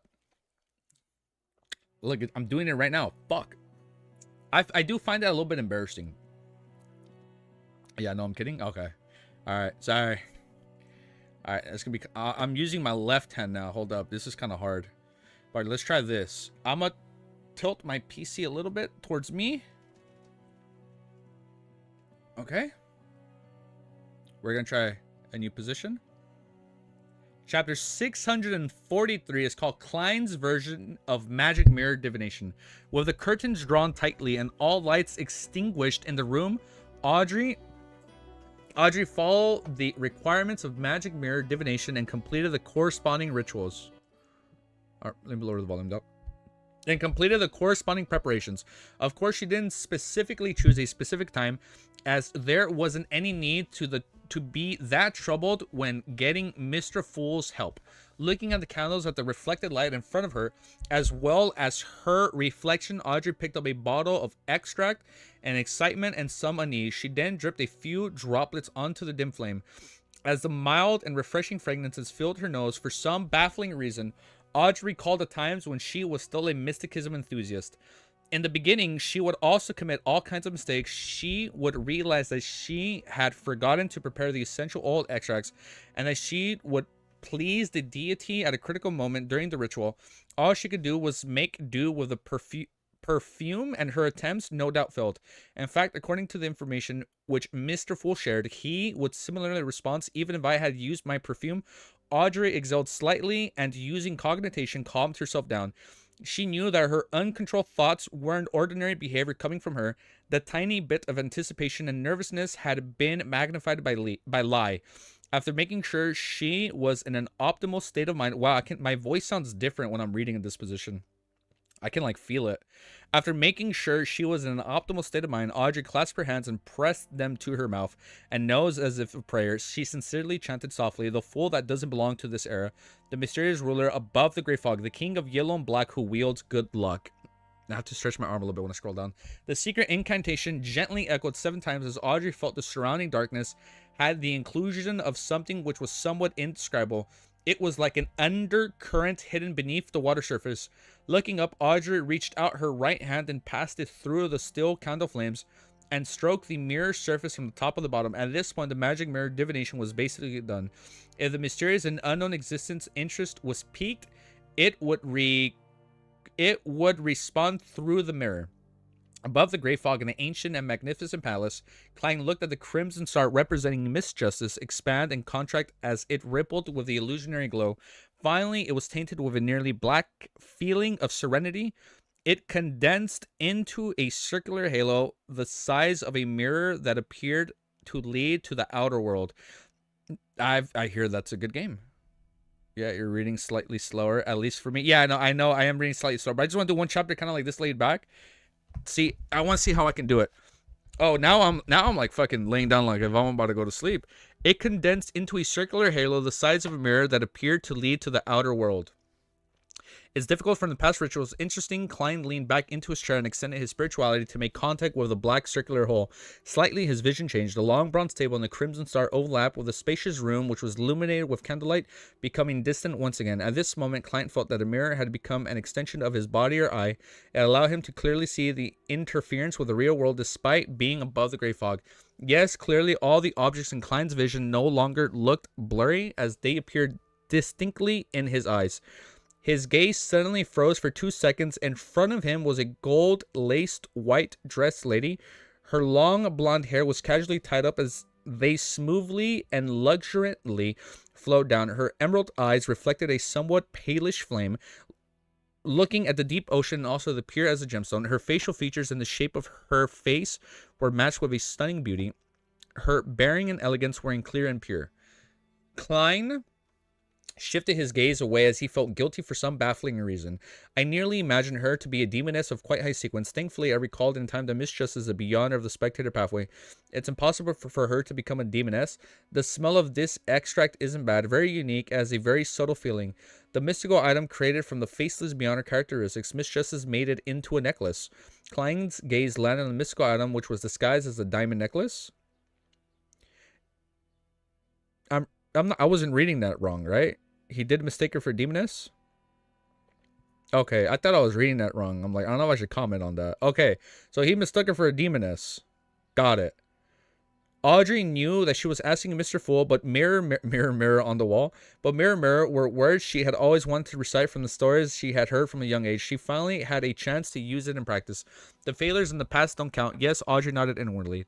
Klein instantly looked at the bottom of the notebook placed between misjustice and the candle. He discovered that his spirituality could easily spread out with the help of the mirror. He could hold a divination medium as though he was using his hand. Above the gray fog, he quickly wrote the corresponding divination statement, the location of the original owner of the notebook. With one hand holding the notebook and another hand holding the piece of paper, Klein recited as he leaned back in his chair. With the help of cognition, he quickly fell into a deep sleep. Audrey, almost dropped all my shit. Audrey, I'm trying to get my feet a little comfortable. Audrey looked at the mirror intently with her emerald eyes, awaiting Mr. Fool's reply. After a few seconds, she saw ripples being produced on the mirror surface. It's a success. Mirror divination really works. Audrey's eyes widened as a reflection of the scenes flashed inside the mirror. It was a view of a village from above. Okay. The scene zoomed in as a dragon drawing on the various buildings gradually turned clear. A cathedral quickly occupied the mirror in its entirety before replacing by the cemetery attached by it. Finally, the scene was fixed on the tombstone in the corner. On it were words that had turned blurry as a result of elements. The only thing that could still be discerned were the name Lindeliria. I think I read that wrong. Lindelira. At this moment, the mirror suddenly darkened before restoring to normal. It reflected Audrey and the candle in front of her once again. Isn't this the village where had the customs of dragons worships? The knights who wrote the notebook is named Lindelira and is from the village. He returned to his hometown after the loss of 20-year war and stayed there until his death. Or was he sent back to his hometown as a corpse? Huh? That village is in East Chester County. City is almost part of the Eastern Chester County, so it's very understandable that the notebook which Associate Professor Michaud obtained stems from there. There's indeed a mind dragon living in the sea of the collective subconscious over there. Feeling enlightened, Audrey thanked Mr. Fool and ended the magic mirror divination. Under the candlelight's illumination, she stared at the notebook for a moment before deciding to hand it over. She wanted to know what the psychology alchemist would divine or figure out. At the very least, the present me lacks the strength to come into contact with the mind dragon. That's all I can do. Besides, even if the psychology alchemist really discover anything and benefit from it, once I slowly rise up the ranks in the organization, some of that will belong to me. Audrey's mood very quickly turned positive once again. Above the gray fog, Klein wrapped the corners of the long bronze table. With Miss Trust's description, he made his judgment. The notebook in the village has something to do with dragons, and dragons often imply treasure. What a pity Miss Trust's strength is lacking. Otherwise, I would have encountered her to explore it and pray to the sea god. If something happens, will I provide support to her via various means? Yes, it's too dangerous for her. It can only be set aside for now. If the psychology alchemist didn't discover anything, perhaps we can attempt it in the future. Klein suppressed regret as he recalled the experience of the magic mirror divination. This kind of divination is extremely advantageous for the third party. There's almost no price to be paid to connect to the real world. If I so wished, I could have torn out of the mirror in my spirit body form. But to the user, it's indeed dangerous. They will appear under the sights of an unknown existence without any protection. From there, they can possess the controlled, cursed, and corrupted. Klein sighed from the bottom of his heart. He wasn't worried about Miss Justice would abuse magic mirror divination, and she had the best and safest target to pray to. There was no need for her to seek anyone else, and that would be me. Klein retracted his finger and sat at the end of the long bronze table and waited in silence for 20 to 30 seconds. Soon he returned to the real world. He didn't stay too long since he was on the future. There was someone watching him from the dark. After leaving the bathroom and putting away a Zig's copper whistle, Will Ossipton's paper crane, Klein glanced at the crimson moon, which had been shrouded by clouds, as he pondered silently for a moment. He put on his half-top hat, pulled open the door, and went into the corridor. After taking a few steps forward, Klein deliberately slowed his footsteps and glanced at the first room on the left through the corner of his eyes. Based on his judgment, the mysterious pair of eyes that were silently observing him at the deck during the day was in that room. Klein walked slower and slower as he nearly stopped in front of the door. He didn't hide the extension on his left palm as he reached for the handle when scenes naturally surfaced in his mind. Not far behind, the door was a closed rack with nothing hanging on it. Faint starlight scattered across the clean floorboards. There was a sense of solitude and serenity that locked the aura of humans. The windows had opened at some point in time, and the sea breeze blew in from the outside, lifting the curtains, which weren't too heavy. There's no one there. Klein had planned on probing the area, but he immediately retracted his left palm and walked towards the stairs as though nothing had happened. When he arrived on the deck and was taking in the cold night breeze, Klein strolled on the starboard with a cold and casual expression, as though his main goal was to come out for a stroll. Suddenly, he saw a man sitting ahead of him. The man was wearing a dungarees and a white... I don't know what that is. A what? The man was wearing dungarees. North American English. Dated pants made of blue denim blue jeans. British English. Bid overalls. Got it. All right. And a white shirt. Frankly, Klein didn't stop as he approached. The man sensed something as he turned his body halfway around and looked at the person approaching. He was none other than the poison expert, Frankly, but no longer wore a smile streaming down the corner of his mouth, the blood red liquor. Klein pricked up his brows without saying a word. Frankly suddenly raised his hands and grabbed a silver-scaled fish that wasn't struggling. He said in depression, it failed. Their lifespan is shorter than I imagined. It's possible to breed them, even if they are planted in the ground. As he spoke, he raised a silver-scaled fish in his right hand and bit down on it. That's good. Otherwise, I'm really afraid the kind of abominations you would create. So you are drowning your sorrows with alcohol? No fish. Klein silently heaved a sigh of relief. Oh. Next chapter. 644. Hold up. I think we did pretty... hold up. How does it feel reading from down here? I think we did I think we did aight. Ain't that bad. I think it was okay. Let's do next chapter. 2 hours, 27 minutes, 10 seconds. It's good. Okay, it's good. The only thing that's a little bit off is the camera position. Frank's out planting fish. My camera position is a little off, but I think it's okay. And like, you guys can't see it, but I'm literally just resting my mic on my chair armrest. And I have it on top of a candle, so it's like a little bit more elevated. Now, let me see if I put my Magic the Gathering cards, I can like boost it up just a little bit more. Get a slight, ooh, that's a little bit better, ain't gonna lie. That's actually pretty good. Hold up. Now I just gotta like lean it on me. Oh shit, oh, fuck. Wait. No, I don't think that's gonna work. Fuck! Oh! Fuck. Hold up. I can't fucking reach it. All right. Now that's an optimize. Now that's, hold up. I'm literally, dude, this shit is so fucking bad. This shit is so cursed. Hold up. We're gonna optimize it a little bit more. Hold up. Just get my pillow.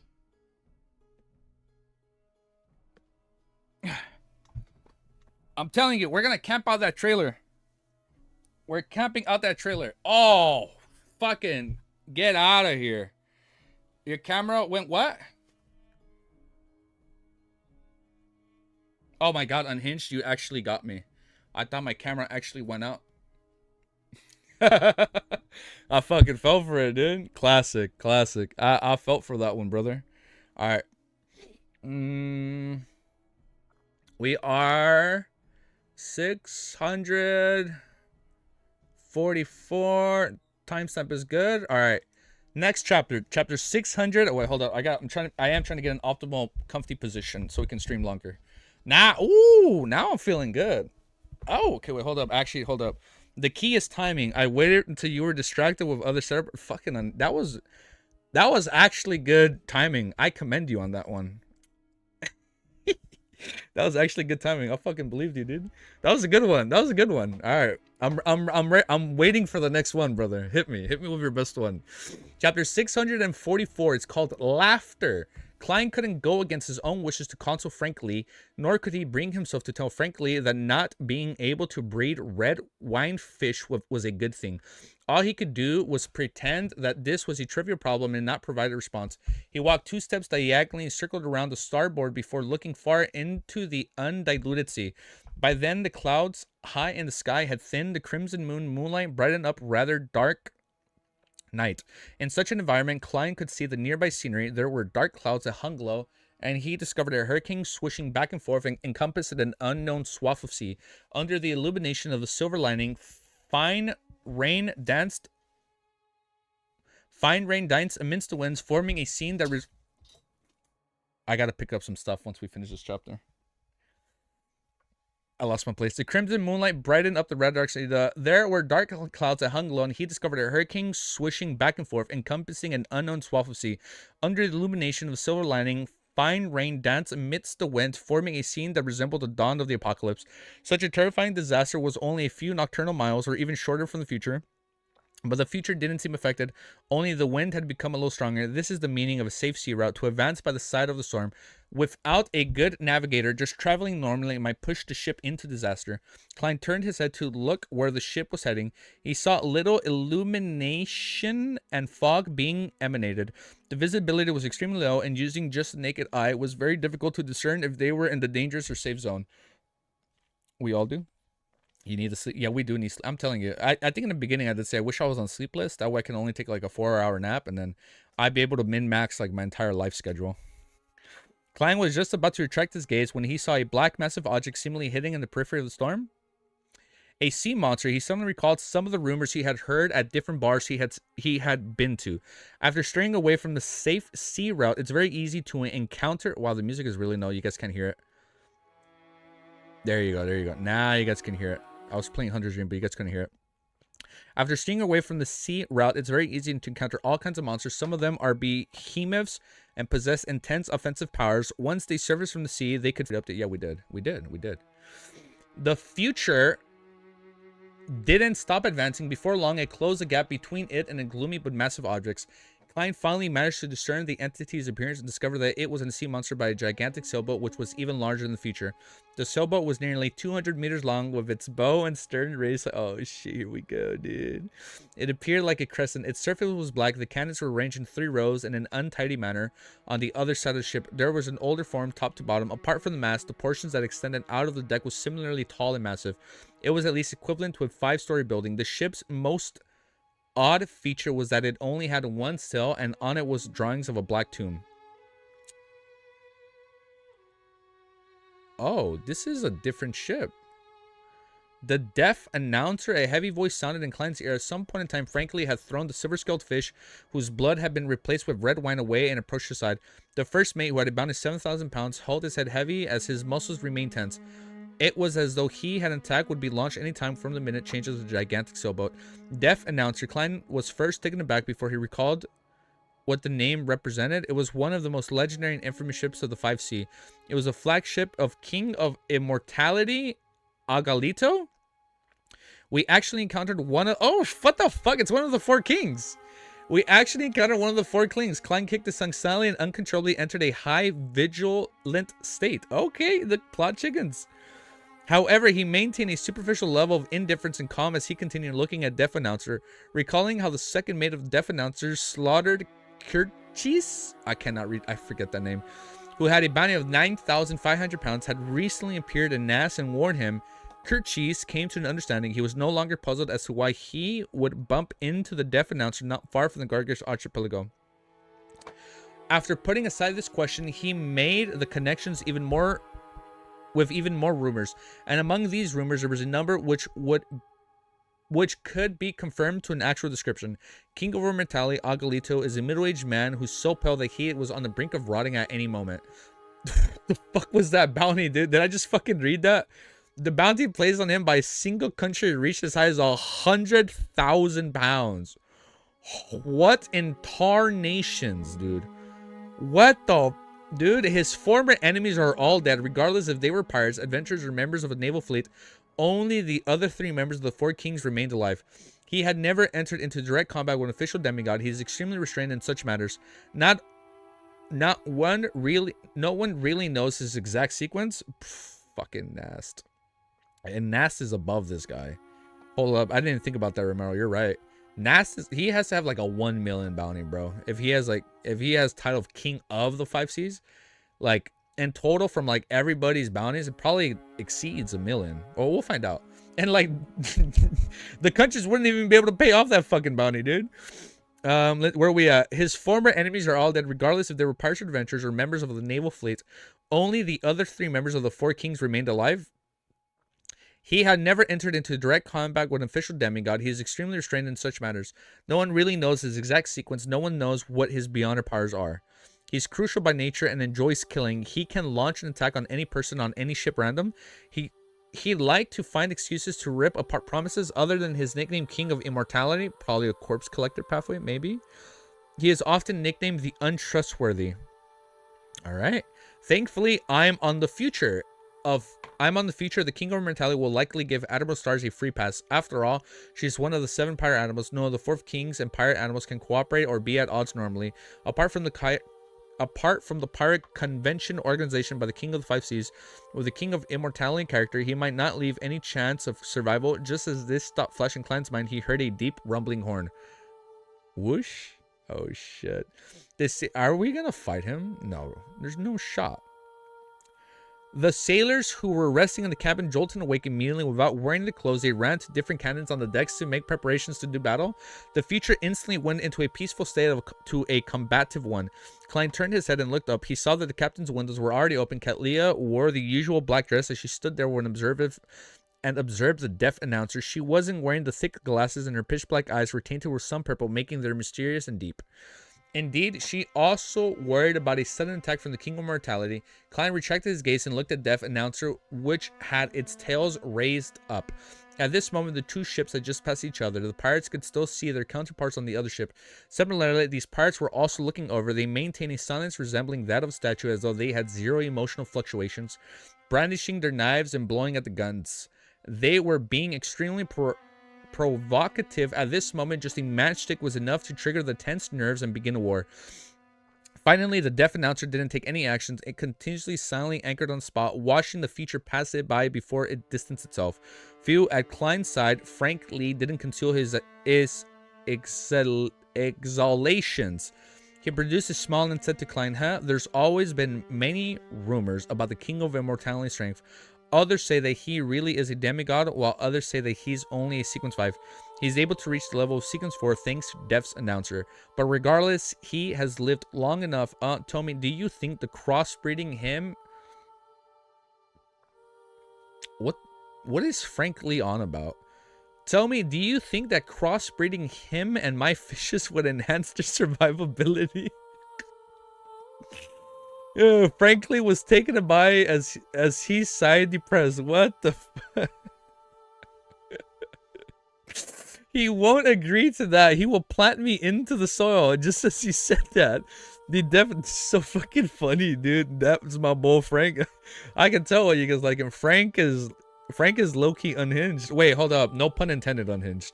But just as he said, the deaf announcer, which had opened a gap where the feature suddenly turned itself.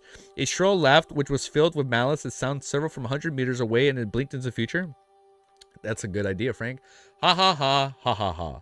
The laughter resounded constantly. It switched from being hoarse to chaotic, sounding like ravings or singing at times. The sailor on deck fell to the ground one after another as they tried hard to cover their ears, but all they could do was struggle in pain. A number of Beyonders began to produce fish scales on their bodies. I'm fucking sorry. Are they losing control? A number of Beyonders began to produce fish scales on their bodies? What the fuck is going on? Klein was similarly affected. He felt that his brain was instantly injected with all kinds of thoughts. There were the good, the bad, the bright, and the dark. They were abnormally distorted as they combined with the constantly changing laughter to produce a swelling feeling that could burst one's brain. Klein's facial expression distorted slightly as an inconspicuous flesh tendrils began to start wriggling under the skin. If he hadn't experienced the true creator's ravings and Mr. Door's cry for help, or suffer similar torments when he passed the gray fog each time, giving him a certain level of resistance, Klein would have definitely be like poison expert Frankly, pressing his head, kneeling down with a ferocious expression to resist the pain brought from the terrifying laughter. Klein noticed that this guy is crazy. What the fuck? Klein noticed that some short orange hair was growing on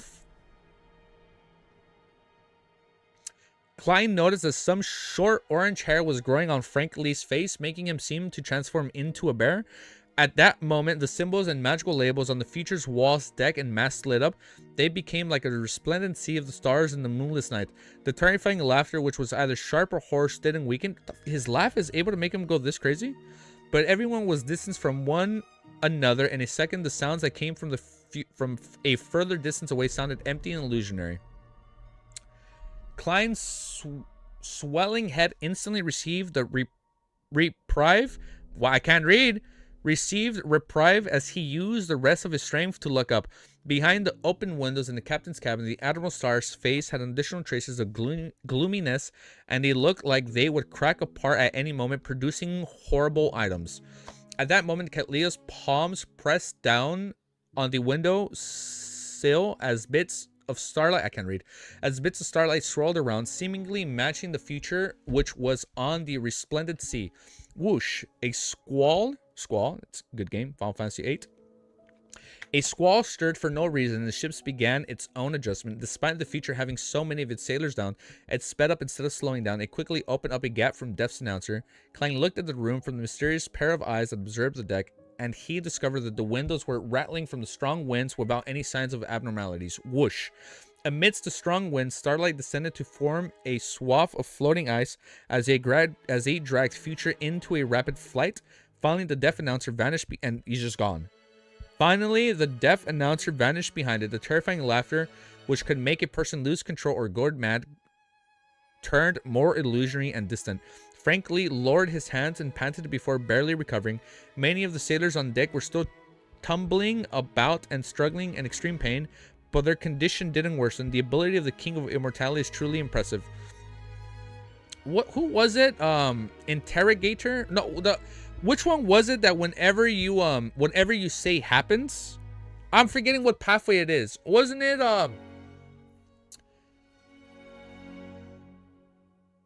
I forgot what it is. Like, they'll be like, die, and like, then they like, or I forgot what pathway that is. I feel like he has to be from that pathway. Like, Klein first, listener, thank you. He has to be part of the listener pathway. But like now, like, that old man reached a point where like he's not even saying a command. Like, him just speaking is enough for them to like be afflicted. That's probably what it is. He's probably from the listener pathway. Devil? I don't think it's a devil. Wouldn't it be listener? Devil? I don't think it is. Really? Does devil have that ability? I thought it'd be listener. Well, the one where whatever you say happens, that's what I think it is. Finally, the deaf announcer vanished behind it. The most terrifying laughter, which could make a person lose control or go mad, turned more illusionary and distant. Frankly, lowered his hands and panted before barely recovering. Many of the sailors on deck were still tumbling about and struggling in extreme pain, but their condition didn't worsen. I'll raise the volume up a little bit. This ability of the King of Immortality is truly impressive. There's almost no way to defeat against it. It's no wonder he's one of the four kings. Klein frowned slightly as he sighed. Although he was experiencing and rather knowledgeable, this was the first time he was being directly attacked by a demigod.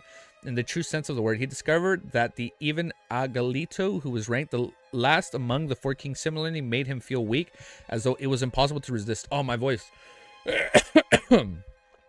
With Agalito's character, while he... Oh, wow, my voice. Will he make the deaf announcer pursue us? Although there's a high chance he would wait for the slaughtered Kurt Cheese to return. The possibility cannot be excluded. If he chases up, I'll pray to myself and use the Sea God Scepter to give him a maelstrom and thunderstorm to wipe him out. After making the decision, he once again looked at the Catlia. This guy's the weakest. Fucking, he's the weakest. That's what he said, right? It's no wonder he's one of the four kings. Well, wait. Where did it say he was the weakest? It just said no wonder he's one of the four kings climb front. Really? Damn. With Agalito's character, will he make the deaf's announcer pursue us? Although there's a high chance that he would wait for the slaughter Kercheese to return, the possibility cannot be excluded. If he chases up, I'll pray to myself and use Sea God Scepter to give him a mausoleum and a thunderstorm to wipe him out. That'd be badass. After making the decision, he once again looked at Catlia. The pirate Admiral's expression was already ghastly pale. However, there's no longer any signs of darkness. The starlight that twirled around her slowly extinguished one after another. Okay, good. Everybody's safe. We all lived happily ever after that encounter. Whew, that was good. All right, hold up. I think I am gonna take a take a little lunch break. Is that cool? I'm gonna eat super quickly. Ooh, my neck. I'm gonna eat super quickly and I'm gonna be quiet. I'll just eat outside. So we'll be back in 20. Let me just quickly eat. I want to see if this is gonna help my voice. I'm gonna go get some tea. I'm gonna eat. I'm gonna chill for a little bit, and we'll see if I recover. Let me just lean forward. Okay. Oh shit. All right, we're gonna take a 20. We'll take a 20. Hold up. Let me do this. Ah, fuck! I scrolled down too much. Let me just do my timestamp so we know. 2 hours, 42 minutes. Oh, wait, no, 43 minutes. Tea with honey? Maybe. I think so. Actually, no, I lied. I think I'm out of honey. So I don't think I can do that part. Let me just do my timestamp for the next chapter. 6:45. Okay. Let me do... Where's my... quick break?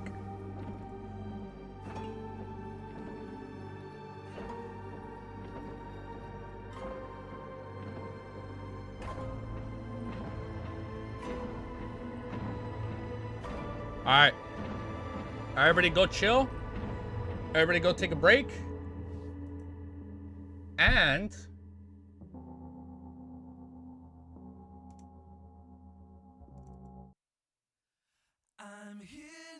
oh, I don't think that Tekken song works.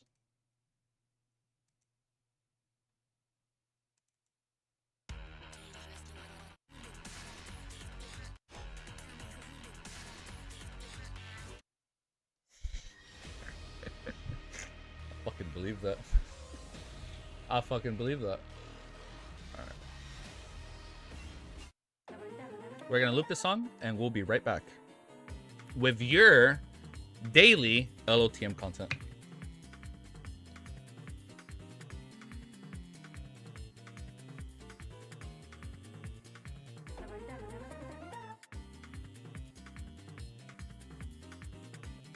All right, everybody be nice.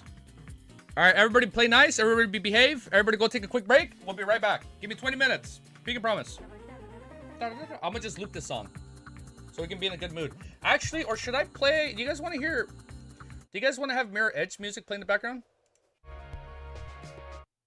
I think it's safe. We'll just play Mirror's Edge, and we'll see if any of this music is claimable or not. See you later. All right, we'll be back in 20. Starting now. He's late. It's been 20 minutes. Yeah, I'm gonna take another 20 minutes if you say that again. No, I'm kidding. I'll be right back, guys. Hold up. I'm just gonna eat.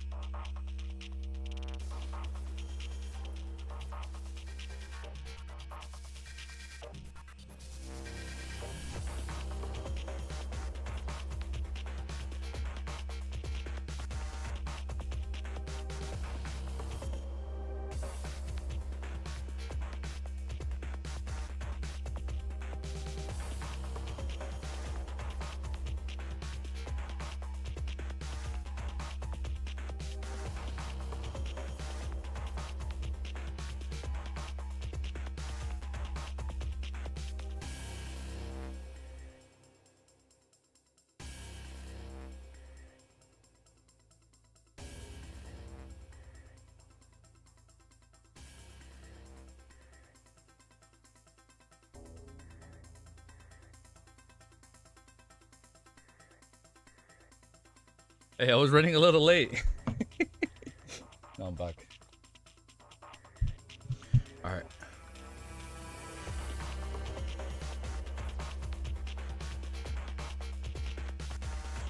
Here.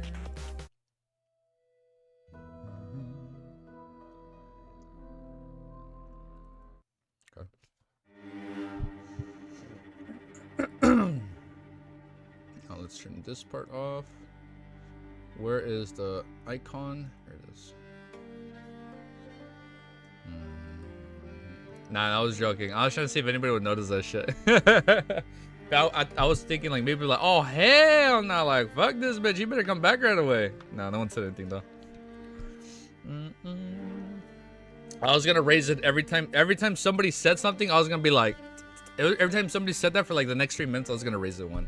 But I was like, nah, I can't joke. Let's just come back. All right, I just ate. All right, I fucking sped it, bro. I ate as quickly as I could. Okay, let's lower the volume down now. Okay, this is good. We're gonna lower down just a smidge for you guys. Oh, let me pick up the cards I dropped earlier. Hold up. Don't worry. I have 30 seconds left. Don't worry. I'm keeping track. I got 30 seconds left. Yeah, we're back. I'm back. Don't worry. Let me just make sure my cards are good. Yeah, they're good. Okay. You're grinding Weathering Waves? Oh, yeah. Alright, let's move this. Let me put my magic cards right here. Boost this up a little bit. We have it closer to my mouth. Okay, we're gonna be good. Ugh, I'm gonna be bloated for like another minute or two. Oh, I tilted the TV a little bit. Yeah, I just realized that. I didn't even put my Game Boy shit away. It's like still right there. All right, now we can keep reading. Oh, no. Let's see.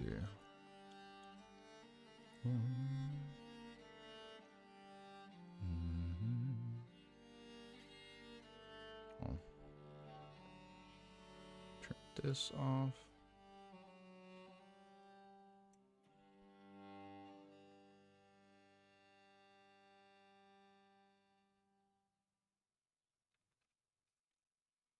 Is this okay? Yeah, that's good.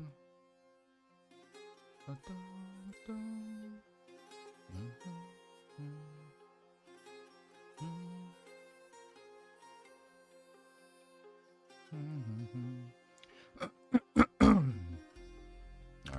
we're good. Alright, now we continue. Are you guys ready? We're back. We had a little lunch break and now we continue. Chapter what? What was I going to say? Chapter 645 is called Calming Method.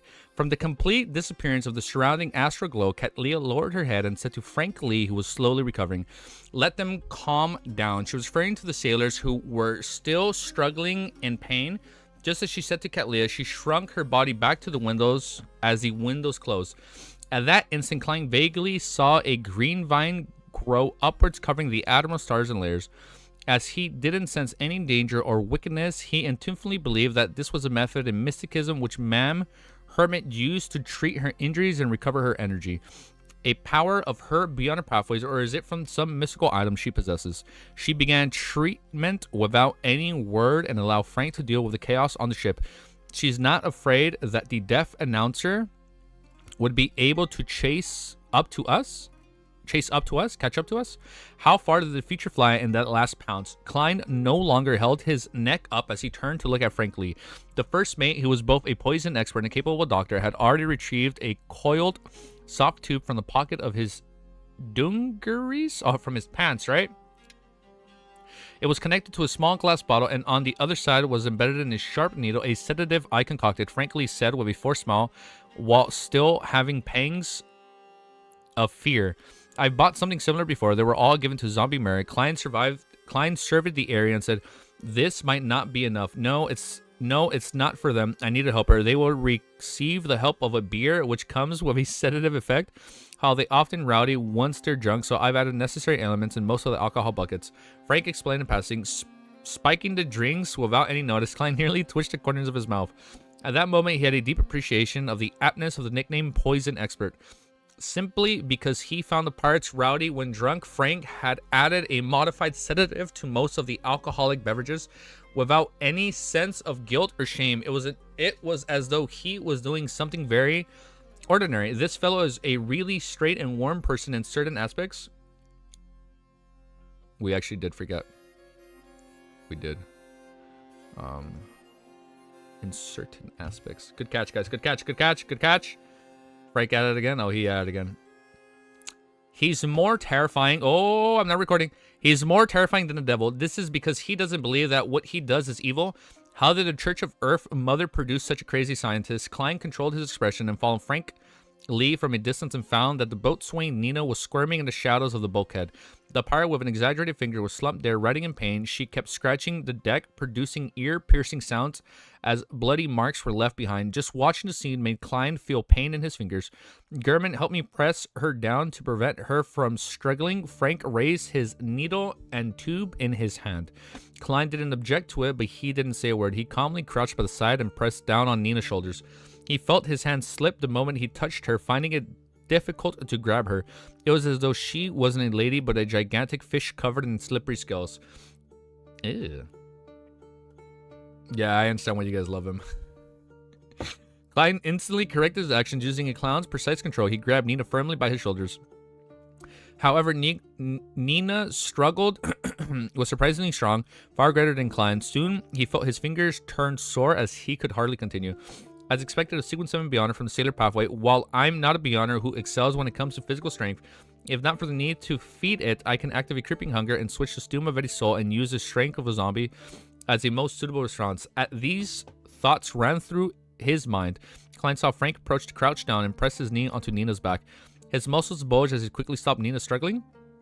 A Beyonder from the Planter Pathway has quite a lot of physical strength as well. However, Mr. Frank Lee, it's probably difficult for you to get a girlfriend if you use such a crude manner against a lady. Of course, you definitely don't mind. You can totally let your child grow from soil. Klein lampooned as he watched Frank Lee inject the needle into the back of Nina's hand. As a small bottle of sedatives was injected, Nina stopped her attempts at struggling. Klein released his hands and stood up. After a few seconds, Nina combed her hair and rolled to her feet. She grumbled at Frank Lee, "Why must you always be so rough like a bear?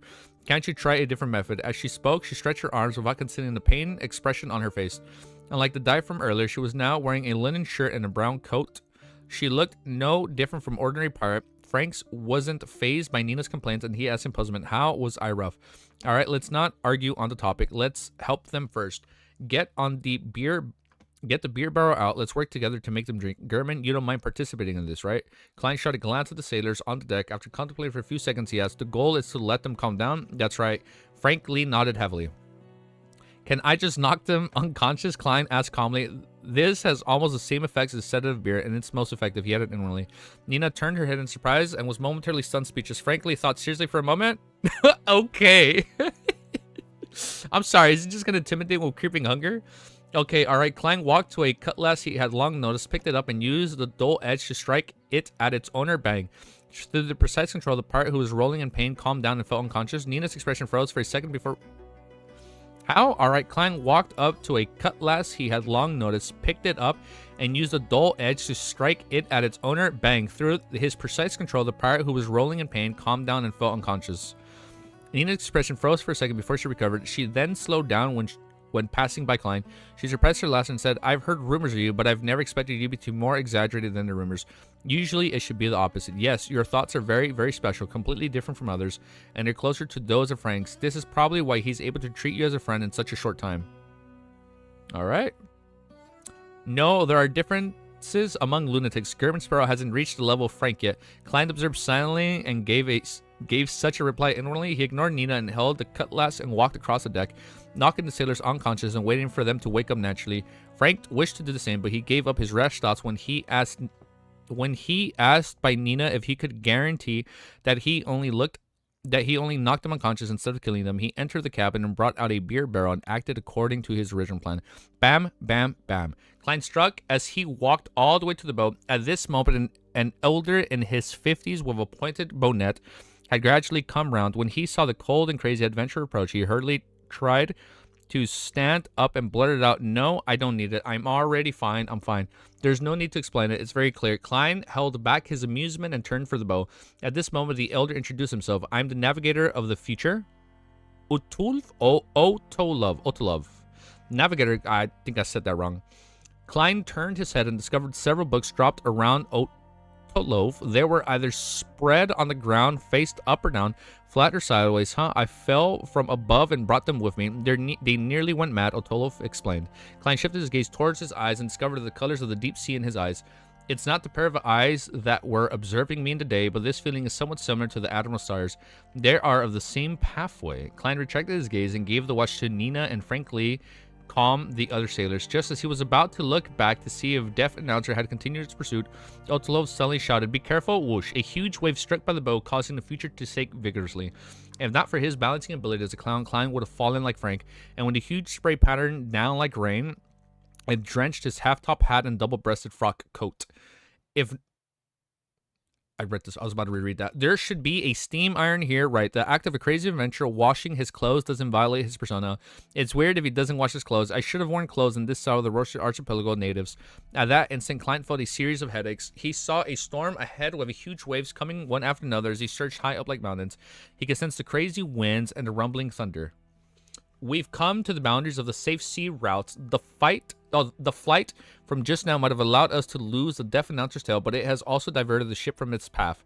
Klein watched Otlov, Nina, and Frank, as well as the bloodless Heath Doyle, who had appeared at some point in time, wake up the sailors as they take their place. They frankly are busily begging to steer the future. Through their hard work, the future changed directions in time and tore through the gigantic waves and dodged the bolts of lightning before returning to the safe sea route. After everything calmed down, Klein released the charm from the sea god domain and breathed a sigh of relief. Looking back, he saw no signs of Deaf Announcer's pursuit. He finally eased up and found that there was nothing calm about the night. After surveying the area and seeing the pirate rub their heads or grasp for breath, looking exhausted and on the brink of collapse, Klein left deck feeling a slight guilty conscience. He walked up to the cabin and sighed inwardly. "We just left the Gargus archipelago recently and the ship was nearly destroyed. The search for mermaids really doesn't seem simple, and it's kind of hard." Following the staircase to the upper level, Klein walked past the captain's cabin and slowed down. He observed for a minute and saw green leaves covering the crack in the door. Everything was isolated. He shifted his gaze and returned to his room. He considered the matter, praying to the fool before going above the gray fog to grasp the nearby waters and search for traces of Deaf Announcer by responding. He wanted to let the King of Immortality, Agalito, who attacked others for no baffling reason, to experience the same treatment as he did.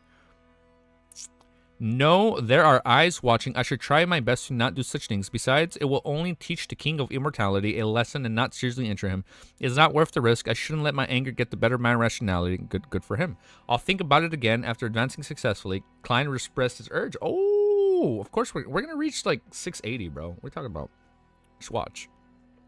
Chapter 646, Layman's Spellbook. Oh, I almost forgot to update. Hold up. Oh, I was so locked in, I almost forgot to update. Almost forgot to update. Whoo, that was a close one, brothers. 2 hours, 52 minutes. No, wait. Just do 53. 53 minutes. Copy, paste. We're going longer today since I'm not sure about tomorrow's stream. There's like 24 chapters in 3 hours. I don't think he got it. Hold my beer. He's reaching 700 today. Chapter 646 is called Layman's Spellbook. Backland outside the steam locomotive station, Forge wore a finely checkered black veiled hat with embedded blue flowers and stood by the hall at the station's entrance, awaiting her teacher, Dorian Gray. The drizzle on the streets and the cold winds blowing underground had made this female author tremble slightly. She felt that she had underestimated Backland Spring. I wonder what she was doing that makes her busy all year round. Sigh, she said that she wouldn't even get out of bed. Oh, she was sad. She wouldn't even get out of bed where father was still alive. Apart from going to the bathroom, both food and water would be served to her by her servants. Now she's leaving early in the morning every day and only returning late at night regardless of the weather. She has completed one mission after another, capturing one fugitive after another. With this in mind, Forrest couldn't help but admire Shio. Last week, the female sheriff had already paid off her debt and had even saved up 200 pounds. I have to say that as a beyond her job, a sheriff is really suited to being a bounty hunter. Of course, the choices available to her are limited to low sequence beyonders. Forrest's thoughts wandered as her gaze was directed outwards, had suddenly caught sight of a familiar figure. It was a man of medium build, and he was dressed in a black suit, the most popular attire in Lowen. He wore a half-top hat, and his rare instance, his shoulders appeared broad. It was in broad and almost exaggerated sense. Who is this? He was none other than Forrest's teacher, one of the few remaining members of the Abraham family, Dorian Gray Abraham. Forrest was delighted as she immediately went over with her umbrella in hand. With so many people on the streets, she didn't directly approach him. However, her gaze met and saw him raise his clenched right fist towards the first bottom of his black suit. I'm not even going to say what I think will happen to him one day because he's an Abraham member. I don't want to manifest that. Yeah, so I'm going to pretend I didn't have this thought. This means danger. Forrest expressly diverted her gaze away. She smiled as she cast her gaze to a young gentleman behind Dorian. And as though nothing happened, she passed him and walked forward. An ancient family, unimaginable experience in all kinds of matters. So Dorian Gray, I'm going to lower the volume down just a smidge. I just raised it. She smiled and cast her gaze to a young gentleman behind Dorian. As though nothing had happened, she passed him and walked forward. An ancient family had an unimaginable experience in all kinds of matters, so Dorian Gray had long informed Forrest of the signals and gestures to use in urgent situations. The action from before was extremely simple. It was to inform her to stay away. The young man behind was someone taken aback to be stared at by the languid, mature lady. Following that, he instinctively adjusted his clothes and pressed down on his hat. Just as he finished a series of actions, Forrest had overtaken him and continued heading forward. Under the drizzle, Forrest circled the area and boarded a rental carriage and headed for Hat Trick Inn on Sherwood Borough 22nd Hop Street. This was the place that Dorian Gray had reserved in advance. Having spent so many years in mysticism circles, Forrest, who had plenty of experience, calmly got a neighboring room and stood before the window to observe the guests that came to the inn. Finally, she saw Dorian Gray get off the carriage and walk through the door. Forrest quickly turned around and came to the bend of the stairwell. She covertly observed her teacher being led to his room by an attendant. After a while, she took off her hat, messed up her hair a little before coming to room 2016, and she knocked on it. Her plan was very simple. If the teacher's response wasn't problematic, she would enter the room to converse with him. If it was abnormal, she would pretend as though she had come to the wrong room or that she was a She pretended she came to the wrong room or she was a worker trying to get some business. Creaked. The door slowly opened as Dorian looked at the student in front of him before looking both ways to the corridor. Then he raised his right hand and spread his fingers to press on the second button off his suit. This meant that he wasn't controlled by and that the abnormality was over. Forrest let out a silent sigh of relief and instantly entered the room. Teacher, what happened just now? She asked, feeling worried and concerned. Dorian closed the door and smiled warily. I saw someone familiar. He sighed and added an enemy. It was his former student who had later betrayed... Traveler Botes? From the Aurora Order? Five Saints? Wait, hold up. It was his former student who had later betrayed the Abraham family, Traveler Bolaya. Bolaya? Oh, it was somebody else. Traveler Bolaya? Got it. And nearly wiped out the upper echelons of the Abraham family. According to what Dorian knew, his former student has already joined the Aurora Order and was likely one of the 22 oracles. Oh, shit. So he's not one of the 5 saints levels. He's one of the 20... Well, I mean, that's still Mr. A level. All right, 22 oracles. What did he do? Is he very strong? Forrest asked curiously. Dorian fell silent for a few seconds and divulged a little. Lawrence, Libero, Aulisa, and I belong to a particular organization. A few members betrayed it and dealt a heavy blow to it. That was one of the trailers. He didn't mention it as family, nor did he mention the conflict between Bloodline members and the apprentices, just to prevent Forrest from getting her feelings involved. How despicable. Forrest immediately recalled the kind Miss Aulisa and the friendly and amable Mr. Lawrence. All right, let's not chat about such unhappy matters. Dorian took out a piece of paper and had been folded a few times and handed it to Forrest. Oracles are sequence 5 to 6, while saints are sequence 4 plus. If you forgot, I forgot. Thank you. It did say Traveler Botes hit high sequence and then became one of the 5 saints. Okay, so I guess that makes sense. It'd be 4 and above. Okay, and then oracles are 5 to 6. Got it. All right, let's not chat about such unhappy matters. Dorian took out a piece of paper and had been folded a few times and handed it to Forrest. Here's the astrologer. Oh shit, hit my mic. Here's the astrologer potion formula. Your digestion of the trickster and apprentice potion have exceeded my expectations. This is the greatest surprise I've had in the past 10 years. I especially joined the circus. I especially joined the circus. Forrest didn't hide the fact, and she even felt that it was worth flaunting. As she spoke, she unfolded a piece of paper to read the astrologer potion formula. At this moment, Dorian nodded in relief. I'm very sorry. Due to the previous losses, I'm unable to provide you with the main ingredients of the astrologer potion. Just treat it as a final test. However, I've prepared a gift for you. As he spoke, he took out a palm-sized notebook from his inner left pocket. Its cover looked hard, and it was entirely bronze green in color. It looked rather ancient. The notebook was comprised of 3 types of paper. The yellow type of parchment had the fewest pages, while the other was a yellowish-brown goat skin of about 10 pages, while the rest was ordinary white paper. On the cover, there were the words written in ancient face.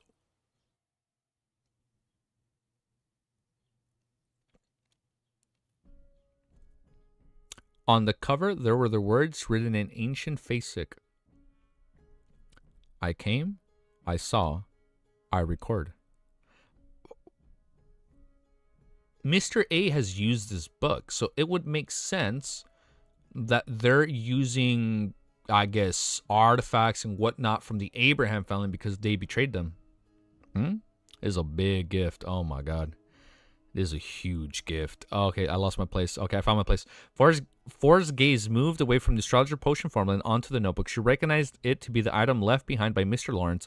It was the item she had specifically traveled all the way to Prince Harbor to hand to her teacher. That was the item she gave away? Dorian smiled. I believe you are no stranger to it. After Forrest nodded, he said, this is a rather potent mystical item. It can be ranked in the top 5 among all similar items I've seen.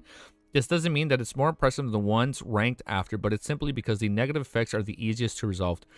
When 2 are put together, it makes it worth a lot. What is its name? What negative? Oh, okay, we're about to get the name of the book. What is the name? What negative side effects does it have? Forrest could have discussed her excitement and agitation. Dorian caressed the notebook cover and said, it's called Layman's Travelers, but we prefer calling it Layman's Spellbook. Wait, hold up. Before we read that. Dorian caressed the notebook's cover and said, it's called Layman's Travels. Layman's. Like, oh, Layman's. Got it. Okay. Mr. A used a grazed ability which created a book. Oh, yes. He said it was a bit like, I know when he used it, it wasn't the original book. All right. Yeah. No, I remember that part. Well, here, let's keep reading. While the spellbook will expose you to more kinds of beyond powers, it can also allow you to record them. It will be maintained onto a particular page for a long-term storage. You can use it at any time, but remember the corresponding page will become blank again with each use awaiting your next record. Wait, what? It will be maintained on a particular page for a long period of time.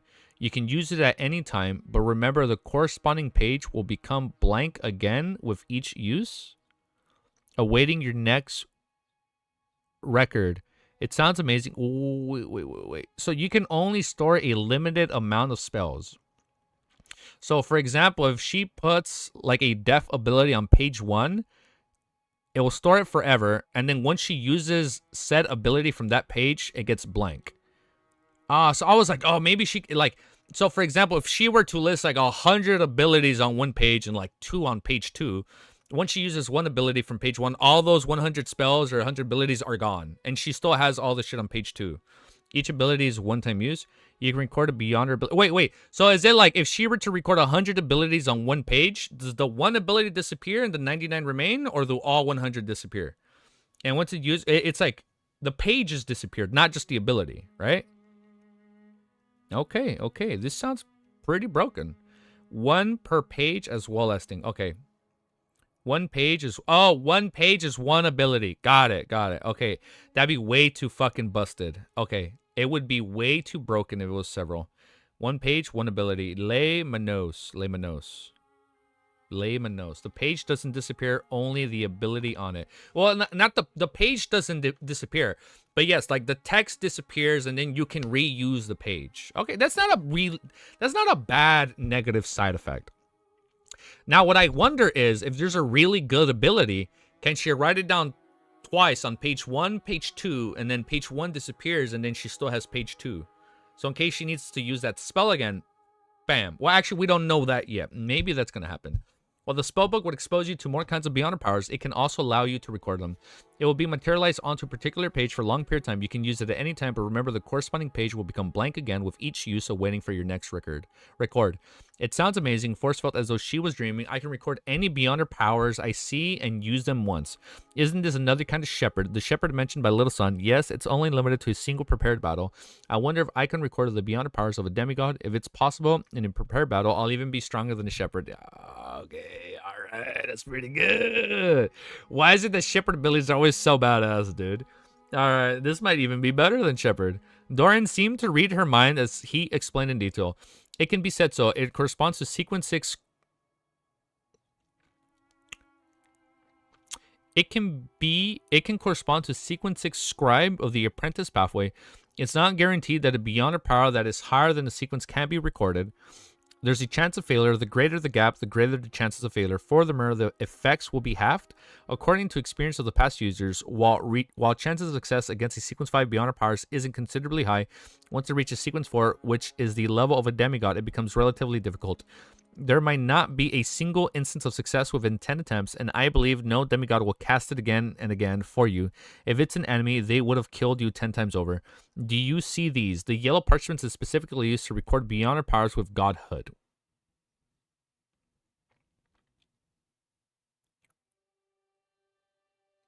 Bootleg shepherd. So that's what sequence 6 scribe of the apprentice pathway. Shit, dude. There's, oh my god, I have not taken my Vol.3 notes. Oh my god, it's getting overwhelming now. This is godhood. The last time we've spoken about godhood was when we talked about Lenavus having a portion of the true creator's godhood. I remember that. Like a godhood was like a requirement with Lenavus. I lost my place. Well, you're used to record Beyonder powers with godhood. There are a total of 3 pages, which is to say that even if you are very lucky, all you record is 3 demigod Beyonder powers, and you can only use them each once. Although it appears to have many restrictions, making it impossible to fully produce the traveling notebook smite, it isn't an obstacle for 2 types of people. One of them is a lucky person, while the other is someone with a large organization or faction backing them. The kind which has a demigod helping force instantly thought of seeking Mr. Fool's help to display his powers so that she could record them. However, she immediately found it sacrilegious as she hurriedly apologized and were like, I cannot use the Fool for that. Finding that, she sincerely hoped that supposedly the strongest man hermit in the Terry Club would quickly become a demigod. Dorian noticed that Forrest's thought was going to stray as he continued. The page, like goat skin, can record the Beyonder powers of a sequence 5 or 6. There are a total of 10 pages, and the effect would be more than half of the original, roughly 70 to 80%. So it's like 80% strength, 70, 80. The remaining pages record pages of the powers below sequence 6. There are a total of 25 pages, and the effects are almost equal to the original, but they are still slightly inferior. Due to some developments in the past, the Spellbook still have 5 pages with Beyonder powers left. The rest are blank. You can test them for yourself. Dorian paused before saying with a solemn expression, before giving it to you, I have to seriously warn you that it has a negative effect. Oh, okay, hold up. What are the negative effects? It sounds too good to be true, right? I have to seriously warn you that it has negative effects. After using it each time, it will make you get lost, and it's the kind that causes you to encounter danger. Just like the Master Key. And it has the kind that causes you to encounter danger. You have to draw a bit of your blood to smear it on the cover eventually to reduce the effects. Remember, don't underestimate getting lost. You must resolve it as quickly as possible. Yes, Teacher Force replied seriously. Dorian then handed Layman's travels to Force. This is my gift. Teacher is really nice. Force pursed her lips and asked, what's the name of the student who betrayed you? What does he look like? If there's a chance, I wish to seek revenge on him for both you and Miss Lawrence. No, don't think about it. You are much weaker than him. Back when he betrayed us, he was already a scribe. Now he might even be a traveler. Okay. Dorian said solemnly, however, you do not need to remember him and avoid him. His name is Lewis Ween. I'll draw a picture of him later. All right, Force nodded. On the future in the pirate's dining hall, Klein met Kalia, who was exiting just as he walked in. The lady was no longer as pale as the previous night. With a pair of thick glasses, she calmly said, make your preparations. We will be arriving in these waters in a while. All right, mermaid. Mermaid! That fast. How far exactly did we fly last night? Klein was taken aback. Oh, my God. Here we go. Here we go. Sea of Ruins. Oh, we made it. We fucking made it. Next chapter. Next chapter. Next chapter. 3 hours. 8 minutes. 56 seconds. Wiz gonna be live in 2 hours. Oh, really? He set it up. Let me see if he responded.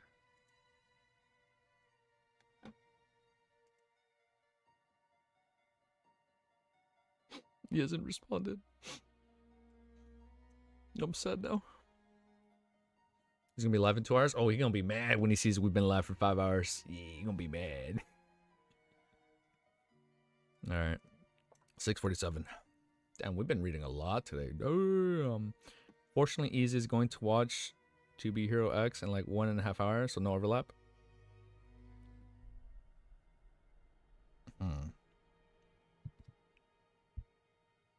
I forgot about that. I think I forgot about that. I was gonna watch that. Maybe I can do that off stream when I'm uploading the video.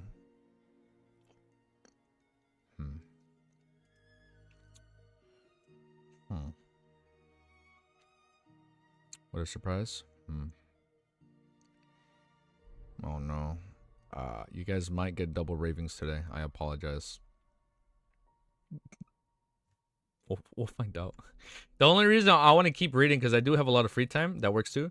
The only reason I do want to keep reading, he is going to take the lead again eventually, because I know he streams twice a day, whereas I only stream once a day, and it's a lot shorter.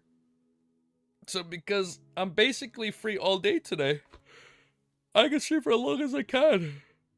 And the missus is on a little, she's on a little trip right now, so she won't be back until the weekend ends. So I'm like, okay, I got more time to myself.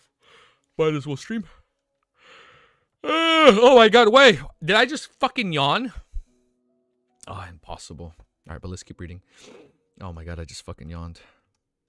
This sacrilegious 24-hour stream. We'll see how long we can go. Maybe I'll just sleep on stream and wake up and we keep reading. Now, I will technically have to end stream so the PC can cool down after upload video. Easy Sleepy. You see, the Easy Geeky title is, it's really, it fits a lot of names coincidentally, right? Like, yeah, Easy Sleepy, Easy Geeky, Easy Reader, Easy whatever. All right, well, let's read next chapter.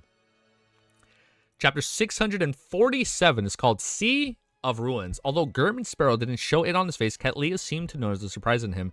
She simply explained, if it's a kind of flight that makes it impossible for the deaf announcer to continue its pursuit.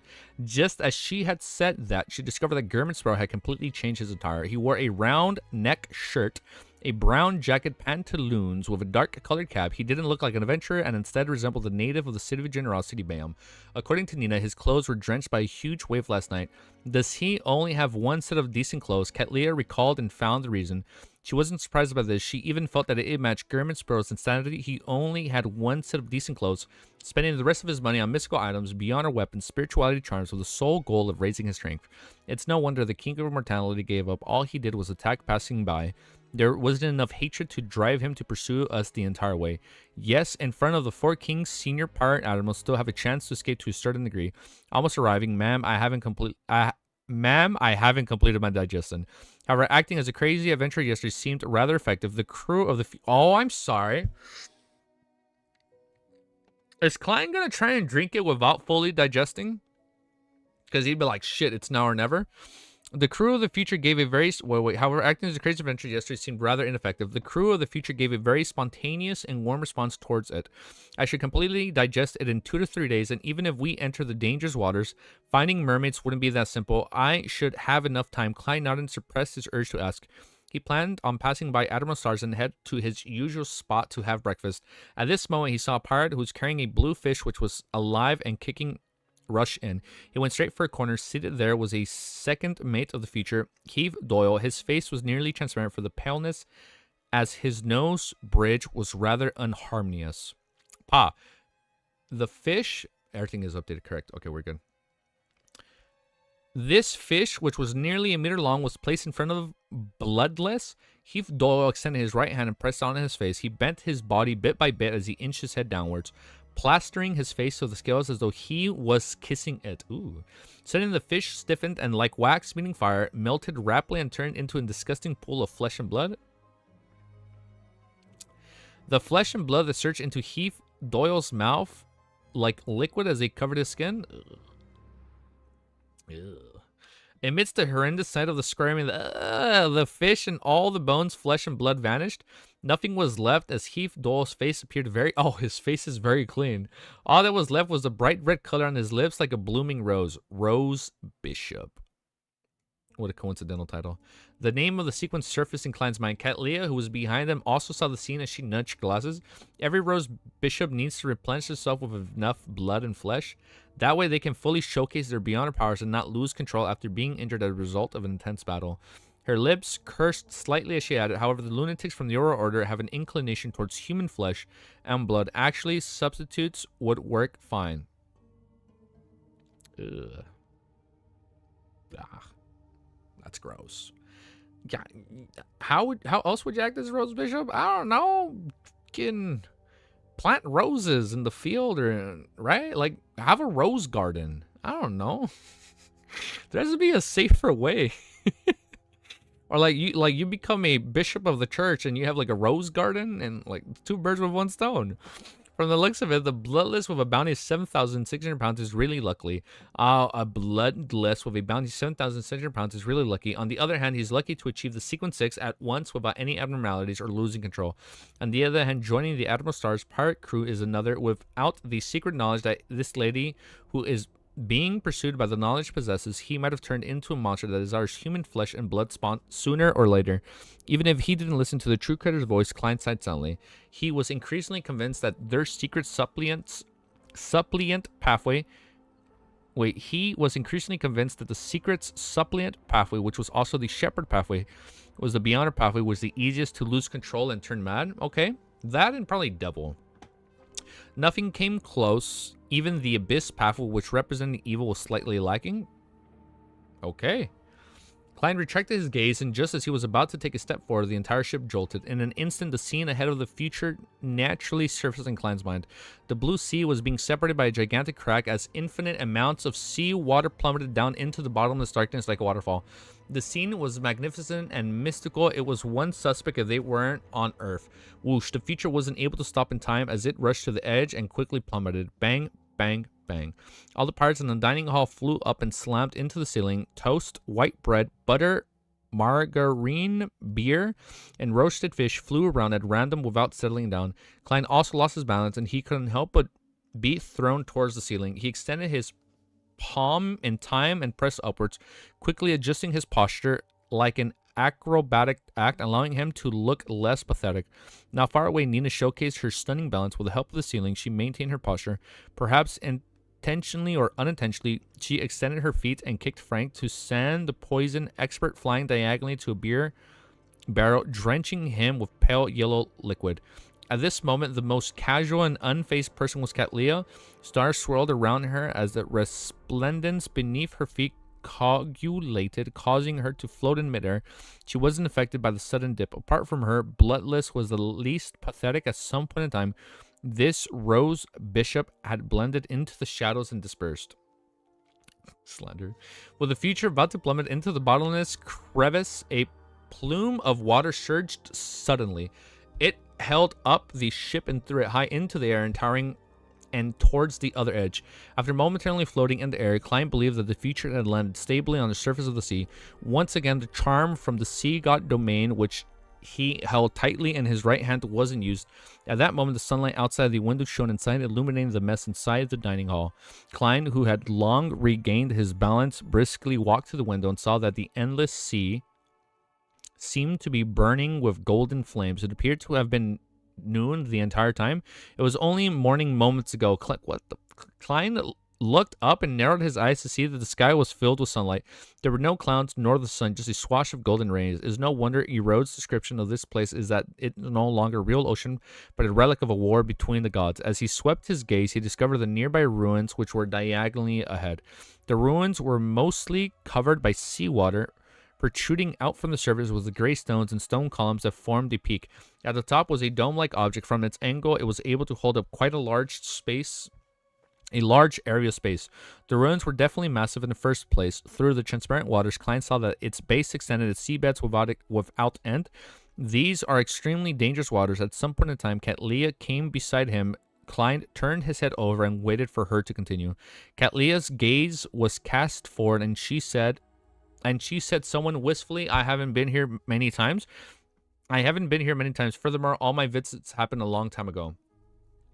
May and not our. That means that it wasn't with the crew of the future, or was it back when she was a subordinate of Queen Mystic? Oh, she was a subordinate. Klein acutely noticed the terms which Admiral Stars had used as he made a guess. Katlia didn't turn her head as she looked at the sky and sea, which was covered in golden flames. No one knows where the ends of these waters are, nor does anyone know how wide it is. Do you know what's the most dangerous about this place? I should have gotten the roads to give me a more detailed explanation. Klein honestly shook his head. Previously, he had nearly been caught by a demigod of the true creator.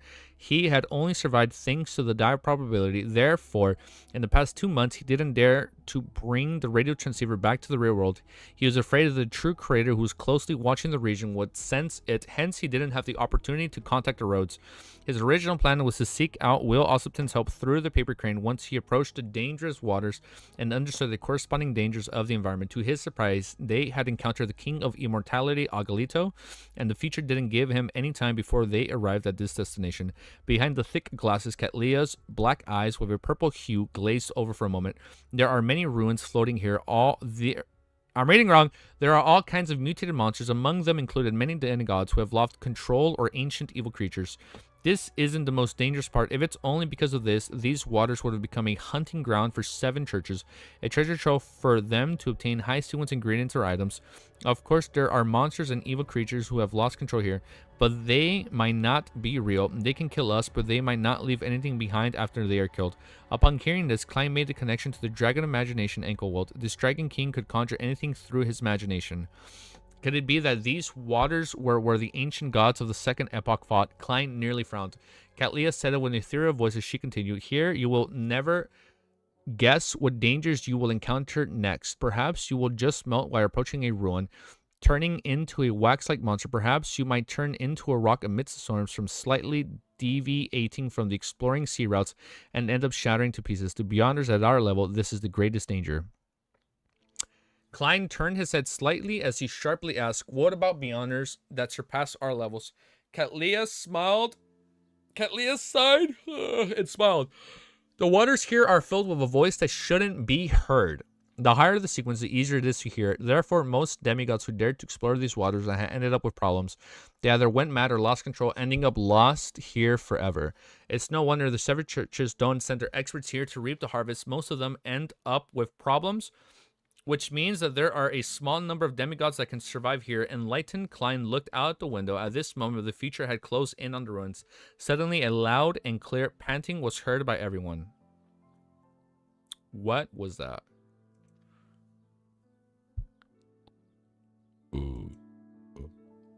So even demigods get cooked when they come here. Not Klein, though. Not fucking Klein. He's gonna be chill. He ain't even demigod. He's gonna be chill here, dude. He has that Grey Fog VPN, dude. He's gonna be chill. He's gonna find out whatever they can fucking find out. Let's do my timestamp. 32 seconds. Woo! Yawning just a little bit. Oh my god, the caffeine is wearing off. How many chapters have we fucking read so far? After our awesome intro, 1, 2, 3, 4, 5, 6, 7, 8, 9, 10, 11, 12, 13, 14, 15, 16, 17. Fuck yeah, man. Let's fucking keep going. We're probably going to get more G Fuel later, but I think we're good right now. All right, chapter 648 is called Whoosh. Wait. That's the first sentence. Chapter 648 is called Noon and Night. Whoosh, gasp. Gasp. We've been live for over 5 hours. The loud panting sounds entered Klein's ears in a slow and rhythmic manner. It left a chill running down his spine as he felt an inexplicable sense of horror, but he didn't feel any dangerous foreboding. It wasn't only him. Cat Leo, Frank Lee, and the other parts also heard the panting sounds. They either turned their heads, looked outside, and raised their weapons, or were on high alert, showcasing their rich experience. After trying to discern the source, Klein discovered that the intense pantings stemmed from the ruins ahead of them. It originated from a spot between peak made of stones and stone columns. At that moment, bloodless Heath Doyle floated out of the shadows. He clasped his head and softly grunted in pain. There's a corpse there. Corpse! A corpse that pants loudly. Klein's thoughts raced. Kalia, who had subconsciously removed her heavy glasses and looked towards the ruins, had her expression suddenly turned solemn. She turned her head towards the pirates in the dining hall and said, Quickly circle around the area and do not approach it. Her voice contained a magnetic allure that jolted everyone awake. The sailors rushed out of the dining hall and headed for spots that needed help. Under Navigator Otlu's and Boatswain's needless instructions, they adjusted the sails and changed directions, passing by the ruins from a relatively great distance. Only when the peak formed by the stone columns vanished beyond the horizon did bloodless Heath Doyle lower his head, his expression no longer in pain. Upon seeing this scene, Klein narrowed his eyes. He felt that the Rose Bishop, the second mate, in the future might be a huge latent risk on this voyage. This wasn't because of his contempt towards beyonders of the secret suppliant pathways, but a judgment he made from the combining the Admiral's stars and descriptions of how Heath Doyle had reacted. Just now, Heath Doyle was the only one in pain, while everyone heard of the loud panting. He instinctively believed that there was a corpse buried in the ruins, and Katlia's reaction after her observation proved his words. This means that even if Heath Doyle doesn't proactively listen to the true creator's voice, just by having the beyonder powers of a listener is enough to make him hear more than the average person in the most low and mid-sequence beyonders in ordinary environments. Hence, he was affected the most and obtained more information of the danger we encountered. The panting sounds while being sufficiently close to the source of the sounds. Here, it doesn't mean that the problems can be resolved by avoiding similar ruins. I lost my place. Because according to Katlia, these waters are filled with voices that can make demigods lose control, voices that should be heard. If Heath Doyle were to be in an inadequate or overly adequate state, one day he might end up hearing those lethal whispers. Maybe we should eliminate Heath? No, not yet. No, he's still chill. Similarly, even if a Sequence 6 Rose Bishop is inferior to a demigod who is good at listening, the gap can be too huge. In terms of the die of probability, just 2 points. No, 1 point is enough to have Heath Doyle hear the voices he shouldn't hear, to go mad or lose control. I haven't warned Ma'am Hermit, even though she should have long figured this out and made the corresponding preparations. Klein retracted his gaze and heard his stomach groan softly. He had yet to have breakfast. At this moment, beer wasn't splashed across the floor. Butters had been splattered everywhere. All kinds of food, roasted fish, toast, white bread. When strewn across the floor and hanging off something, all of them had become somewhat dirty. It should still be edible by peeling out the outer layers. Klein looked at the piece of bread that was leaning on the table and a dilemma on his curse of action. This was at odds with German's Sparrow persona. When he decided to wait for lunch, Leah instructed the chief, prepare breakfast for the rest once more. Leave this to Frank. Perhaps he has uses for it. For the rearing of monsters, Klein lampooned inwardly. Leave this to Frank. Perhaps he has uses for it. For the rearing of monsters, Klein lampooned inwardly. After all, he finally had breakfast, which wasn't as sumptuous as before. It was smoked pork, sausage, and 2 utterly burnt toasts, as well as a cup of unseated light beer that was treated as water. Ew. He left the pirates' dining hall and came to the deck. He was having an afternoon stroll while he also observed his environment. At that moment, the sea appeared as though it was illuminated by a midday sun, and it was colored gold. Klein stopped and looked into the distance and saw a point of light ahead expanding. Under the sun's illumination, the point of light was producing coruscating multicolored lustres due to the reflection. It was like a gigantic and transparent gem. As the future continued, forging ahead, the point of light gradually revealed itself. It was first parted before becoming clear. It was comprised of 4 gigantic columns made of pure diamond. They were likely legendary columns that held up to the sea.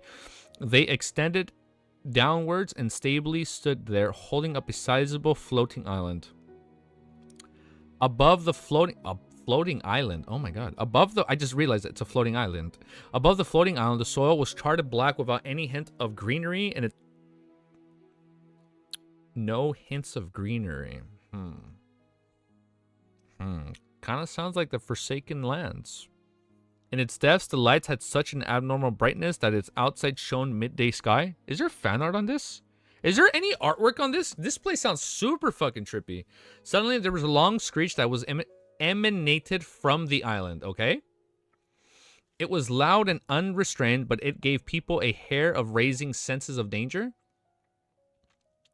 Before long, Klein heard the galloping sounds of the horses as he saw two steeds that seemed to be tempered from the gold rush out of the floating island. Behind it was a beautiful chariot, which was similarly made from gold. At this moment, Katlia's voice was amplified as she hurriedly had it resound in every corner of the future. Look down, don't look at it. Klein was never one to put on a brave act. He subconsciously lowered his head upon hearing those words and looked at his leather boots. Don't think there's art. What? There's no art on this? This shit sounds crazy. He noticed that the sunlight which illuminated the deck was becoming brighter before it dimmed and was rapidly restored to its former brilliance.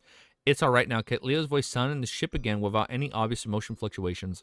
Only then did Klein look up. He discovered that the two steeps tempered from the gold and beautiful chariot they pulled behind it had vanished. The diamond pillars silently supported the floating island as resplendent glow swirled around it. What a huge diamond. What a strange floating island.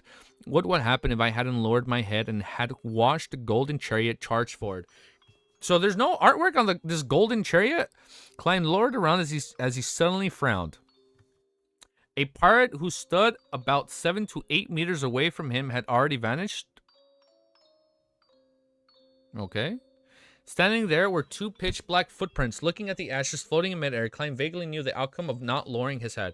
Thankfully, Admiral Stars had been here a few times in the past.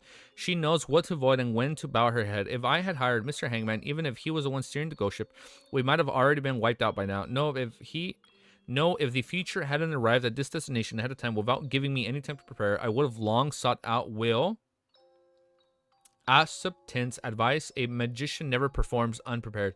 Besides, if I had hired Mr. Hangman, I definitely would have purchased the relevant information from Ma'am Hermit. Klein's first sighed before recovering his calm. He didn't suggest that visiting the floating island to explore it.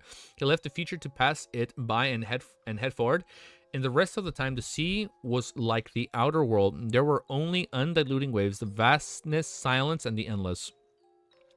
Klein occasionally saw embers floating on the surface of the sea, but he didn't find any signs of marine creatures, including mermaids. Time ticked by, and lunch was soon underway. Just as Klein was about to leave the deck for the dining hall, he suddenly realized that this surrounding had darkened. The sky, which had remained in the midday state no longer had any sunlight, and it was covered in rich darkness. This change was so sudden and fast that Klein's first reaction was to wonder who had switched off the lights. Suddenly, the future was covered in a layer of resplendent stars illuminating paths in every direction. Katlia's voice that contained a magnetic allure was once again magnified as it resounded in everyone's ears. Return to your room or find any corner you can make yourself fall asleep. Then wait until you wake up naturally. Puzzled, frankly, ask loudly, what will happen if I don't sleep? At that moment, his voice boomed like a speaking bear. Katlia stood behind the window of the captain's cabin and said, when we wake up, we will find you gone, never to be found again. Ugh.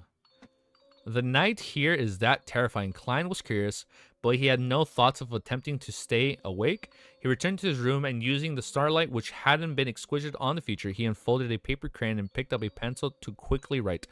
What should be taken note of when traveling to the dangerous waters on the easternmost front of the Sonia Sea? Where can I find mermaids there? Putting down the pencil, he folded the crayon. Without taking off his coat, he laid in bed and with the help of cognition, quickly fell asleep. In a hazy world, he suddenly jolted awake, clearly knowing that he was dreaming. No one is infiltrating it. Klein surveyed his surroundings and found himself in a mountaintop. Behind him, to the sides, were the black cloister-like buildings. Ahead of him was a withered tree and a protruding boulder. This is new. I thought we were Will. No. This sounds like a different thing. On top of the boulder, Katlia sat alone. She hugged her knees and leaned her body forward as she stared at the mountain opposite of them. She was still dressed in black classical robes that exuded an air of mystery. Her expression wore an indescribable look of confusion. At this moment, she didn't move at all. It was as though she was a stone sculpture. Why is she in my dreams? Klein took a few steps forward and leaped out of the boulder. Before he could ask, he was stunned by the vast scene before his eyes. It was a feeling that struck a blow to his body and soul. I don't know what this sounds like. Wait, give me a hint. Because we're done in like one page. I don't know what this sounds familiar. In front of the boulder was a bottomless cliff, and across the cliff was a mountain which was covered with countless places, spires, and majestic city walls.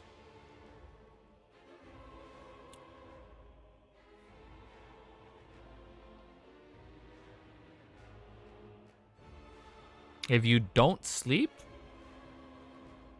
What happens if you don't sleep? What happens if... Oh, wait, hold up. Wait. Let me finish this. There's like 4 lines left. These buildings were opulent and stacked in circles. Just one of them was abnormally huge and didn't resemble a human's residence. Combined together, it had an indescribable sense of epic proportions that seemed legendary or mystical. The sun hung far away as it cast the colors of the sunset onto the city, and the light seemed to be frozen. This is a dream shared by all of us. Katlia continued sitting there, hugging her legs as she sat as though she was in reverie. I'm sorry. So we are in the mind world, but I don't know. Oh, hold up. We'll keep reading. But we'll keep reading. Hold up. I don't know what happens if you don't sleep. That I don't know yet. Hold up. Or I don't know if it's been... Has it been revealed? Well, let me update this in the meantime. Hold up. Let me update this. Oh, I need a stretch. Oh, we can keep going. We can keep going. Hold up. Don't worry. We're going to keep going. You don't know. You can connect. Oh, hold up. We're going to keep going. But I'm getting sleepy, bro. Go back to what Frank asked.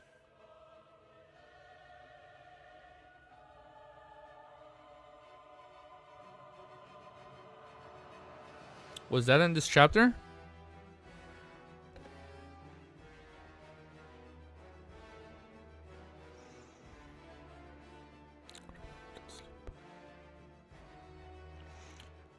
I delete my message for nothing. Wait. Return to your room or find any corner you can make yourself fall asleep.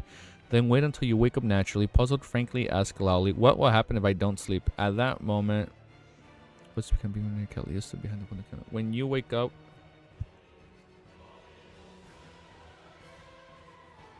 No. I'm thinking all this is metaphorically, bro. I'm not like I'm not taking No, I'm not that sleepy. No, it's okay. I just there's like some slight sentences that I miss. Wait, I didn't think that was like you actually disappear. I thought they were talking in metaphors. Hold up. Wait, when we wake up, we will find you gone, never to be found again. The night here is that terrifying. I'm like maybe Freddy Krueger comes for you at night and like he takes you away. Right? Or maybe it's like the statues from Doctor Who, right? When you look away, it comes and gets you, and then you disappear and you're gone forever. That's why. Did you not notice the pirate next to Klein got? I noticed he disappeared. Yes. No, like I noticed that when he looked over, he's like, oh shit, he's gone, right? I thought that he was taken away. That's how I interpreted it. Not that you just like disappear forever. I thought like maybe a creature takes you or like something like you know how like that was a metaphor, Cammy. Oh, here, let me close my blinds and we're gonna keep reading. Put the fries in the fries in the bag, easy. Put the fries in the bag. Oh shit. Oh. Oh. Give me a sec. Ow.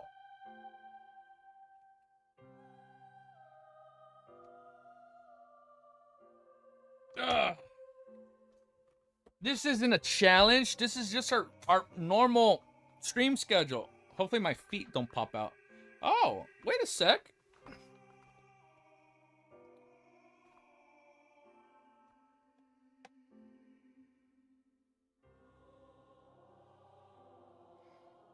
This position isn't that comfortable. Hold up.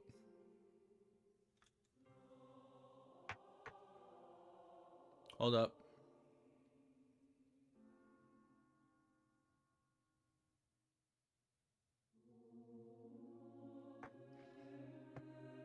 Ugh. The goal set? There is no goal set. We just keep reading until a trailer comes out. Let me get a little stretch. The day I fall asleep on stream, I think we'll be okay. If I were to ever fall asleep on stream, I got one person watching me that can call me and wake me up. Usually. No, so I think we'll be fine. I at least know like 1 or 2 people that'll be able to like see on stream like, oh shit, let me make sure they're awake. Alright. I think I'm gonna read a chapter like this. I wonder who can call easy to wake him up. The missus will definitely kick my ass if she sees me asleep on stream. Okay. Is it okay if I read a chapter like this? I know I'm off frame, but it looks good. I know I'm off frame. Chief the goat. I know I'm off frame, but I think we'll be good like this. Right? If it's chill with you guys, we're going to read one chapter like this. Okay. We are going to read just one chapter. Normally, when I'm gaming or I'm watching anime or just watching, what's it called, movies, this is how I lay back and chill. This is my gamer position, you know? No, this is my laid back position. Okay. So we're just gonna be laid back and chill. 3 hours. Well, I'm gone now. I'll catch up with the VOD. Alright, for sure. That's all good. It's scuffed, but that's okay. If it's okay with you guys, you just allow me one scuff to read, one scuffed chapter while we kind of rest. 3 hours, 31 minutes. Oh, what the fuck? I put 33 hours. 3 hours, 31 minutes, 36 seconds. Okay. He's always spectating. Alright. Alright, we're gonna read one scuffed chapter like this. We're gonna be a little laid back, but it's okay. If anything crazy happens, if you guys need me to lock in and get forward, you guys let me know. Chapter 640. I know we should always be locked in and lean forward, but we're gonna try this just so I can like lay back just a little bit. Chapter 649 is called The Black Cloister. A dream shared by everyone. Klein repeated Katlia's words inwardly as he slowly realized the situation he was in. What would Easy's honorific name be like? The one who sleeps on stream. Nighttime in these dangerous waters will connect the dreams of all living creatures. And any creature that didn't sleep will lack the necessary protection as their soul bodies weren't in the dream. As such, they would suffer an unknown attack. As for why such an attack would lead to one's disappearance and not instant death, Klein, who hadn't actually experienced it, had no grounds for speculation. This kind of reminds me of what the Angel did at the end of Volume 2. Like, they disappear, but they are not dead. As his thoughts raced, Klein rejected his gaze for Katlia's body, recasting them onto the magnificent city on the opposite cliff. He thought out of curiosity.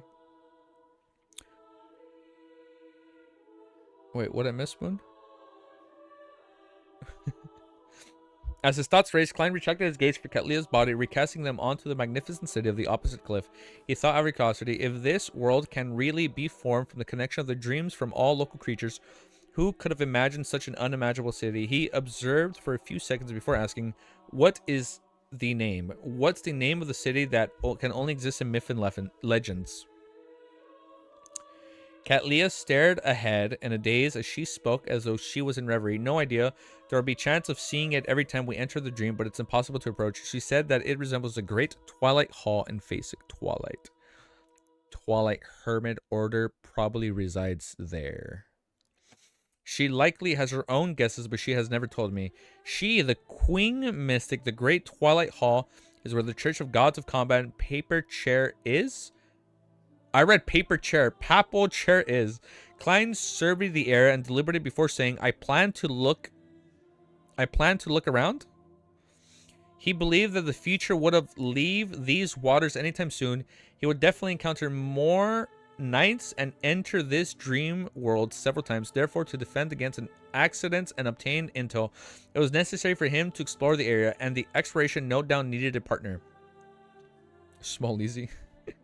Katlia remained sitting there, hugging her knees. Her tones remained ethereal as she said, not interested. This isn't what a mature pirate admiral should say. You could have been more euphemistic, ma'am hermit. You resemble a young, petulant lady. Klein was taken aback as he suspected if he had misheard.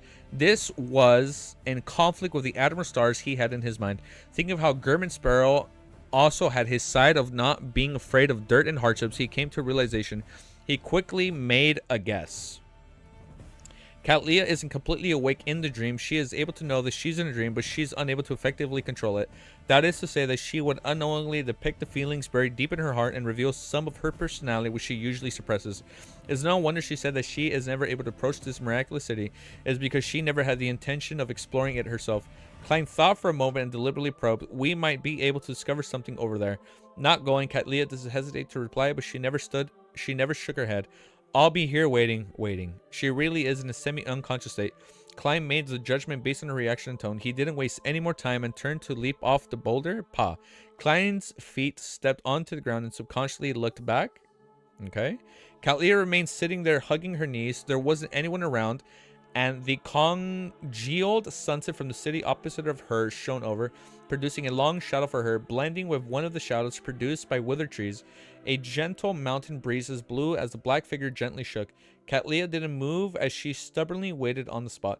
At such times, there's a need for psychiatrists to interpret the dream's emotions.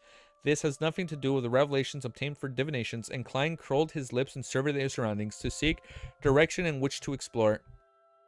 He discovered that regardless of the direction he took, he would end up at the black building formed from the cloisters.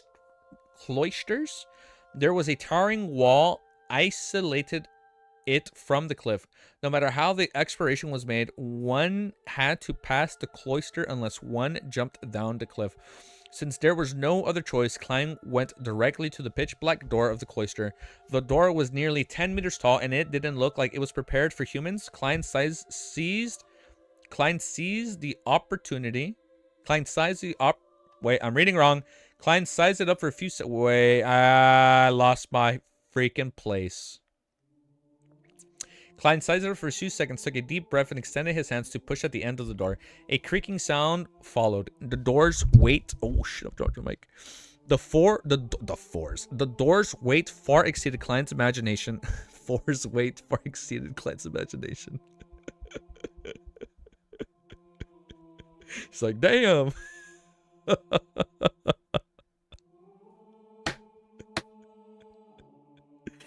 You don't know why I found this so funny. Yeah, ah, shit, I don't know why I found that so funny.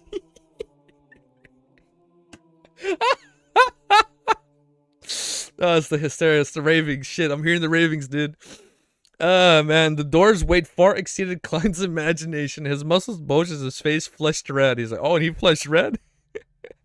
Yet he was only able to move the door by a tiny bit without being able to push it open. Oh, shit. Thankfully, it's only a dream. As long as there's reason to believe, I can raise my strength without truly activating creeping hunger. Klein exhaled and made his left glove be tainted with paleness. In the midst of the dark green sparkles, he obtained the strength of a zombie. His arm turned thicker as his legs swelled. Screech, a deep grinding sound boomed as the door slowly opened to reveal its interior. The two dark spires in the black buildings were connected by covering bridges as they surrounded a vast grayish rock square. There was plenty of holes in the square. Embedded in them were huge arrows. They were flaming stacks in various spots, as if they had previously encountered an attack. Bro, I have not taken notes in Volume 3 at all. Just heads up, man. If there's some crazy lore revelation in the beginning of this volume, I'm going off my memory, not my notes. My notes are only up to Volume 2. Yeah, I have a lot of catching up to do. It took so long formatting Volume 2, but luckily it'll be easier to take notes in Volume 3. Climbed past through the caves, entered the... I'm reading wrong. Climbed past through the caves. What? What am I saying? I think it's because we're hitting the 6-hour mark on stream. Climbed past through the caves, entrance, and entered the square. Unsurprisingly, he saw Frank Lee, Nina Otolov, and company there. This is their dream. It doesn't seem so. Notes are useless if you can't use them as you read. True. I apologize for that, guys. But we are getting pretty far in the series, so it's a win-win. Yes? No? 50-50? Wait, this is their dream. It doesn't seem so. Or should it be said that everyone's dream is limited to themselves? They will then be randomly placed somewhere in this world. Klein guessed without confidence. Frankly was the closest to him. He was holding a shovel and digging at some rubble. Besides him, there were the white bread, toast, and roasted fish, which had previously fallen to the door. He plans on using them as fertilizer. He's planting things even in his dreams. Klein went over as he casually asked, "What are you doing?" Frank didn't stop, but he revealed a smile. "I'm cultivating some little things. They need to sleep in the soil for some time before they can grow big and proliferate." "What's their use?" Klein asked, both worried and curious. Frank beamed and said, "They're crossbreed of fungus." Ooh. "It can make bulls produce milk. This way we can obtain more milk, allowing more people to drink good milk." "Spare those bulls." Klein's face twitched as he asked, "Will it succeed?" Let me loop this song. I'm gonna loop Shadow Lord's Castle. "There's no problem with effects, but I'm very worried that they can reproduce," Frank said with a frown. "May death forever favor them." Klein prayed as he walked past Frank Lee and headed for the black building's entrance across the square. I don't know if I want that kind of milk. Along the way, he passed by Nina and Navigator Oatlove, who were drinking beside a collapsed pillar. "Have you ever thought of leaving the pirate crew after you're older to find a man to marry and settle down?" "I don't think anyone wishes to drift out at sea and out sea and their entire lives." Oatlove took off his pointed bonnet and revealed his slightly hoary hair. Hair? I don't know. I think I mispronounced that word. His eyes and tone informed Klein that in between the lines he meant that if you wish so, why not consider me? "Mr. Navigator, you are old enough to be Nina's father. You need to consider your health." Passing by Klein couldn't help but lampoon when he heard the conservation. Nina gulped a mouthful of beer and looked in a particular direction. "No, that's not the life I wish to lead. Before joining you, I once attempted to settle down in the east coast of Facek and not be a pirate again. But I was unable to bear with the boredom. I have to lug wood and move things every day, and I can only stay at home at night. I'm not allowed to go to the bar or go hunting out in the wilderness. Such a life seems constant and unchanging. Furthermore, I suffered all kinds of criticism. Tolerating those irritating people, I have to worry about the cops even if I wish to beat them up. It's still better on the ship, although it's boring me out of time. We can often go to different places and encounter different matters. Even the most boring times can wreck those fellows, training them into passable pirates. I can also tell them that the ones who performs the best every month can spend the night in my room. Then I'll watch them excitedly enjoy the torment. Of course, spending the night and having sex are different. It depends on my mood. A true female pirate. Everyone wishes for something different. Klein naturally gave a comment and didn't believe that there was more than anything wrong with Nina's ideas. I feel like she has a good ideology, like, right? Like, she doesn't want to be bored and like kind of like just live a stale life, right? I won't disagree with her choice, but if she often kills, engages in arson and plunders, I don't mind using her head to exchange for a bounty the next time we meet. Damn! I don't mind using her head to exchange for a bounty the next time we meet. Klein retracted his gaze and arrived at the suspect entrance of the black building and spires. Subconsciously, he turned his head and realized that the shadows... Isn't this song fitting because it's called Shadow Lord's Castle and we're approaching a castle and it's like covered in shadow? I think the song was very coincidental to play during this part. W. Klein subconsciously turned his head and realized that the shadows in the corner seemed normal, but there was something different about it. bloodless heath doll. He hides in the shadows, even in a dream. According to my limited knowledge of psychology, this is a result of greatly lacking a sense of security. Klein pushed another door and was similarly almost 10 meters tall. Oh, my neck. Amidst the grinding sounds, his gaze suddenly froze. Do as you wish, but do not harm. Behind the door was a vast hall which had 2 rows of stone pillars supporting it. The hall was abnormally dark without any candlelight. As the main door opened, the light from outside shone in, lighting up the interior to make it clear. Klein saw that there were murals of various colors, with gold being the main color of choice of the dome. They were connected on another spot without any gaps. It gave him a magnificent and scared feeling. Thump, thump, thump. A figure had its back facing Klein, using the axe in its hand to chop at a long and huge tree. Its motives were unknown. The figure were dressed in a white shirt and a black vest.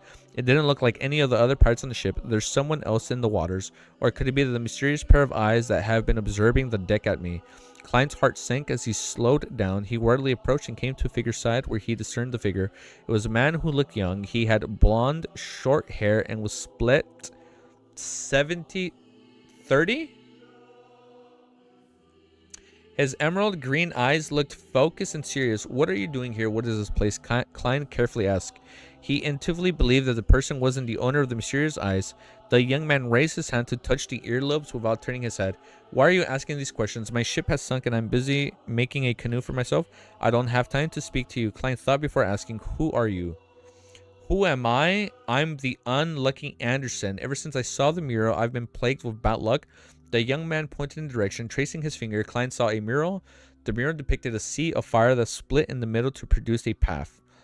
A sea of fire that split in a middle to produce a path. On the path, there was a long line of people. The members either held their heads. Oh, this sounds like another mural depiction from Volume 2, right? With the King of Angels. Hold up. The members either... Oh, there's probably like a... an Angel of Dreams. Wait a minute. Hold up. New guy Anderson? I'm sorry. We have an Angel of Time, Angel of Fate. There's probably an Angel of Dreams. This is probably what this is. Let me go back up before I lose my place. One of the paths, there's a long line of people. The members either held their heads low with a pious devotion or prostrated them to the ground. Their destination was in the depths of the sea. Their leader was a lanky man with... It's the same motherfucker with long silver hair. Is that Ouroboros? Wasn't it suspected that Ouroboros had different authorities? And then that will explain why we saw the Ouroboros snake in Will Ossipton's dream, because he also has the authority of dream. Their leader was a lanky man with long silver hair. His facial features were mild and his eyes were tightly closed. On his back were layered wings. This Klein's pupils constricted suddenly. Yo, this is sick, dude. This Klein's pupils constricted suddenly. He recognized the leader of the mural. It was the Angel of Fate, which Little Sun had once depicted. Oh, my neck. It was Till the Devourer Ouroboros. Okay. Oh, wow. My neck kind of locked for a sec. Hold up. Hold up. Oh, my God. Okay, this is getting good. And his name is John Cena. Do, do, do, do.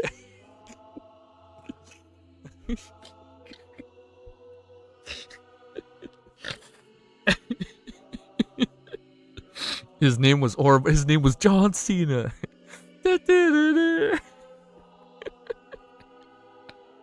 All right, next chapter, 650, the unlucky Anderson. Dude, I gotta stretch. Hold up, guys. Everybody, you gotta do your stretch. We gotta do our stretches. Hold up. I genuinely need a stretch. I gotta stretch. Hold up. This is a genuine boomer moment. I need to stand up and stretch. Let's just fix this. Give me a sec. I'm generally gonna stand up and stretch, bro. I need it. I need to stand up and stretch. Let me just use my timestamp. Just like me, for real. Everybody gonna stand up and stretch. We're gonna do stretching together. You guys better join me. You guys better follow lead, okay? Let me just update this. Holy shit, we fucking hit 650. I was joking about hitting 650 today, by the way. We genuinely fucking hit 650. 3 hours, 47 minutes, 48 seconds. Holy shit, man. We made progress today. Where do you think Anderson came from? I'm not sure. Maybe from the dreams? Let's do this first.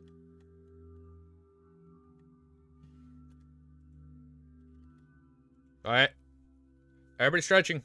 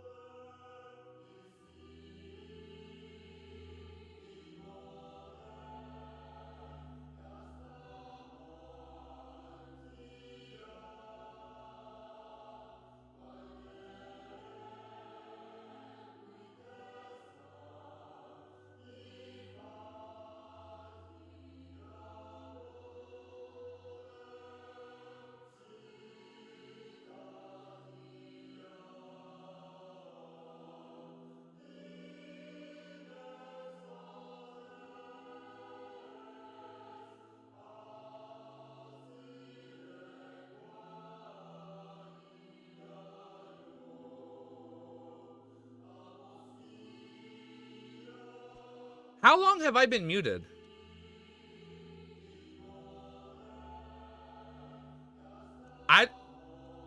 Don't worry, I'm actually just stretching. Hold up. I'm like genuinely stretching because like now I'm starting to like ache up. We've been sitting for like 6 hours. Base take. Since stretching, I've been muted since we were stretching. I feel like a fucking idiot. I'm like, all right, guys, you're over shot. I'm like telling you what to do. No shot. I've actually been muted since I started stretching. I was like, do this one, do that one. I was like, don't forget to stretch your legs. I wasn't lying. You're muted. We did not hear you. That's so fucking funny. I'm like, I was genuinely telling you guys to join me. Okay, but I think I'm good now. Oh, I'm good. Yeah, I'm acting as a gym coach right now. Oh, I'm so tired.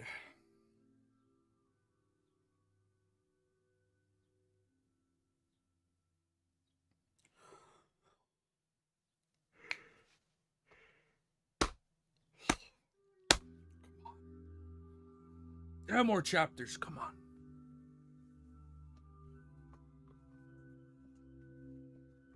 I'm gonna be a little low. But it's for a good... Fuck.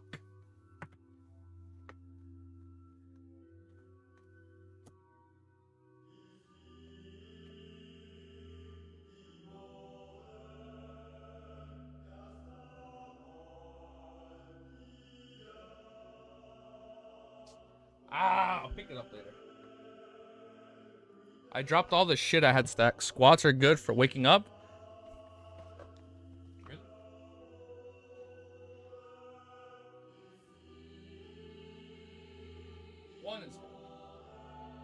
One is fine. One is fine. One squat is fine. When is it? After 1.5 hours? I don't know what's in 1.5 hours. Oh, the trailer? There should be a trailer in 1.5 hours, guys. Just gotta hold faith. Hold faith. Hold faith. We're gonna get a trailer in 1.5 hours. I'm sorry. I gotta get comfortable now. We're like this deep into reading. I actually gotta get comfortable. Ah, man. Oh my god. I'm dropping everything. I genuinely have to get comfortable. Don't force yourself like this tomorrow. No, I can't stream tomorrow for that long. So I gotta go all out today. Pray? Yeah, no. We gotta go all out today because I won't be able to stream that long tomorrow. If not at all. I think what I might do when I end stream, I'm probably just gonna go watch a movie so I can just lay back. Do you guys have any good recommendations on movies? It's 6 in the morning now? Oh, shit. Man hospitalized after reading on to him for 6 hours in a row. Your mic. Do not pick your mic. Do not pick your mic. Do not pick your voice. IDK how they're going to do daily trailers. We're running out of characters and pathways. No. They can keep going.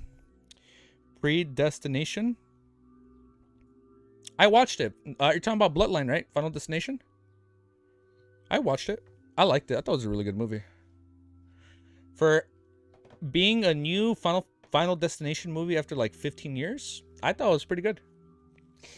Like there's so many possibilities with Final Destination now.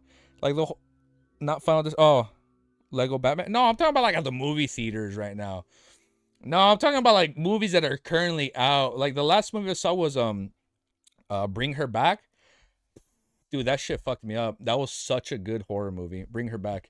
If you guys are down for horror movies, there's no shot you guys hate horror movies. I know all of you guys fucking love horror movies.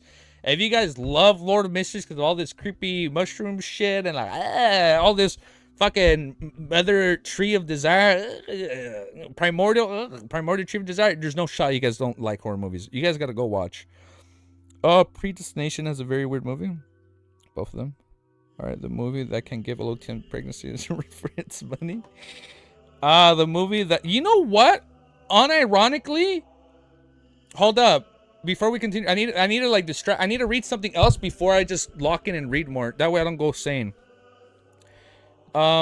Yes, that movie that can give Elohim's pregnancy a run for its money. Unironically, yes. Bring Her Back has a moment that is straight up Lord of Mysteries when it comes to the pregnant belly. I'm gonna leave it at that. If you guys want to experience like something close to a Magoo scale, but nothing that crazy, maybe it is crazy. Depending on your thoughts when it comes to horror movies, watch that shit, bro. That shit was wild. Bring Her Back. It's a slow burn. It's definitely a slow burn. Act 1 is it's pretty slow, but it sets up the drama. And then Act 2 kind of like you start getting a little bit more, and the movie doesn't really ramp up until Act 3.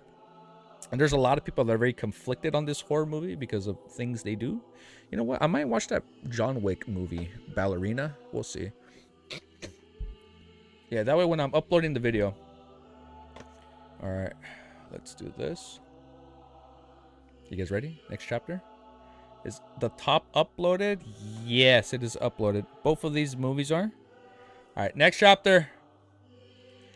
Chapter 650. Woo! We started at 622, man. Oh my goodness, we've read a lot. We went from 622 to 650. Damn, praise the fool. Holy Lord of Storms. I think this is definitely our longest read through. What did you do? We're still going, dude. We're still going. 650 is called The Unlucky Anderson.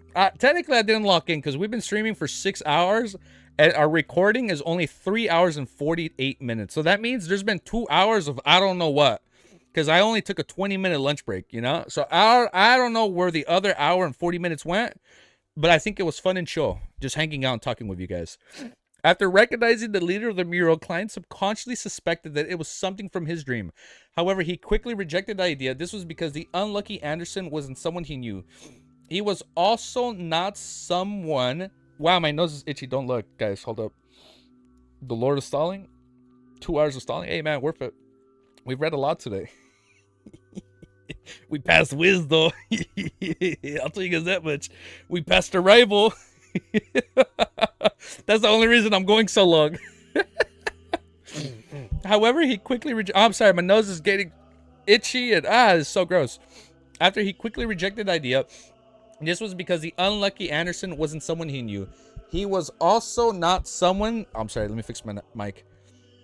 He was also not someone that he had left an impression on him. There was a low chance of him being an extension of his own dream. And Anderson had clearly said that he became unlucky after seeing the mural. Sounds like we need someone that's part of the monster pathway that's the lucky, and then he will cure his unlucky. Different from the mural that Little Sun saw in the true creator's abandoned temple. The background here was a sea burning with gold flames, while the previous one was that of a desolate plain. After you pass Wiz, reread just to laugh him.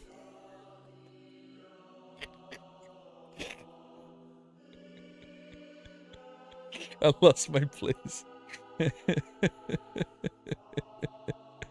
Yeah.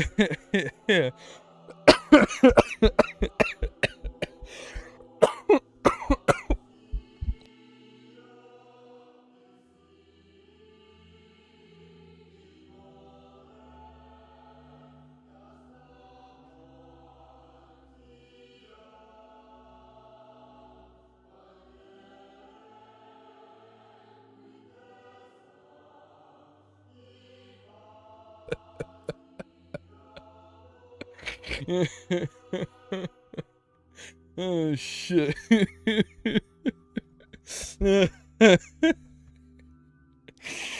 Dude. No, we're muted now. Yeah, no, it's he streams twice a day, Moon. Yeah, usually I only get to stream once a day, so by default he's been able to get a lead on this. And I feel like I'm too fucking competitive when someone passes me. All of a sudden he passed me and we read like fucking 25 chapters. Oh shit.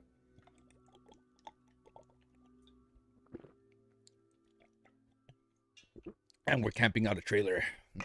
There should be a trailer in an hour and a half, and if not, there should be a trailer in 3.5 hours. We're gonna fucking wait for both. Okay. By the way, I'm not making fun of when I'm laughing because you guys are joking. I'm not making fun of Wiz. I know he was the same with me yesterday. He'd be like, "Hey, you should take a break, bro, so we can read us." I know we're just joking with each other, but that was pretty funny. There's no shot that I'll be able to pass him like that. There's no way. But that'd be funny. All right, let me find my place. I would definitely need to be on the sleepless path before that happened. So let me just. I think I'm from right here. Previously, it was a mending river. Wait. The background here was a sea of burning gold flames, while the previous one was that of a desolate plain.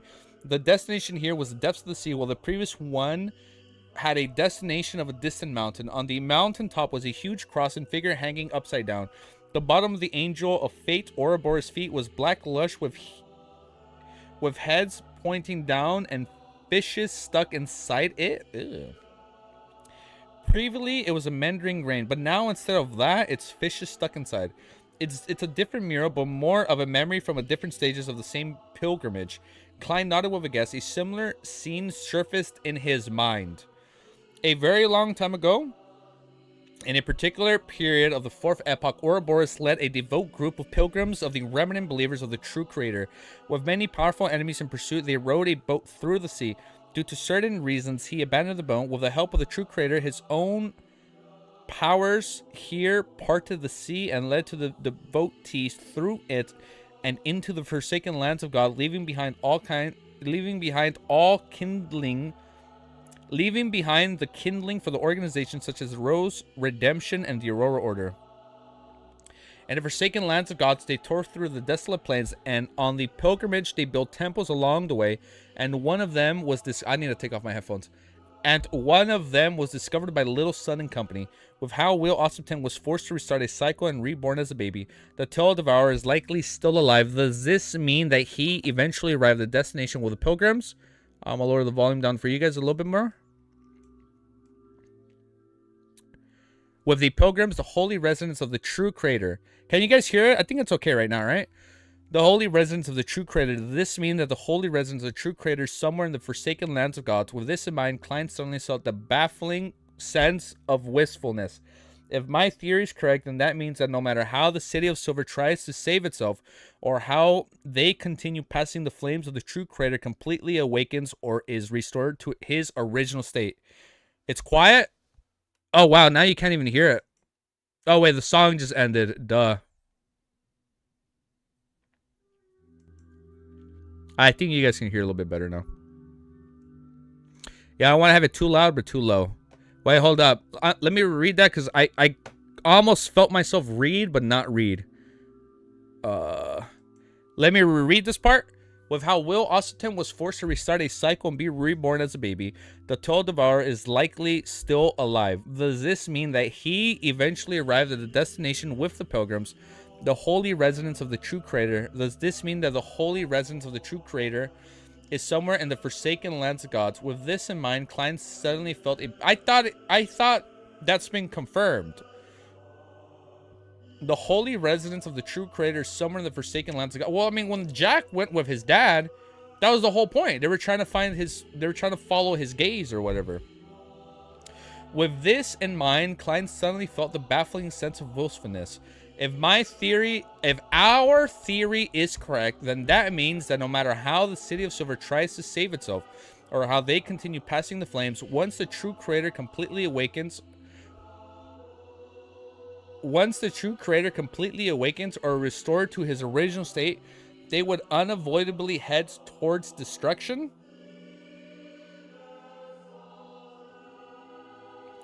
When you are very close to the divine kingdom or the holy residence of an evil god, your survival has nothing to do with your struggles. This is like the bubbles produced when sea waves surge to the shore. Once the waves recede, they would vanish. Human, civilian, and ethnic groups are just that weak under the gaze of an evil god. No, I can't be that pessimistic. I was only making a guess. Perhaps the one that forced Will Ossington to reincarnate isn't Ouroboros. We thought it was the third snake of... I never assumed it was Ouroboros. I've always been under the assumption it's been the other third snake of Mercury that we haven't met yet, that we don't know who it could be. That's what I've always thought. I always thought it was the third one we don't know about. But I guess this is Klein confirming it. I fucking lost my place. Perhaps the one that forced Will Ossington to reincarnate isn't the Ouroboros. Perhaps the true creator recovers or awakens easily. He might still be sealed by the 7 deities. Therefore, the City of Silver has a chance. A path between the forsaken lands of gods and the external world needs to be forged before the evil god escapes from his shackles, allowing them to be moved out.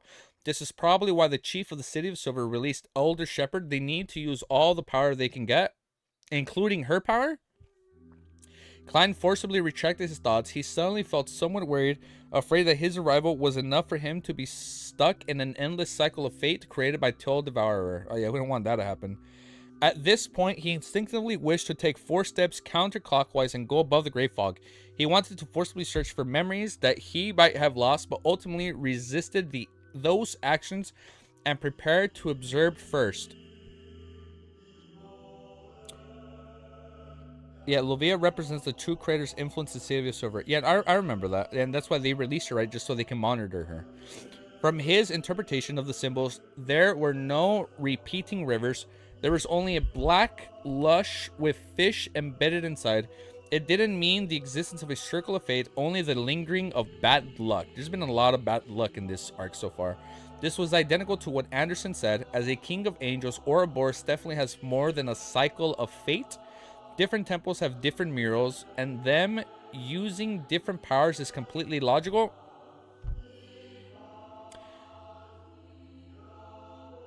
Different temples have different murals, check.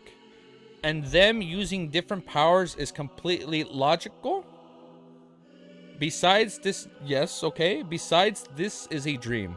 Besides, even if I didn't do anything and really am stuck in a repeated cycle, making me repeatedly converse with the Admiral Stars to the point of making my observations, the problem will be resolved once Monday comes. Oh, and he goes to the Terror Club. The Terror Club will definitely not be held by mistrusts, and others will definitely feel puzzled as they make a prayer, and I'll use it to regain my memories. Klein instantly felt confident as the chaos and tension in his heart was buried instead of disappearing. But if he's stuck in a loop, then technically Monday would never come. From his point of view. And then he wouldn't even pull them in. Wait, I'm reading too much into it. Wait, he looked up ahead and discovered that the hall went further in. There was no end to it, and there was light shining inside. However, it was restricted to the entrance. The other areas were dark and only became darker and deeper it was. All that could be seen were wooden doors on both sides, and their destinations were unknown. Like how the mural in that place sun was made a loop. This mural is giving Anderson bad luck. Yeah, no, so that's why he said different murals have different abilities, right? Okay, no, I get that part. I just find it funny how Klein is like, that makes logical sense. I'm like, wait, that doesn't make logical sense to me. I can't even understand this. Yeah. So Anderson was given bad luck. That's why he was called the unlucky, right? Anderson was given, he's stuck in an unlucky loop, and Sun was stuck in a time loop. Okay, I thought it would have been like a dream loop because he's in a dream, but unlucky. Okay, all right. Okay, I'm following. It was a little hard to grasp, but we're good. We're not fucking recording.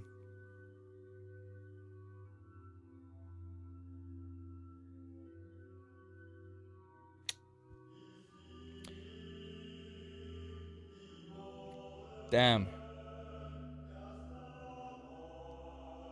We weren't recording that. We were not recording that. Shit, that's never happened, bro. Oh my god, I got hit with the fucking bad luck. This chapter's called the Unlucky Anderson. What a fucking coincidence that when we read the Unlucky chapter, I forget to hit record. So we know that, we're just quick spark notes on this chapter. The Unlucky Anderson. After regulating literally mirror, we read this part. Put the fries in the bag. Put the fries in the bag. So we talked about Ouroboros. Shit, this is gonna be really scuffed for people watching the VODs. I'm sorry, we forgot to record for a little bit. No such thing as a coincidence, and we get to the Unlucky chapter. We're just gonna read from here. I apologize. Don't worry, the live stream will be up. From his interpretation of the symbols. Wow, this feels really. Wiz wrote down with the quote. Easy Geeky reads the chapter of the Unlucky, and he becomes the unlucky and forgets to hit record on OBS. Oh, what a coincidence. Okay. From his interpretation of the symbols, there was no repetitive rivers. So we were talking about the mural. Shit, man, I'm so mad. Besides, even if I don't know anything and really am stuck in a repeated cycle, making me repeatedly converse with the Admiral of Stars to the point of making my observations, the problem will be resolved once Monday comes. The Tarot Club will definitely not be held by Mistrusses, and the others will definitely feel puzzled as they make prayers, and I'll use it to regain my memories. Klein instantly felt confident in the chaos and tension. His heart was buried instead of disappearing. Reading for 6 sounds, it makes perfect sense that Easy Geeky would forget to press his record button at least once. It was a reasonable development. I find it very coincidental that we forget to hit record when we read the Unlucky chapter, the Unlucky Anderson. Upon seeing this dark and creepy scene, Klein's desires to continue exploring was minimized. To encounter a mural left behind by a king of angels hears, who knows what will happen if I delve deeper or enter some room. The fear of the unknown was an extremely ancient feeling. It's pretty cool though that Klein is going through this. And it's not just him hearing a recounting, like he's actually experiencing this. A premonition of danger with unknown origins had brought about a strong terror towards the unknown. Klein observed himself for a few seconds before he stopped proceeding forward. He turned towards Anderson, who was chopping the gigantic tree. Why are you here? Anderson looked up and scoffed. I'm a treasure hunter, so tell me, why would I be here? Treasure hunter? Klein casually asked. There's treasure here. Anderson continued busying himself with the creation of the so-called canoe. His voice suddenly turned deep. There are treasures everywhere in these waters, as long as you obtain it successfully and leave alive. That's true, but the problem is that it's very dangerous if one isn't a demigod. But it's even more dangerous for a demigod to be here. Klein looked into the hall's depths and asked, do you know where this place is? Anderson traced his gaze and said, I don't know. At least a third of my companions formed a team and headed in to explore, but they never returned. Are you referring to the real world or the dream? Yeah, which one? Klein asked with a clear line of thought. Bang. After the axe landed, Anderson laughed. Of course, it's in the real world. The one that proceeded to explore the dream or the other third of my companions similarly didn't return. Very unlucky. Klein held as he thought, where are the bodies in the real world? They have mutated into monsters. They killed off quite a number of my companions. Anderson raised his axe and cleaved down. Clang. Amidst a crisp sound, he broke down into two. As a crack was towards the back of the fragments immediately shot at him. Anderson's right chest and abdomen immediately bled like spewing fountain. Ugh. He held his left. He's truly unlucky. He held his left hand in his wound as he looked up at Klein. Smiling bitterly, he said, "I told you I was plagued with bad luck ever since I saw the mural. Thankfully, this isn't considered too unlucky." Thankfully, this isn't considered too unlucky. At the very least, he didn't destroy my ordinary handsome face. Are such descriptive terms supposed to be used that way? Klein looked at Anderson, quickly pulled out the fragments from his body as they handled the wound and consumed some medicine. He discovered that Anderson was unfazed and that the skill involved in his actions meant that he had already gotten accustomed to it. Klein had a single hand in his pocket as he played with coins in it. After some deliberation, he asked, "When your companions began the exploration, when you're part of the group that stayed behind to study the mural," Anderson was taken aback as he inserted his medicine bag and he's putting the fries in the bag. I understood that joke. Anderson was taken aback as he inserted his medicine into the bag, into his belt, and wiped his mouth. "No, I was part of the group that did the exploration." As he spoke, he grinned and revealed a gentle smile. This Klein's pupils constricted as he bent his back slightly and raised his left palm. At this moment, blinding sunlight illuminated everything in a dazzling white. Then it dimmed and vanished. Klein naturally opened his eyes and discovered that the outside had been restored to midday state. He took out the pocket watch in his inner pocket and opened it. Only half an hour passed. The night is rather short. That unlucky Anderson looked very normal, but who knew that he was that terrifying? Rolling to his feet, Klein suddenly recalled something. Snake of Fate, Will Ossington has yet to reply to him. As everyone's dream has been pulled into the world without the connection of the spirit world, he was unable to locate me, or that he sensed Ouroboros' aura and didn't dare come close. Or could there be something problematic with these waters to begin with? As his thoughts swirled, Klein decided to verify it. As for how it would be verified, the method was simple. He could sleep again when it was still noon. However, he wasn't in a rush to do so. This was because he wasn't sure if there were any taboos. Oh, I see my mic slipping. Any taboos about sleeping in the day. Wearing his cap, Klein came outside the captain's cabin and knocked on the door. After 3 knocks, he retracted his hand and patiently waited. Before long, Katlia opened the door. She no longer looked as lost as she was in his dream.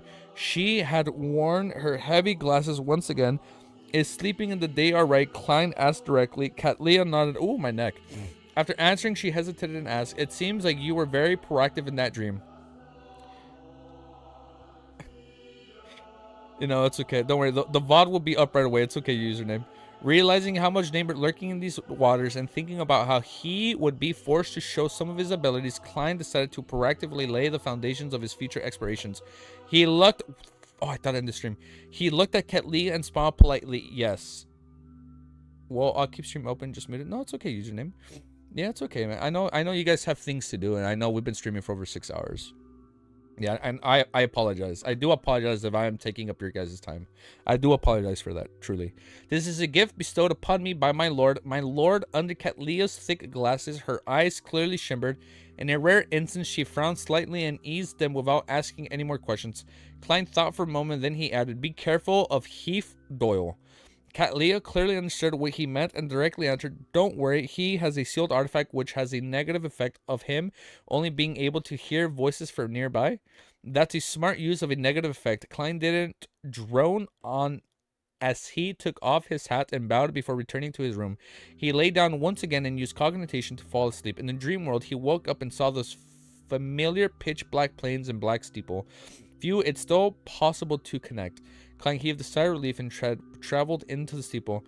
In the usual palace, he saw the scattered tarot cards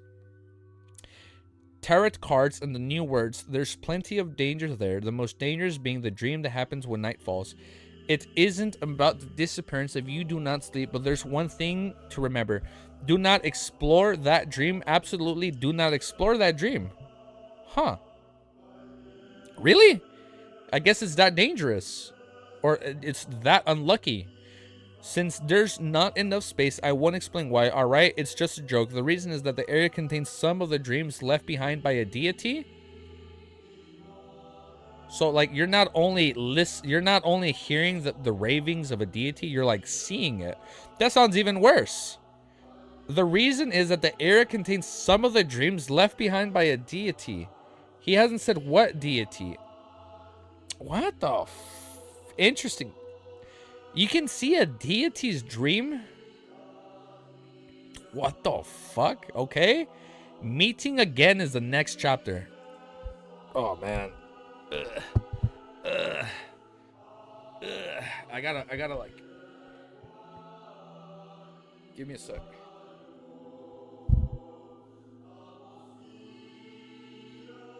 Hold up.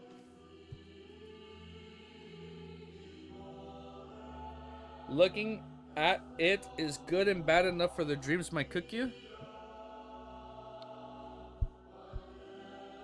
Hold up. I'm gonna see if I can bring my mic all the way back here. I'm genuinely getting cozy, bro. Oh fuck. I'm putting the mic on my feet. Nope. Fuck. Wait, hold up. This is so fucking scuffed. Give me a sec. Oh, this is so bad.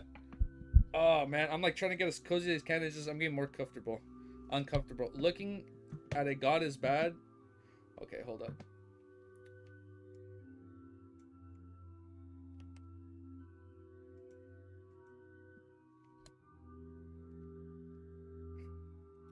Four hours. I can't even read from dude, I cannot read my recording from all the way over here. I'm 4 hours. Holy shit, I have to squint my eyes, bro. Oh, I'm way too far from my PC screen to read now. I'm like 2 arms length away from my monitor. I actually can't read now. 4:02 and 6 seconds. Same, but I just play games like Rust instead. Oh, I haven't played Rust in a cool minute. Actually, I lied. Hold up. I haven't played Rust in a cool minute. I've never played Rust.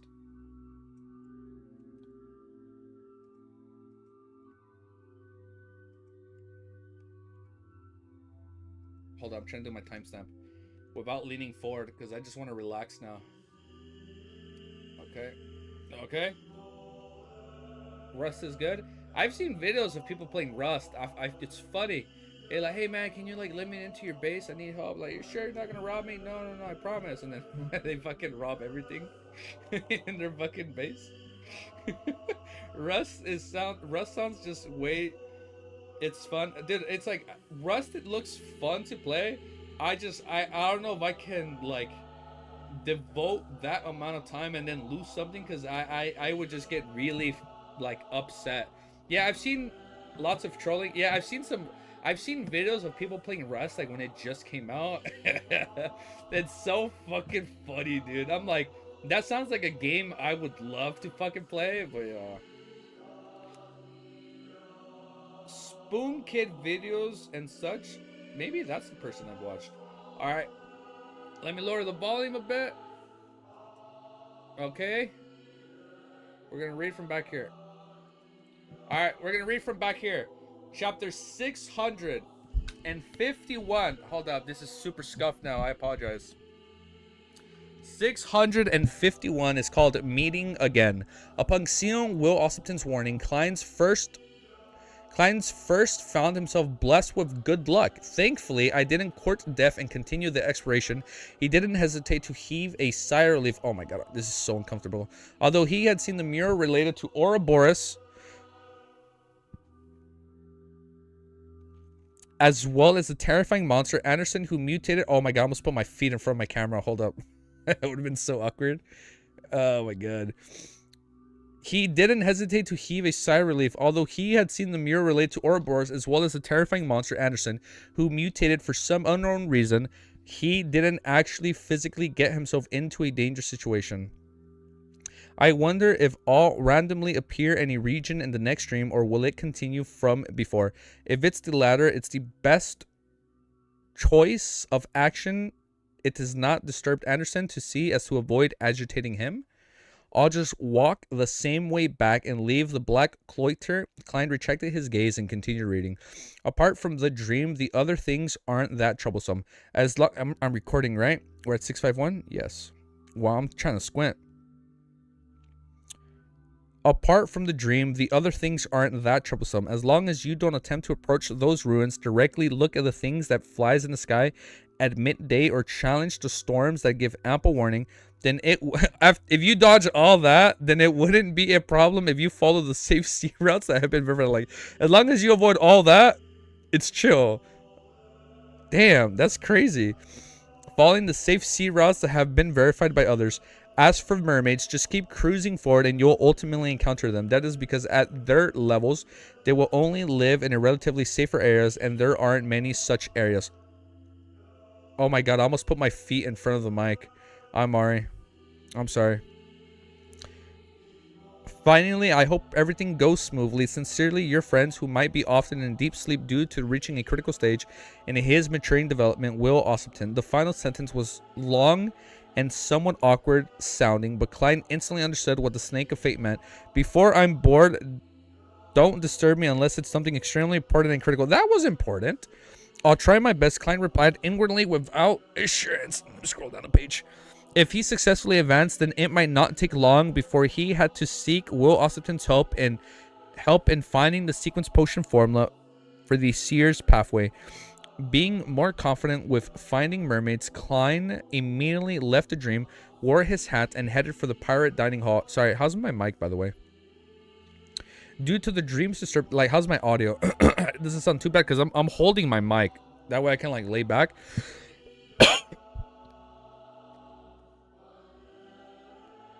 Due to the dream's disturbance, most of the food had turned cold, but the pirates still had great time eating. After all, no one died. Sounds good? Okay.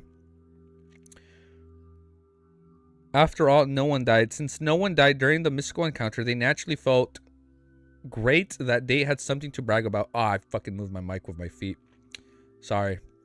I think it's okay. It's still good. It didn't fall, right? Do you want a cup of milk? Oh, hell no. No. Do you want a cup of milk? Frank Lee held a plate and sat opposite Klein, asked warmly. Recalling the conversation in his dream, Klein firmly shook his head with a deadpan expression. Inwardly, he was very aware that the milk on the ship were all of Frank's experimental products. Frank didn't mind as he gulped a mouthful of milk. I remember telling you about those little things in the dream. Yes.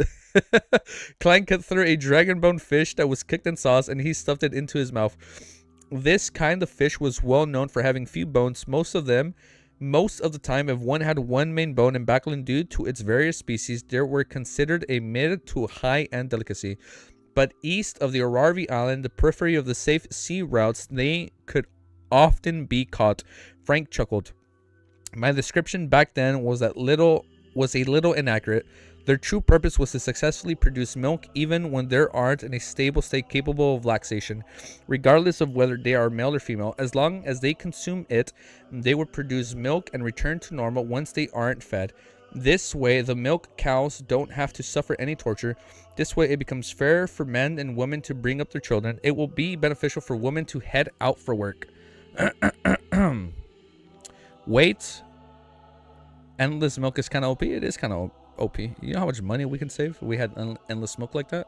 Wait, why are you telling me this? Klein nearly failed to maintain his persona as... like, wait, what?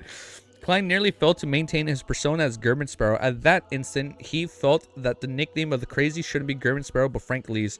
He's actually someone who supports equality between men and women. You should consume it.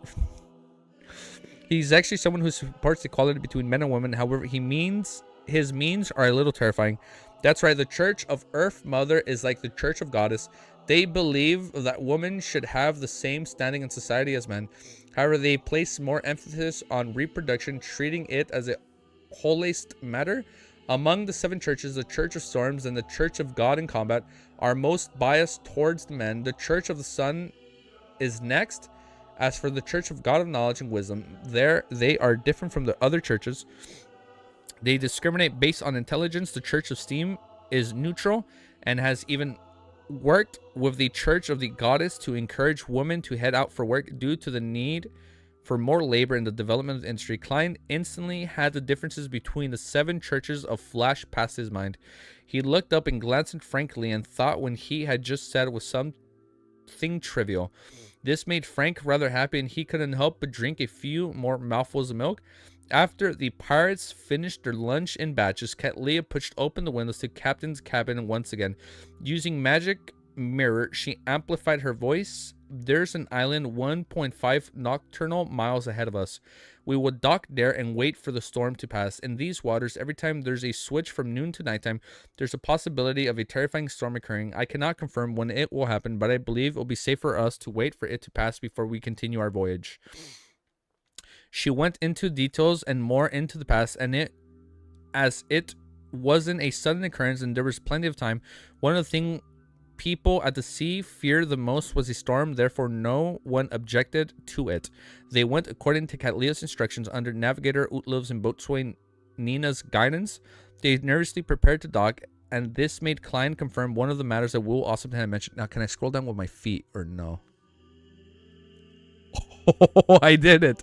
Before long, I fucking did it. Holy shit. Before long, the island... This is going to be I just unlocked a new talent right here. Do not challenge any signs of a storm. Before long, an island covered with gigantic trees appeared ahead of the future. The more than 100 of meters long sailboat adjusted its course and docked against the wind. Bro, finally, I consumed a new potion. The more than 100-meter long sailboat adjusted its course and docked against the wind. More than half an hour passed and the sky suddenly dimmed and colored clouds surface. Oh my god. Oh, my setup is so scuffed right now. More than half an hour passed as the sky suddenly dimmed. Lead colored clouds surfaced one after another. They overlapped with one another as though they enveloped all the surrounding waters. Amidst a loud boom, man, what's going on with my freaking headset? Amidst the loud boom and the blinding flashes of light, a hurricane... Are we recording? Are we on 651? Yeah, we're on 651. Oh, I got scared. I literally thought I forgot to hit record again. I was about to rage right now. Amidst a loud boom and blindness of flash, lightning hurricane from afar swept over. It was connected to the clouds at the top of the sea. At the bottom, it was more exaggerated than the legendary giant. It was like a gigantic coiling serpent, a bit to destroy the world. The terrifying hurricane brought with it waves that towered like mountains. Lightning that branched out like trees and didn't stop because of the incoming storms. It constantly struck the surface of the sea, splitting into tiny electric bolts that spread outwards. As the rain patterned down on the Future's deck, it made the pirates who had entered the cabin or gotten shelter feel like their apocalypse has arrived. Such a storm didn't last too long. The sea calmed down, and after about 15 minutes and the hurricane dissipated, the midday sunlight reigned in the sky once again. You can head onto the island for a while, but don't wander inside. You have to be within the range of the cannons. Catlea gave the pirates a brief chance of reprieve. What's asleep? Klein kept in mind Will Ossipton's warning and had no desire to explore the island. After leaving the Future, he only walked about on the shore, taking in the feeling of having his feet on the ground. Beach, sunlight, trees, it feels like a vacation. Klein thought in amusement. Then he suddenly noticed a rapidly moving black dot through the corner of his eye. It was rushing over from the boundary of a cliff. The black dot increased in size to reveal a human figure. Not far away, Catlea, who was on the sand, also noticed the abnormality. She half turned around and took off the heavy glasses on her nose bridge. The figure with emerald eyes, right? The figure with emerald-colored eyes approached. He was wearing a white shirt, a black vest, and trousers. He was of a medium build with blonde... It is Anderson. With blonde hair split 70-30. Anderson, the unlucky person. What the fuck? Klein instantly recognized him. The person was none other than the terrifying Anderson in the dream world. It was the Anderson who said that his companions never returned after they proceeded to explore the hall, but had reclaimed to be a member of the exploration team. At this moment, Anderson raised his right hand. Maybe we should leave him stranded. What the fuck? At that moment, Anderson raised his right hand. Without any hesitation, as German spoke, Klein took out a charm and chanted a single word in ancient Hermes. Storm. The charm made off tin immediately turned sharp, resembling a thin blade. With the infusion of spirituality, the wind in midair reverberated with a deadpan expression. Klein threw out the charm in his hand at Anderson. Su, su, su. I don't know why we have church music playing. I feel like we should change it. You're right.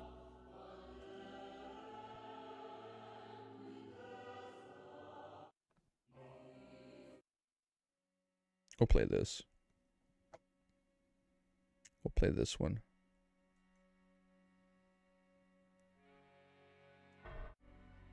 Play this one. Alright, we'll play this one. Azur's sharp blade shot at the target like a lined-up firing squad. Anderson was raising his right hand with a smile and was about to say something when he heard a deep and mysterious incantation and the scalp-numbing sound of the wind.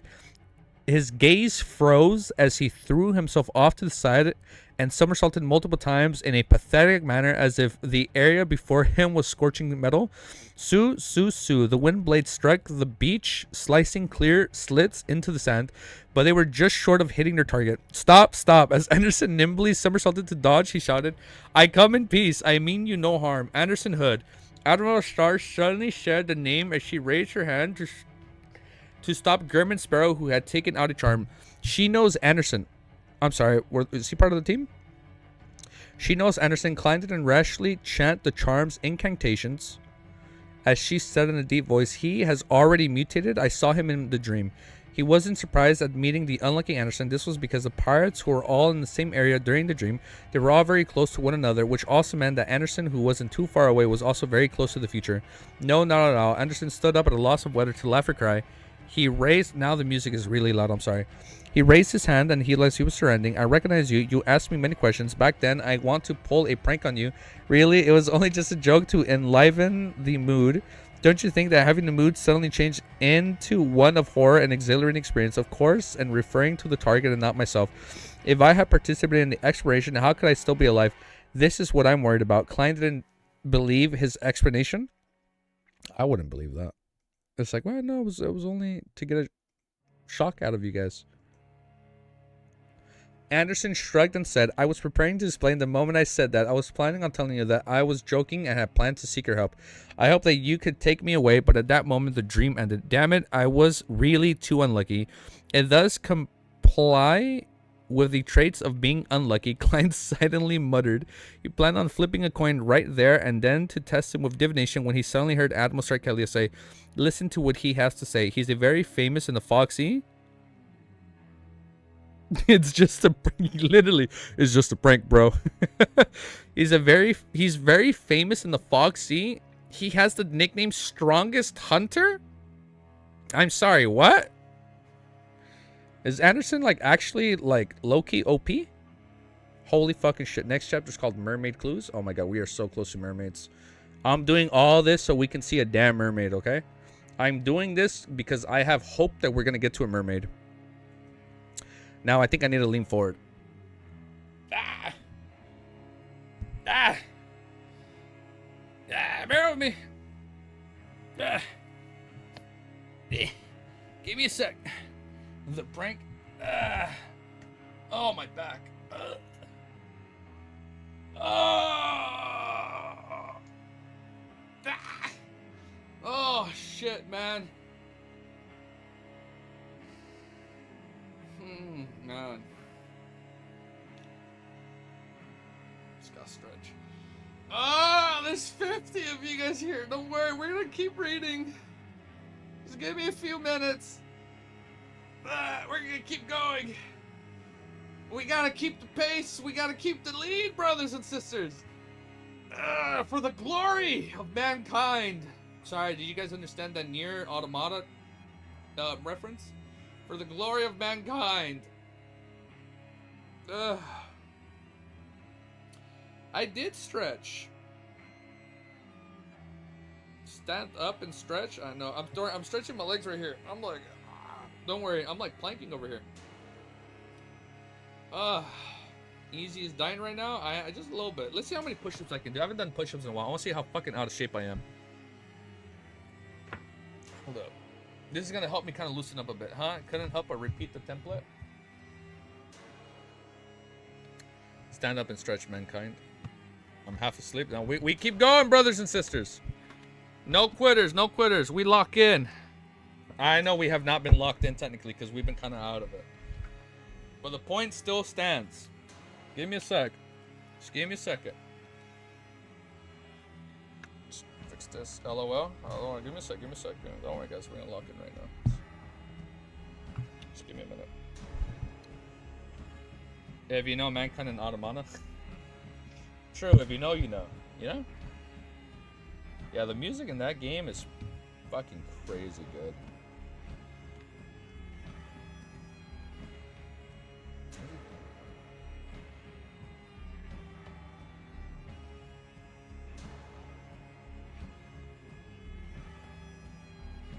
Okay. I'm just fixing. Oh my god, I have so many fucking cables all over the place. It's like a rat's nest, bro. See, like, from here it looks good, but like down here, all my cables are kind of fucking all over the place. Okay. Okay, actually, I'm gonna do some push-ups. I need a stretch. There we go, here we go. I still have a...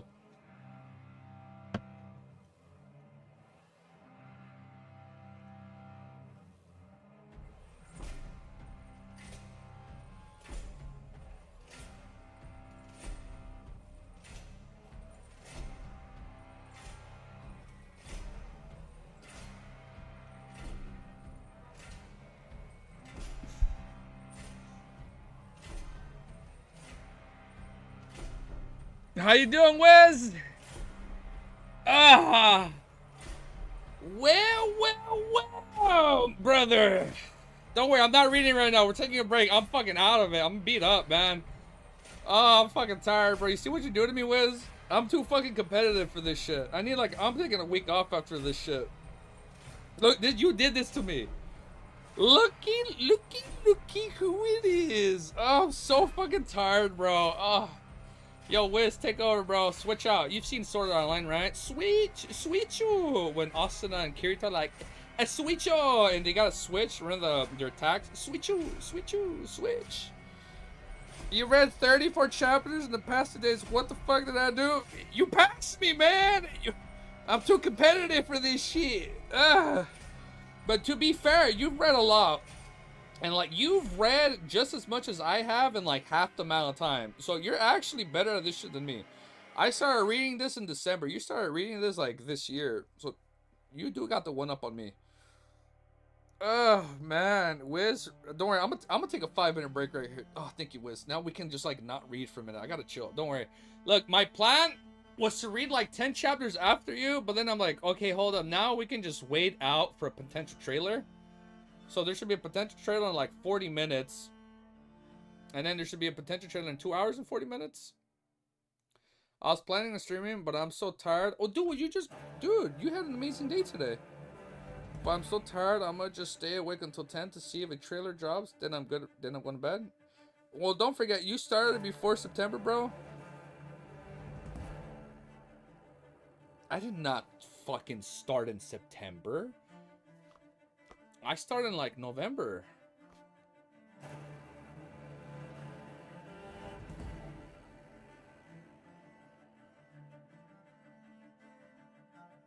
When did I upload my first video? Dude, I'm so out of it. Dude, I did not fucking say I was gonna lap him. You guys fucking said I was gonna lap him, bro. You guys fucking said that. You started March 18th? Why would I started 8 months ago. Wow. I started in October. Wow. I started October. Damn. I mean, look, dude, you started in March. You have the one up. Don't forget, man. You've done this quicker than me. I literally started 8 months ago. Oh my god. What do you mean skim reading? I just had no life other than LTM. Yeah, some people have been able to read this and like, somebody left a comment the other day like, how is this bro barely on chapter 400? I started reading it after I saw his video and I'm already done. I was like, how? And he's like, oh, well, I technically have a lot more free time than you, so I guess that makes sense. I'm like, why'd you say that in the beginning? We keep going, man. There's gonna be a trailer in 40 minutes. Time duration doesn't matter. That's true. That is true. But you only lock in like this when I'm close. I know. I've been too complacent. I was too complacent when I was the only one reading every chapter every day. And then once you came around, I was like, oh shit. Wiz is catching up. I gotta take this shit more serious now. Some people read for 24 hours straight and then compare that same day to someone with 2 hours. That's true. Yeah, yeah. I'm so dead inside. I'm dead, man. This stream and 10 hours of weathering wave is killing me. Don't worry, guys. Don't forget, I was banking on that complacency and you stole it from me. No, dude, I'm gonna take a break. I don't think I'm gonna stream tomorrow. I'm not gonna lie. And if I do stream, I'm just playing video games. Tomorrow is my rest day. I need to do some push-ups and wake up. All right, everybody, break time. Everybody, we're taking our physical fitness test. All right, everybody, down on the ground. Give me some. Wait, hold up. I don't mean it in like some demonist way when I say get on the ground. I mean like in a fitness way. 10 do push-ups. Short stream tomorrow. Tomorrow is gonna be a gaming stream, potentially.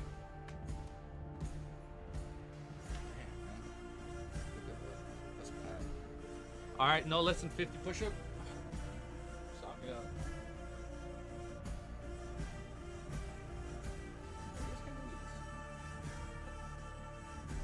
I haven't done push-ups in a while.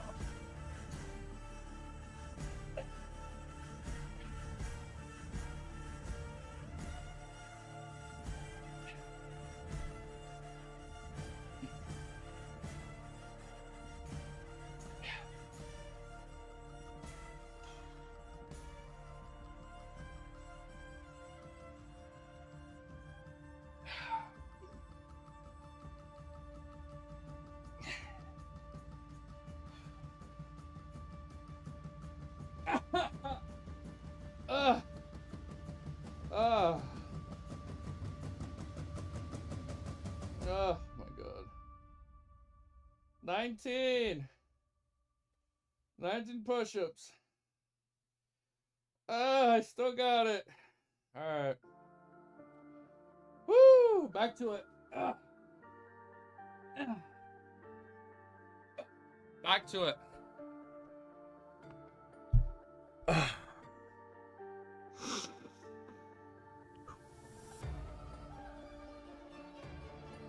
Damn. I can't imagine people enjoying it and feeling it truly for what it is such a short period of time. Damn, I got sweaty. I'm trying to get out of shape, man. That's not good. If I lock up, should I be able to do 30, but I only did them reps with 20? 19 sounds like you need one, 2. Man. Back in. Woo! I just fucking burped when I said woo. Ah, man, I'm going crazy now. I'm experiencing the ravings.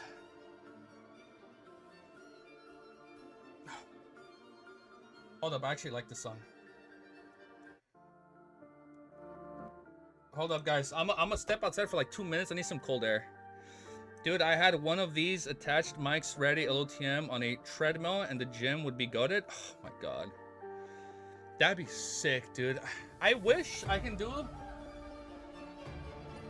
That'd be pretty sick.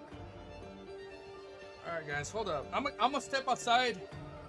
Let me just step outside. I need to go touch some grass. Let me touch some grass. Let me hug my dog. And I'll be right back. I'll be right back. I'm gonna go touch grass. BRB. I need to touch some grass. I need to get some cold water. I can read while running. I can do that. I think I can. Maybe I'm just fucking lying out of my ass. I've been reading is one thing, but literature is one of its central needs. I did that, but yeah, works. All right, I'll be right back. Let me go hug my dog. Let me get a cold drink. Or maybe I'll just put ice cubes in here. Hold on, I'll be right back. Oh, you heard that? Oh. You guys want to hear my feet crack?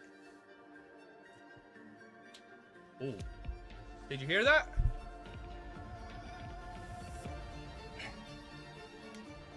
Did you guys hear that? One more time. Ooh. All right, BRB.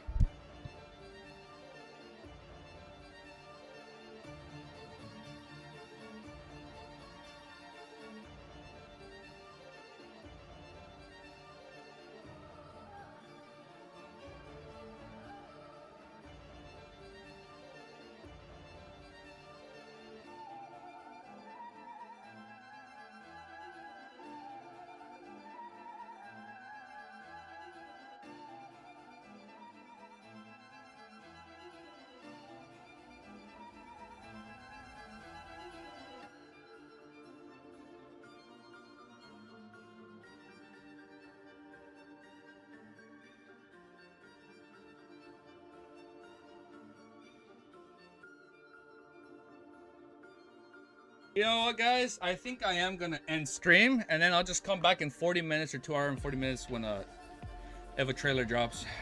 I realize my puppy's waiting for me. I feel bad.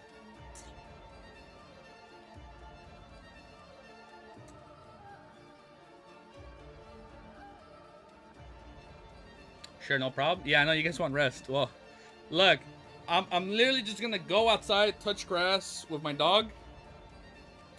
And then if there's a trailer in 30 minutes, I'll be on Discord. I'm gonna be lurking on Discord. Yeah, we're not gonna force it.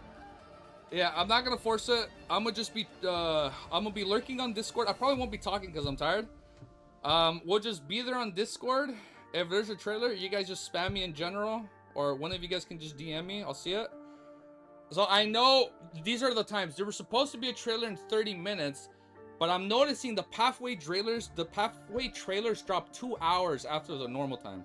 So it'd be 2.5 hours from now where there's a pathway trailer. So that if there's a trailer in 30 minutes, let me know. If there's a trailer in 2 hours and 30 minutes, let me know. Point is, we'll go live if there is a trailer. Don't die on us, Larry. The dad is Larry. All right. Ah! This is our outro. Ah, fucking neck, man. Are we going to upload? Yeah, I'm gonna upload the video overnight when I'm asleep. Well, look, it's gonna be a while. This video is gonna take a while to upload this one. Okay, let's do our timestamp. Why the fuck did I lick my tongue when I said let me do a timestamp? 4 hours, 16 minutes, 34 seconds. Overall thoughts. All right, we are abruptly stopping. I am unironically gonna go outside, touch grass. My beautiful puppy is waiting for me. I can't neglect her because I love her. And I'm not saying I'm neglecting you guys by ending stream. We will be back potentially in 30 minutes for a trailer react. Or potentially in 2 hours and 30 minutes for another trailer react if there's a Sear Pathway trailer.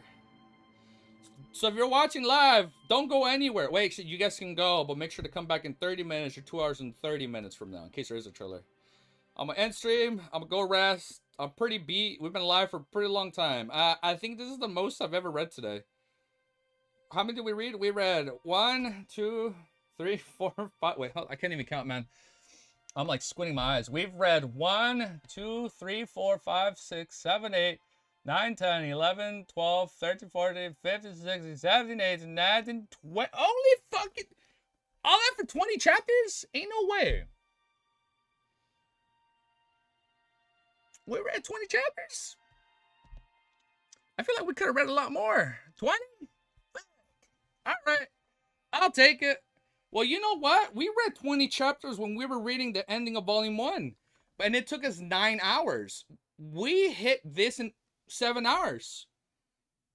If you guys go back to when we read the ending of Volume 1, we did that in 9 hours. And look, we did this in 7 hours. And the recording is only 4 hours and 20 minutes. Oh yeah, I remember. It was a 6-hour video that I uploaded when I read 20 chapters in 6 hours worth of upload. It was the second and last Volume 1 video. And we did this in 4 hours and, oh, I gotta squint, in 18 minutes. I think that's good improvement. It is what it is. Oh shit, it's 19? All that work and I didn't even beat my last record. Well, I guess we'll just have to try again on Saturday or Sunday, right, guys? We'll see. All right, I'm gonna end it now. I had fun. Oh, and we just got to the mermaid clues. The mermaids are going to begin next stream. I was looking forward to putting a mermaid on the thumbnail. Be like, we found a mermaid. But we didn't find a mermaid. Ugh, I'm tired. I'm sleepy. What are we going to title this video? We enter the dream world. The unlucky. The dreamer. Oh, we can name it the one that sleeps. The one that dreams. The floating islands. Can't be me. Oh, I don't know what we're gonna title this one, but we'll figure it out.